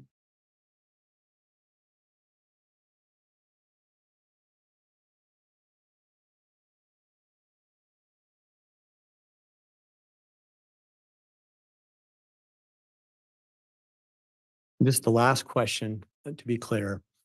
In the second report, did you include any information in there that had been provided to you by anybody else? No, just from my memory. Thank you. Your Honor, I have no further questions. All right, that'll conclude the testimony then of Deputy Canon. Thank you, Judge. Thank you. Is the state or defense intending to recall this witness? Judge, I subpoenaed Deputy Canon, but I'm going to relieve him of his subpoena today so that he will no longer have to show up in my case in chief. You're welcome. Your Honor, the state is not going to recall Deputy Canon. Okay, that'll conclude your testimony then. Thank you for appearing this afternoon. You can be excused. And the state can call up its next witness. Your Honor, at this time, the state would call Officer Allie Greenhalgh.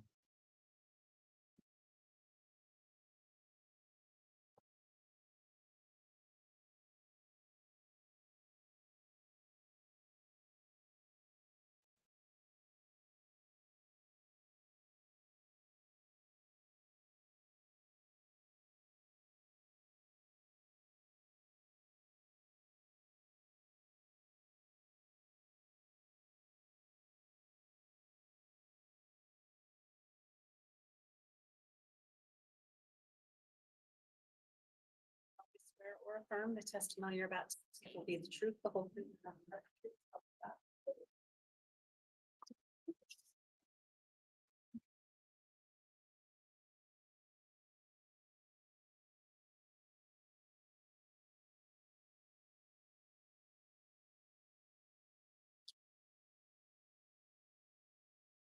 All right, now that the witness has been sworn before direct, I'm going to inquire of the witness. Officer Greenhalgh, have you listened in on or in any way observed or heard any of the testimony that's occurred in this trial thus far? No, I have not. Okay, have you discussed with anyone else their testimony they've given at trial? No, I have not. Okay, thank you for that affirmation. Mr. Wixom, you can inquire. Thank you, Your Honor. Officer Greenhalgh, I believe I'm mispronouncing your name. It's Greenhalgh, isn't it? Correct. Okay, I apologize. Will you please spell your full name for the record? Oh, first name is spelled Alyssa, and the last name is spelled Greenhalgh. Thank you. And ma'am, can you tell the jury, where is it that you work? Currently, I work in Rexburg, Idaho for the Rexburg Police Department. What is your job title there? I'm a patrol officer. How long have you done that? Total about 7 years. 7 years with the Rexburg Police Department? About 3 with Rexburg and 4 years before that with the Fremont County Sheriff's Office. What was your job title at the Fremont County Sheriff's Office? I was a patrol deputy. And can you explain to the jury what post training or otherwise do you have as a law enforcement officer? Currently, I hold an advanced certificate through the Idaho Post Academy, as well as some other miscellaneous specialty trainings. And as part of your work for Fremont County, was it one of your functions to respond to calls about unattended deaths? Yes. From your perspective as law enforcement, please tell the jury, what is an unattended death and what is your function as law enforcement? An unattended death is, generally speaking, any death that occurs where the person is not under a physician's care. Typically, somebody will call when they find a family or friend or loved one that has passed. And my duty as a patrol officer or deputy initially on scene is to respond before the detectives and the coroner get there, to check for obvious signs of foul play, and then request resources as needed. And when you say foul play, can you tell the jury what types of things do you look for when you're looking for signs of foul play? Yes, so typically we're looking for obvious injuries, disheveled houses, like if furniture is broken or pushed around, obvious injuries being gunshot wounds, stab wounds, needles, drug overdoses, things like that.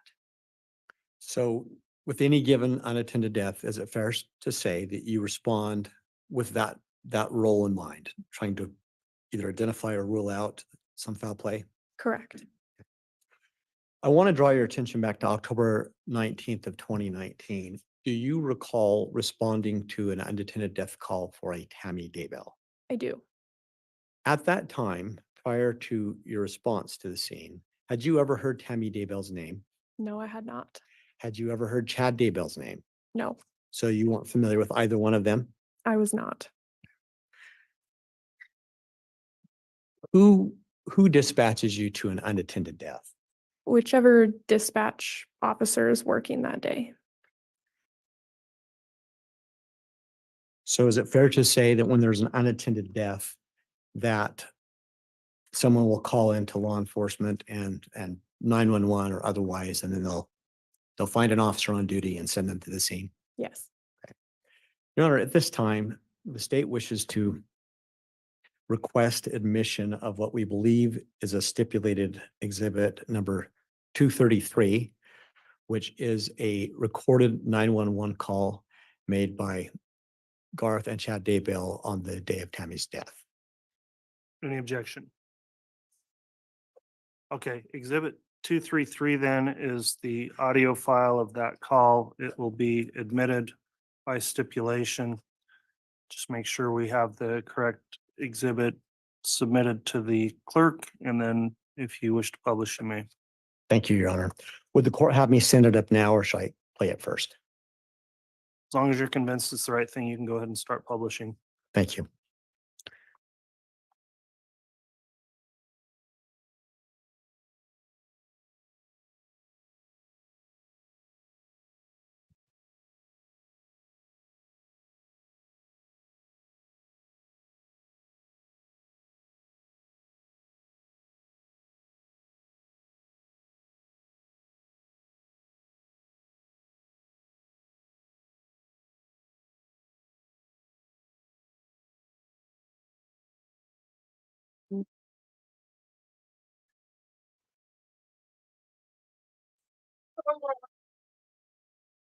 Your Honor, would it be possible for, I think I skipped a step here, us to broadcast this over the court system by plugging my HDMI?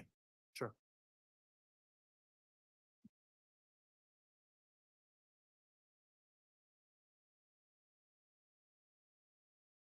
Thank you.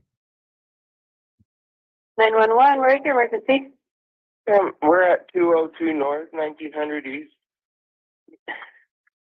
What's going on? We just found my mom. She's on the ground frozen, or she's stiff, and I don't know. Are you in Madison County or Fremont County? Hello, I'm Chad, the husband. She's clearly dead. We don't Oh, know. sorry. Okay. Okay. Are you in Rexburg or, because your address shows Rexburg address, but you're in Fremont County? It's a mile past. Okay. Oh, no. Okay. Oh.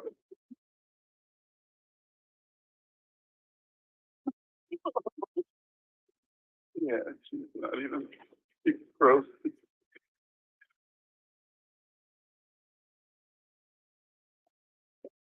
Okay. Can I get your name? Chad Daybell. Oh, man. Oh. Okay, Chad. I'm going to get somebody out to you right now, okay? Yeah, the corner where the blinking yellow light is with the red house. Yes, sir. Red house on the corner. Yes. Blinking yellow light. Right. Okay. We'll get somebody out to you, okay? I'm so sorry. Okay. If you need anything else, you call me back, okay? Okay. Okay, bye-bye.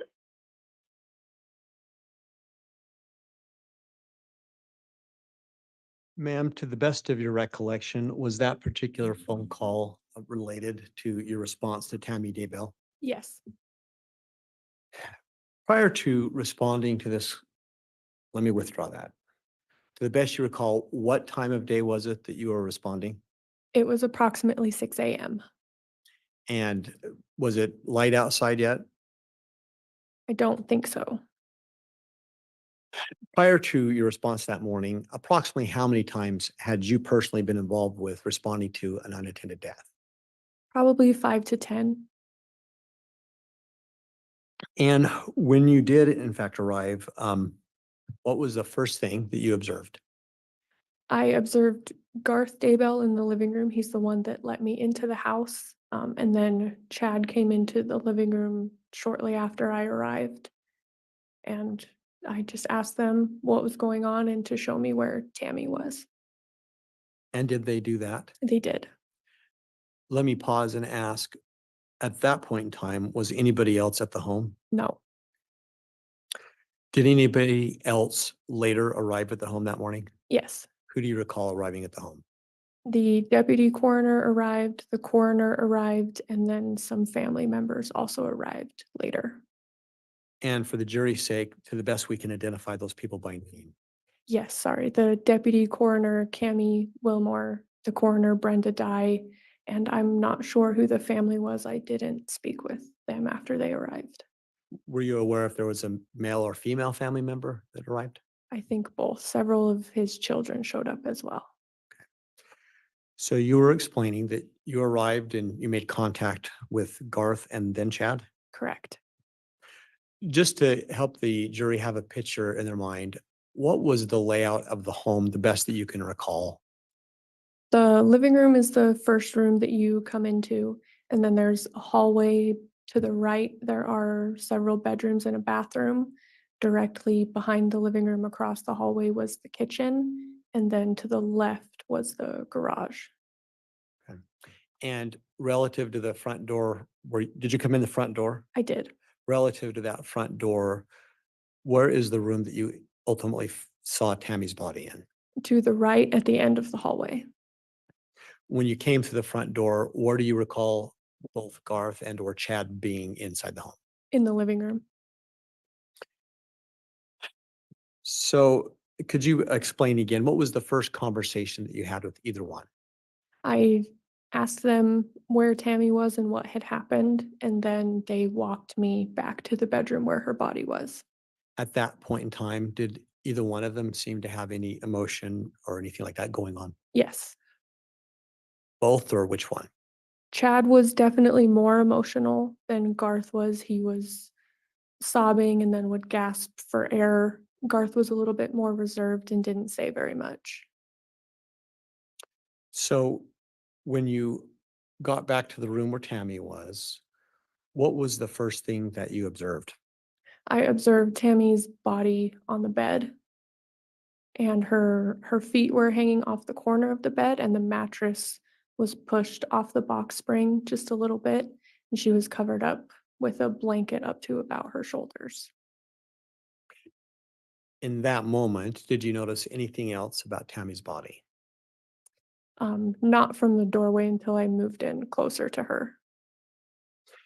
Before you moved in closer, did you engage in Chad in any conversation about what had gone on?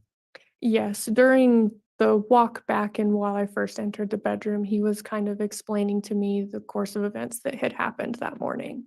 What do you recall him explaining to you at that time? He had told me that about midnight, Tammy had woken up with a coughing fit, and he said she had vomited on the bedroom floor and then had moved into the bathroom down the hallway and had continued vomiting. And he said he got up to help her clean up and then put her back to bed. And then they both went back to sleep. And then at approximately 5:40 a.m., he had felt the blankets shift off of him in bed and had woken up, and he said that he had thought Tammy had fallen off the bed. So he told her to get back on the bed, and then when she didn't answer him, he stood back up, turned the lights on, and found that she was unresponsive. Did he indicate at that point whether Tammy had fallen all the way off the bed or just partly? He did. He indicated that she had fallen partially off the bed because her feet were wrapped in the blanket and the sheets. And so her feet were still up on top of the mattress, but the side of her head was on the floor. What did Chad do or say next, if anything? He said after he had turned the lights on and found her, he checked her and then called to Garth for help to come help move her back onto the bed, which Garth came over and they both moved her body back up onto the bed. So when you first, let me withdraw that. This is being explained to you as you're walking into the room where Tammy's body is? That's correct. So when you first walk into that room, did what you saw with Tammy's body match the description of what Chad had just explained to you? Yes, it did. And what about the covers on the bed? The covers on the bed had been pulled back up, covering her arms to about her shoulders. When you arrived, or when you got into the room, can you describe for the jury what your observations were about the condition of Tammy's body at that point? I first checked her for a pulse, which she did not have. Her skin was colder than the room temperature. Her body was stiff. And I recognized that she did have some pink foam coming out of her mouth and down the side of her face, and she was deceased. And you personally had made the determination for yourself that she was deceased because of her pulse, or what was the big factor? Correct. It was a combination of her body being cold and the fact that she did not have a pulse. And at this point in time, when you're investigating an unattended death, do you gather more information from family? I do. Did you do that in this case? I did. What did you do next? I asked Chad about if she had any serious medical conditions or had been sick recently. He told me that she had been suffering from a pretty bad cold and that she didn't like to see the doctor very often, so that she hadn't been diagnosed with any serious medical conditions. He did tell me she had fallen in the driveway a few weeks prior that she had seen the doctor for, and she was going through menopause. He did say that she had suffered from low blood pressure and did have fainting spells once in a while as well.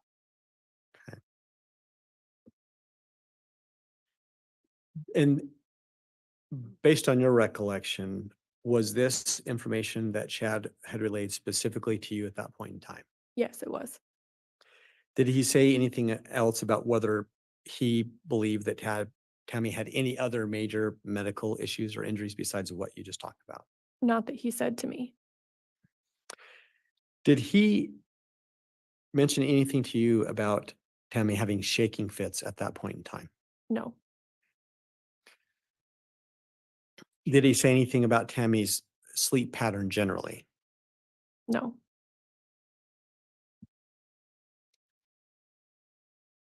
At what point in time, well, I'll withdraw that. As law enforcement, is it your role to determine whether or not it would be appropriate to have an autopsy? it is not. Whose role is that? The coroner. And then as you were there on scene, did you reach out to any other superior officers to get any help with your investigation? I did. Who did you reach out to? I reached out to Detective Mattingly and Detective Kayakamanu. And why did you reach out to them?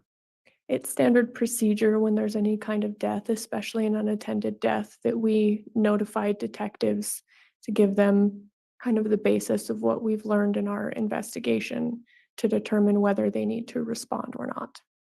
Did they give you any instructions that you can recall? Yes, they told me to take photos and then let the coroner decide whether or not to do an autopsy. And in fact, did you take photos? I did. We'll get to those photos in just a moment. At that point in time, did you do anything else in your investigation? No, At any point in time, did you do anything to look at medications or anything else in the home? I did. When did you do that? I did that shortly after I had taken some initial photos of Tammy's body while I was waiting for the deputy coroner to arrive. And with respect to your time there and your observations, had you identified anything at that point that you felt like was suspicious about the scene? No, Now, were you basing that perspective upon the information that Chad was giving you? yes, And without getting into it, were you basing it upon any information that Garth had given you? no, because he hadn't given me any information. Besides Chad, did any other family members give you any information that morning? No,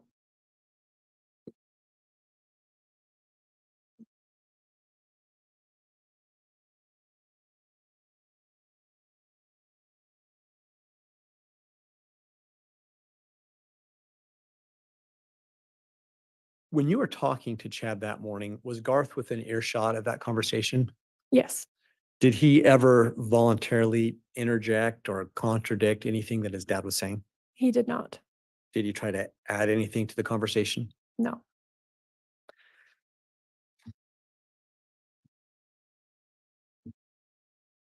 Your Honor, at this time, the state would like to offer up to the court and request admission of the state's proposed and marked exhibits 295A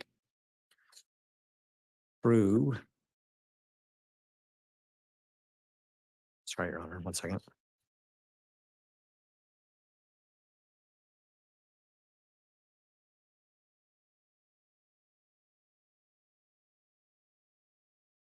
A through J. And I believe we have a stipulation that these will be admissible, Your Honor. Any concern with broadcasting these, Mr. Wixom? May we sidebar, Your Honor? Yes. Thank you.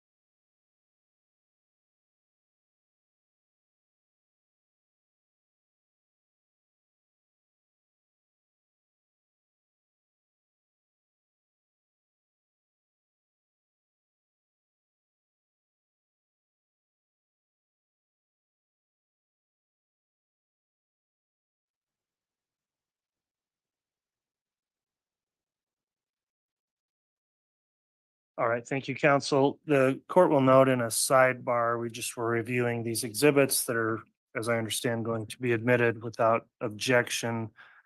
Somewhat graphic in nature, the courts determined would be inappropriate to broadcast those publicly. However, of course, they will be published to the jurors and the parties. And so we've made those arrangements for the publication of those once they're admitted. And Mr. Wixom, if you need to take a moment to get that set up, that's fine. And that's the purpose of the sidebar we just had. Thank you, Your Honor. If I could have just a moment, please.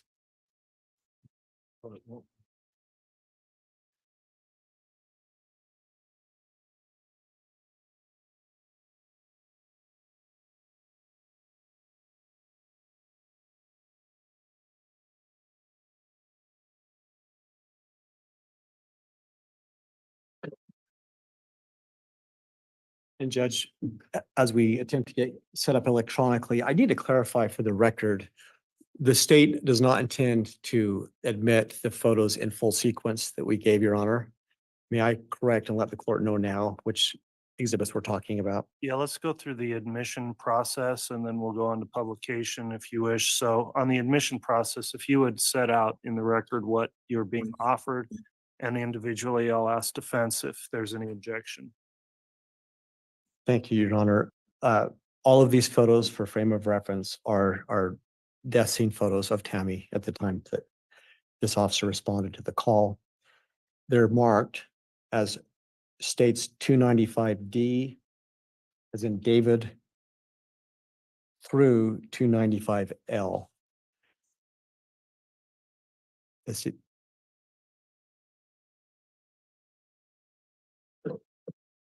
Okay. Mr. Pryor, have you reviewed the photographs on exhibits 295D through L? I have, Your Honor. My understanding, there's a stipulation to their admission. Okay, without objection, then each of those individual photos, 295D through L, are all admitted as evidence. And in terms of publication, Mr. Wixom, if you just want to work with co-counsel, and if you need to review or view that other monitor to get things lined up, I understand the difficulty where you can't use the big screen because we're intentionally not broadcasting there. The monitors the jurors have will show the images.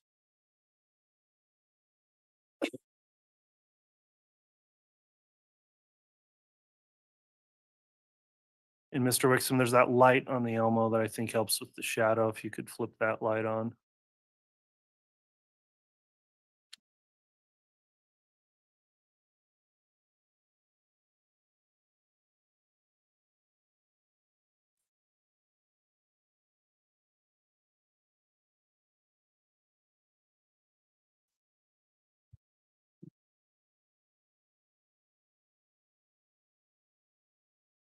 The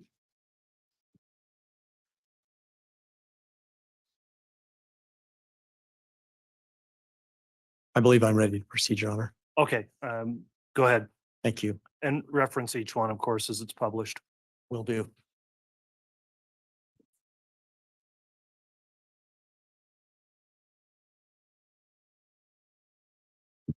So, ma'am, I'm going to show you what I believe are photos that you took at the scene. The first photo that I'm going to show you is a photo. It's 295D as in David.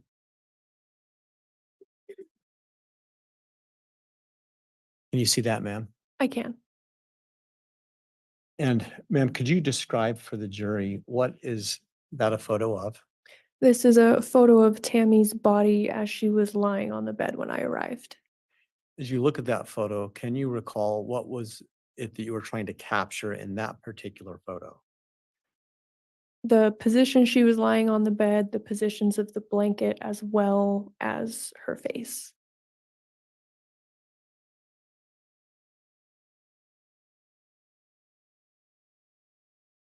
Next, I'm going to show you what's been marked as states 295E.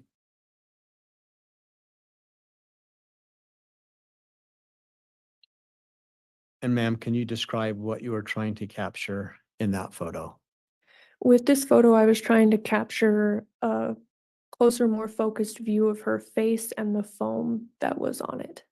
Can you explain that a little bit more to the jury? Yes, so a closer view of her face to focus more on the pinkish foam that's running down the side of her cheek. Why did you feel like it was important to document that? I like to document any bodily fluids that are present.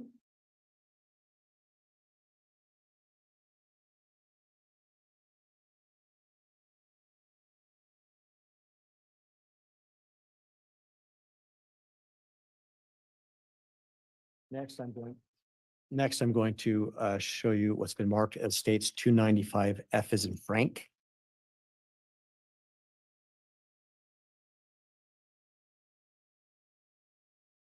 Can you tell the jury why you took that picture? I took this photo to also show how her arms were lying when I arrived, uncovered by the blanket. Why was it important to document how her arms were lying? It's important just to document everywhere of how she's lying as she was when I get there, uncovered from the blanket, because from the initial photos, when she's covered, you can't see how her body is actually lying. Okay.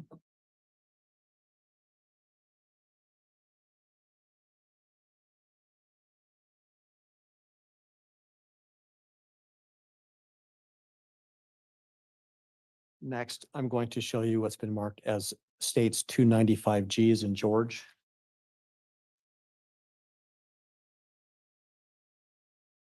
Please explain to the jury why you took that photo. I took this photo because at this point, the coroner had arrived and she was completely uncovered from the blankets. So just another full body photo to show how she was lying on the bed. Earlier, you had indicated that the mattress had been moved from the box spring. Correct. Does this photo capture that? It does a little bit. Can you explain that a little bit more for the jury's sake? Yes, so on the top right of the photo, you can see that the mattress is shifted a few inches off of the box spring below it. Why was that significant to document? Typically, that isn't how your bed is laid out, and it was consistent with Chad stating that they had lifted her body back onto the bed, and that had shifted the mattress a little bit when they did that. When Chad explained that they put the body back on the bed, had he explained that this is the position that they'd last left it in? That's correct.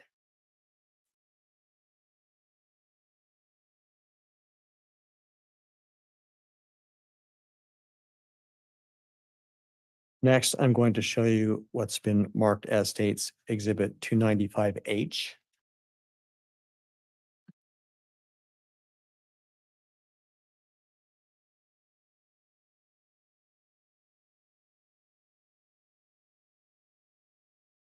Ma'am, can you take a moment and explain to the jury why you took that picture? I took this photo to get a clear portrait of the other side of her face, as well as her hair and her left ear, which had a little bit of discoloration. Does this document the discoloration in her left ear? Or her right ear, I'm sorry. So you're noting discoloration in the right ear? Yes, it's a little bit red. Can you just be a little bit more precise for the jury's sake where you see that discoloration? Yes, the top of her ear is a little bit more red than the bottom part of her ear, which is a little bit more pale. Was that anything that cued you into anything as part of your investigation? Not particularly, no. Next, I'm going to show you states 295L. Sorry. 295I.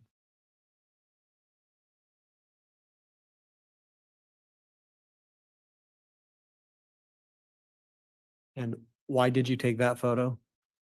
I took this photo because it was a little bit closer up of her face where you can see some blood around her nose and mouth, and then some more purple discoloration in the middle of her ear. When you say blood around her nose and mouth, is that in reference to the sputum or some other source of blood? It's in reference to the sputum. Does this picture document from your perspective, which direction you believe that sputum had been flowing from her? Yes. Can you explain to the jury what you believed it shows? It shows that it flowed down the left side of her face. And did you find that at the time to be consistent with the way that Mr. Daybell had explained that she had been positioned in the bed and fallen out of the bed? Yes.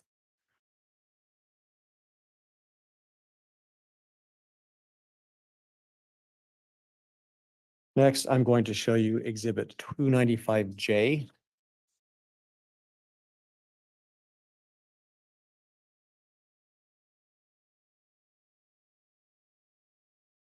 Why did you take that picture? I took this photo to show the foam and blood running down the left side of her face. At this point, why did you need to take this picture of the foam running down that side of her face? Because I had never responded to an unattended death that had foam coming out of the mouth, so I felt it was important to document. What was your intention of taking yet this photo when you had some other photos already of the pink foam? This one specifically showed a little bit more of the blood running down the side of her face and not just the foam. And at that point in the photo, being there in real time, could you tell if that blood running down her face, had it dried, any change in color at all? I don't think I checked that at the time.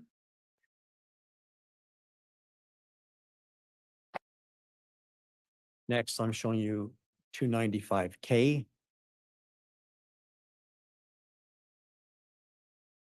Why'd you take that picture? I took this photo because at this point the coroner had arrived and some of the fluid from her face had been cleared off, so I just took another photo after it had been cleared off. When you say because the coroner had arrived, did the coroner give you any instruction about other photos that you should take? No, So you did this at your own behest? I did. Lastly, I'm going to show you what's been marked as states 295L.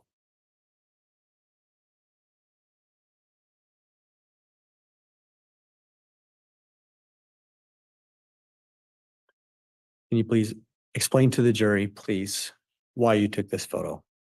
I took this photo because at this point she had been moved to the mortuary and some time had passed. And so I took this photo to show some bruising and color changes that had happened on her skin. When you say bruising, can you identify in that photo where you believe the bruising had identified itself? Yes, on the top of her forehead showed a little bit more bruising, as did her mouth and her neck, chest area. And at this point, do you see the pink foam in there anywhere? I do not. Had you done anything to wipe or remove the pink foam at that point? I did not.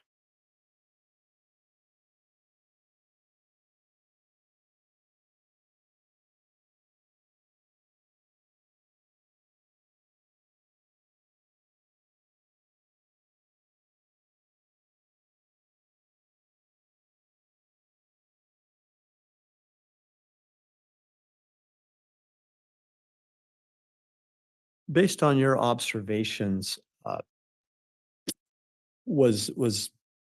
did you check Tammy's body to see if it was cold? I did. And the result? Her body was colder than the room temperature when I checked it. Did you notice whether or not she had rigor mortis set in?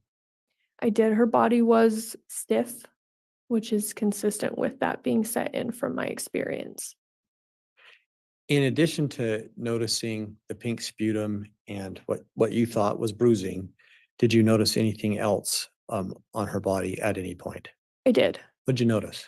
After the coroner arrived and we had moved the blankets off her body, I did notice lividity on the back of her legs and on the lower back as well. Can you explain to the jury, in case they don't know, what does the word lividity mean? Lividity means when you pass, the blood in your body will pool to the lowest part and cause kind of reddish bruising, which is referred to as lividity. And once again, where did you identify that lividity? On the back of her thighs and on the back of the small of her back. From your perspective, what did that tell you? That told me from my experience that she would have been lying on her back for a significant amount of time after she died.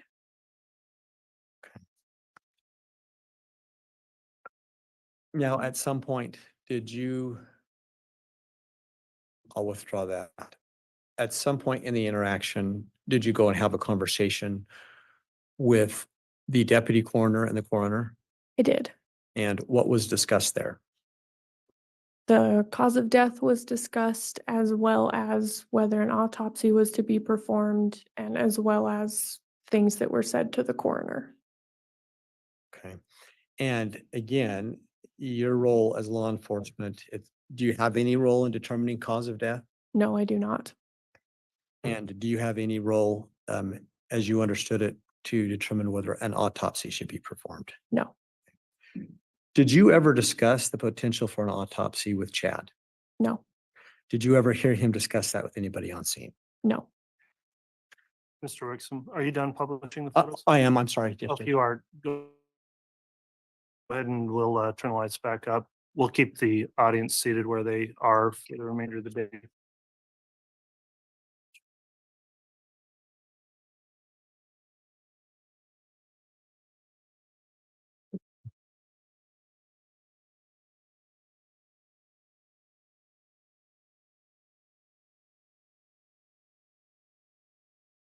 So I think just the last couple of questions, ma'am. Did you eventually do any kind of medication check at that home? I did. Did you determine whether or not you believe had been on any medications? Yes. What did you determine that she was on? I was told by Chad that she did take fluoxetine for depression, and then some natural remedies and over-the-counter medications as well. Was there any evidence, as far as you're concerned, that she could have been overdosed on something? No. And with respect to anything else about that investigation that caused you any concern about anything suspicious at that point in time? No, there was not. Your Honor, that's all the questions I have at this time. All right.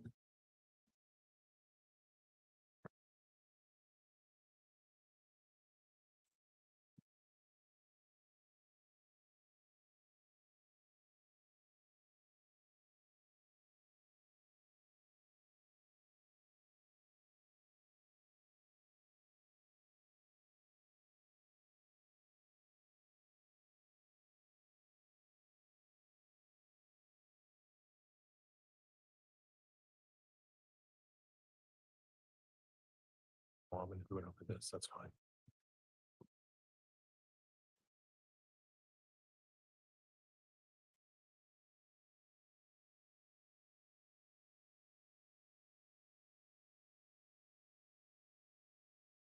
All right, cross-examination, Mr. Pryor. Thank you, Judge.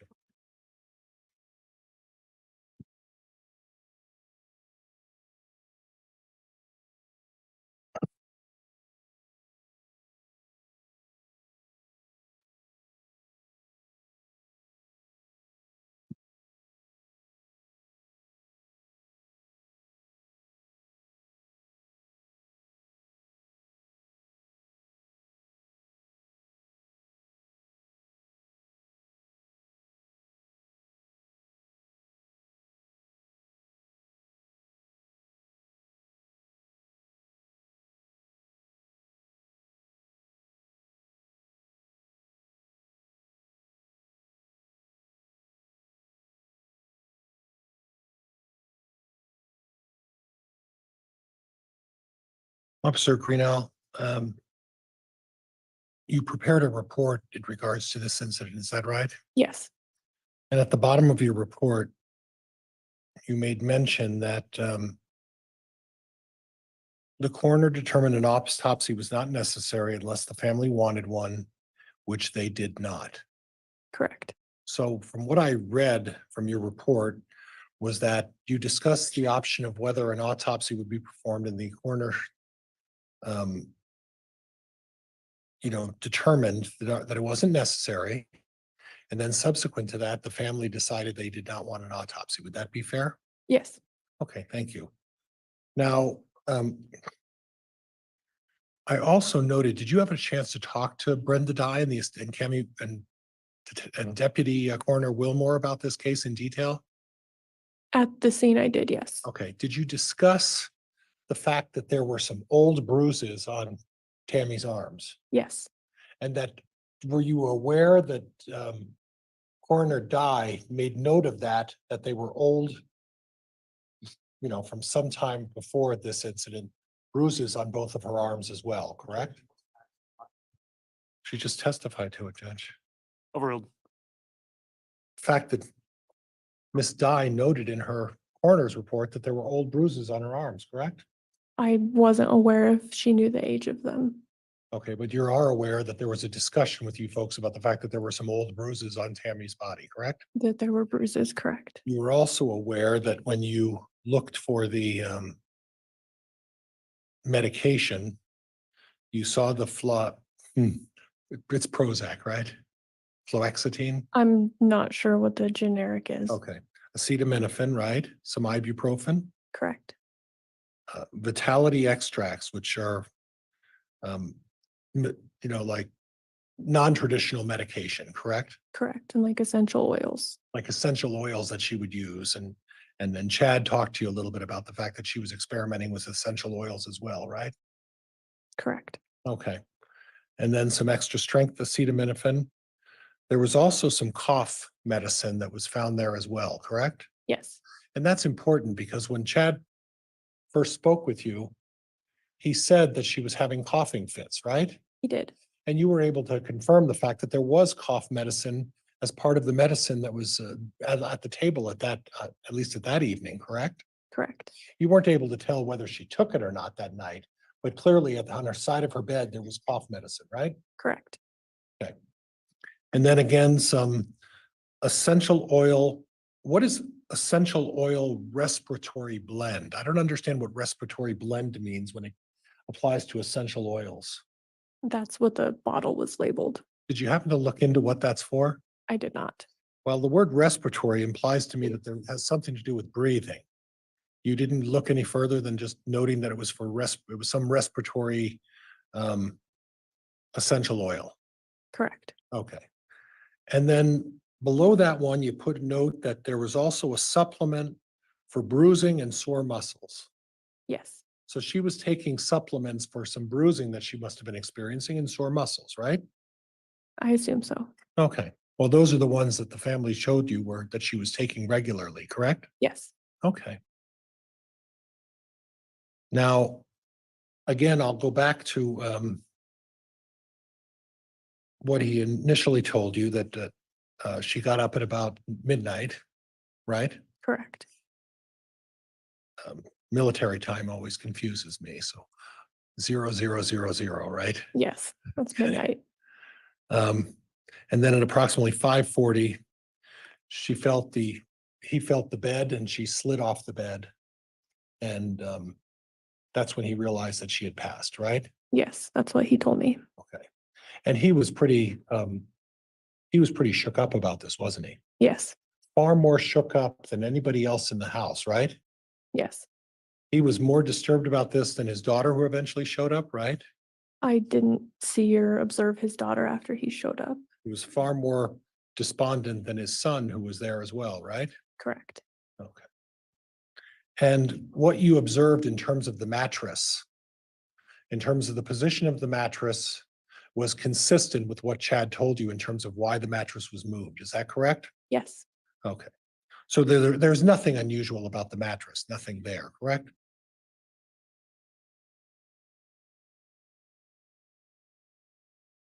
Okay. Conditions, again, while he was discussing this with you, he was pretty despondent, pretty upset, right? Yes. Okay. And as while he was trying to talk to you, he made something that she had taken some steroid shots for some sore muscles, that she had fallen a few months ago in the driveway and injured her arm. Did he happen to mention to you that she was having incidents of falling, unexplained falls that she was making? Not that I remember. Don't remember that? You didn't have a body cam on either, though, did you? I did not. You didn't have a recorder with you either, right? No, And you were going to an unattended death. Are you issued a body cam? I was. Are you issued a recorder?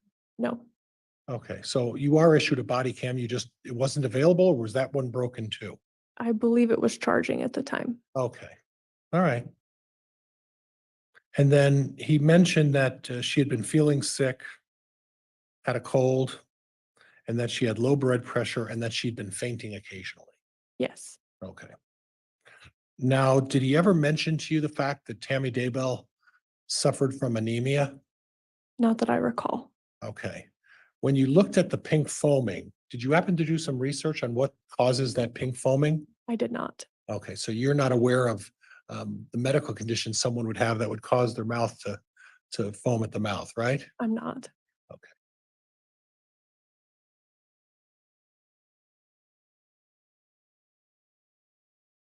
At the time you showed up, there were no bruising on the neck or the arms, like recent bruising. Is that correct?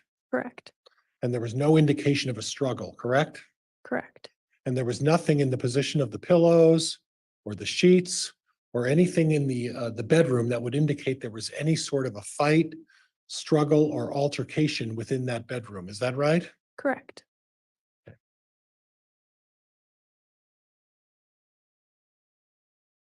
And then he also told you, Chad told you that through the coroner that Tammy had an occasion to have minor shaking fits, right? He did say that to the coroner, not to me though. With seizures, right? I'm not 100% certain what he said. And then were you there to talk to the daughter, Emma? No, But you put in your report that Emma mentioned that her and her mother were trying to do that clogging thing and that her mother had been slowing down the last couple of months. You're aware of that as well, right? yes, that was relayed to me through the coroner. So the mother or the daughter, Emma, had confirmed that her mother had been slowing down and wasn't as active as she had been previously, right? Not to me. Okay. But Chad did talk to you about significant fainting, seizures, a number of maladies, right? He had mentioned fainting. He didn't mention seizures to me though.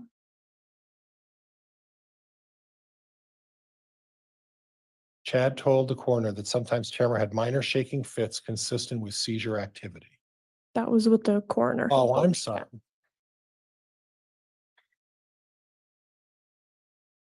Okay. Okay. So at this point, after this was done, it was the determination made that it was not a homicide or any foul play as a result of this, correct? I'm not sure exactly what the determination was that was made by the coroner. Okay, and we'll get to that with the coroner, but from your pictures and your assessment, it didn't appear that there was any foul play from the pictures that you took. Is that correct? Correct. Okay. Judge, I have nothing else. Thank you. Any redirect? Just a few, Your Honor, a few questions. Very well.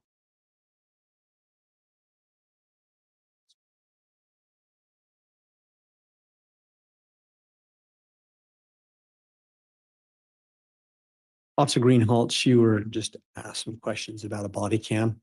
Correct. At that time at the Fremont County Sheriff's Office, was there any requirement that you have and use a body cam for any purpose? No. And you said yours was charging. Yes. Does that happen sometimes during your shift? Yes. You were asking questions about, right question about by the time you showed up to the scene. Do you remember that reference from defense counsel? Yes.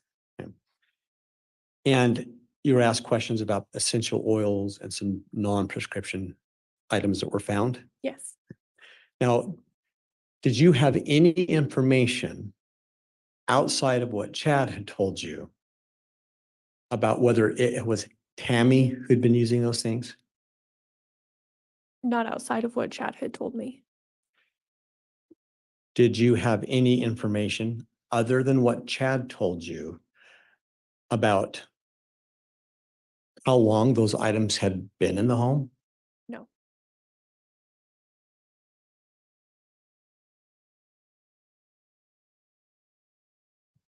And to be clear again, at the time that you responded, Tammy was cold to the touch.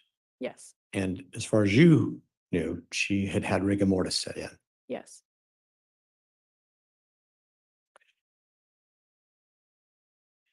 You were just asked questions about having been told by Chad, the coroner having been told by Chad that Tammy had been having seizures.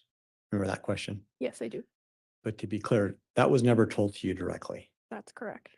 So then is it accurate then that Chad told you some things and then told other things to the coroner? Yes. Your Honor, I don't have any further questions. All right, thank you. That will conclude then the testimony of this witness. Is the state intending to recall Officer Greenhalgh? I'm sorry. Will the state be recalling the witness? No, all right, the defense. And Judge, I also subpoenaed Officer Greenhalgh to be there, but I'm going to excuse her from that subpoena. She won't need to show up, and I think we've covered everything that we need to cover at this point. All right, so that excuses you from any further subpoena. You're released from those. Thank you for appearing to testify. And you may step down from the witness stand. I don't believe there were any exhibits up there with her. Counsel for the state, do you want to get started on another witness? So sorry. We certainly have a witness available, but given the time, would the court have us go ahead and call that witness? Let me have a real quick sidebar to discuss whether that makes sense.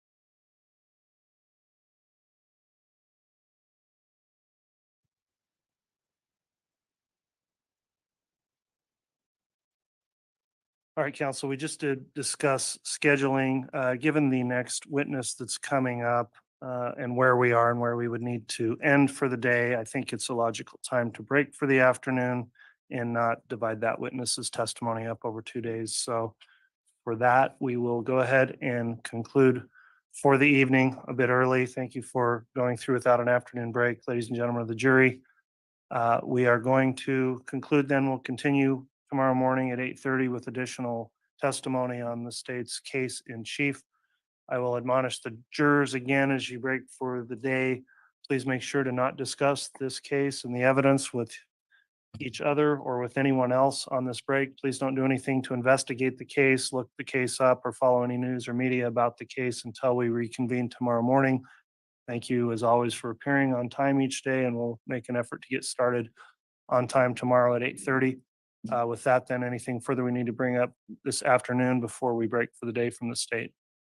No, Your Honor. Anything further from the defense? No, Your Honor. Thank you. Okay, thanks all, and thanks everyone in attendance today for complying with the courtroom conduct order. We'll be in recess until tomorrow.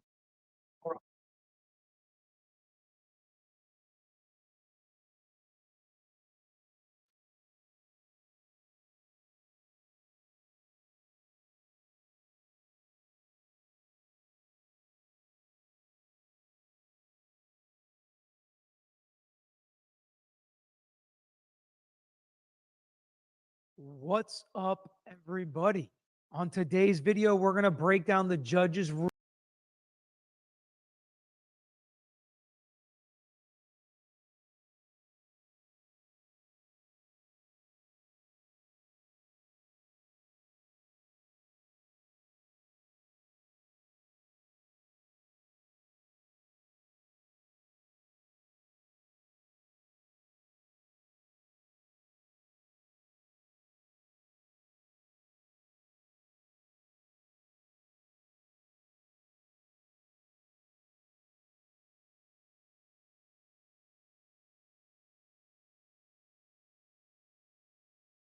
Unmute. Is Lori staying again? Is she going home? Did she say? Anybody?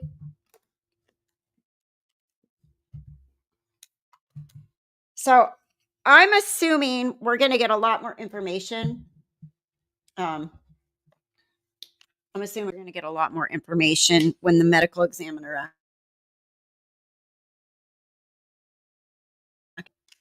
Okay. I got too many devices. My AirPods switch things up.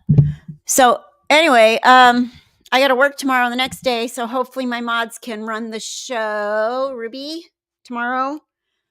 I will put it up tonight and hopefully you can get in. Like I said, I think you just have to go in as a regular person. Like I go in, I don't go in with a guest link. I just go into StreamYard, look at the one that's running, click on that, go in, because you're going to show up as me, Left Undone. ChatGPT has given me all sorts of information about drugs. Thank you, Jenny. That can cause death with the combining symptoms of pink foam coming out of the mouth. I bet everything wasn't checked for. Agree. ChatGPT has been very helpful these days. Very helpful for so many things. I do think that they were poisoned somehow, or Alex took whatever it was, knowing that it works. I don't know. But craziness. I hope that they bring some medical experts to explain that she didn't die of anemia. Ugh, drives me crazy with that one. And she didn't have a seizure disorder, because you don't just have seizures and never get diagnosed. Ooh, seriously, how dumb is that? She shakes sometimes. Those are called shivers when it's cold in the winter. Oh, and if she has hot flashes, then he said she was menopausal, which makes perfect sense. And she may, perimenopausal, menopausal women will have these random long days of bleeding, which clearly can make you very anemic. And it doesn't even seem like she was very anemic or nothing, because nothing was really done about it. But I just still think how ridiculous it is that those kids are going to testify. What, Trishy? Hoping it's to come. If not, why would they have gone capital punishment? Yeah, I mean, but the kids too. It's a triple murder, so in his yard. I don't know. Lori was supposed to have. Do you know what the main reason that malachite is toxic? It's respiratory, right? It causes respiratory symptoms. That's what I think. I did a whole video on it a long time ago, but it's been a while. I'd have to refresh my brain. A couple years ago. Sorry, I just took a drink of water. I don't know. What does ChatGPT say, Jenny?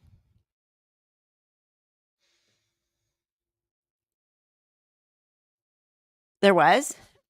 I was at a children's science museum in Colorado with my kids, and there was an exhibit on it. Did it say how it's poisonous?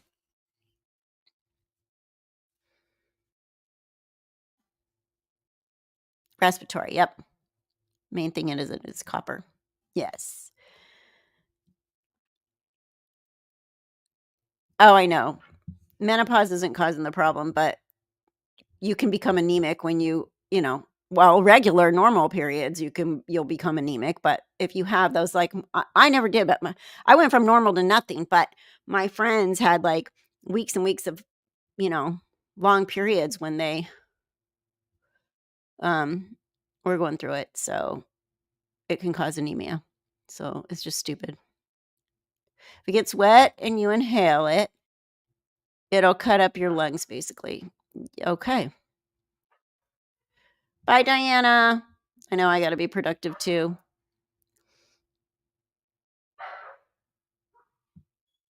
How much iron was in Pam? Yeah, I mean, is she taking a supplement? Has she eaten any red meat lately? How about green leafy vegetables? Blah, blah, blah. I'm really not concerned with anemia. And I'm sick of Pryor talking about that. He keeps reaching for grabbing at straws, or whatever the saying is. Yeah, there you go. Nausea, vomiting, blood. Mm-hmm.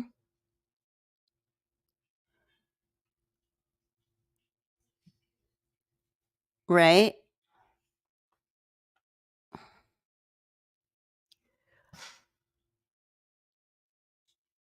Hold on. I gotta go check on my mother. She's babbling about something in the kitchen. I have no idea what's happening. Be right back.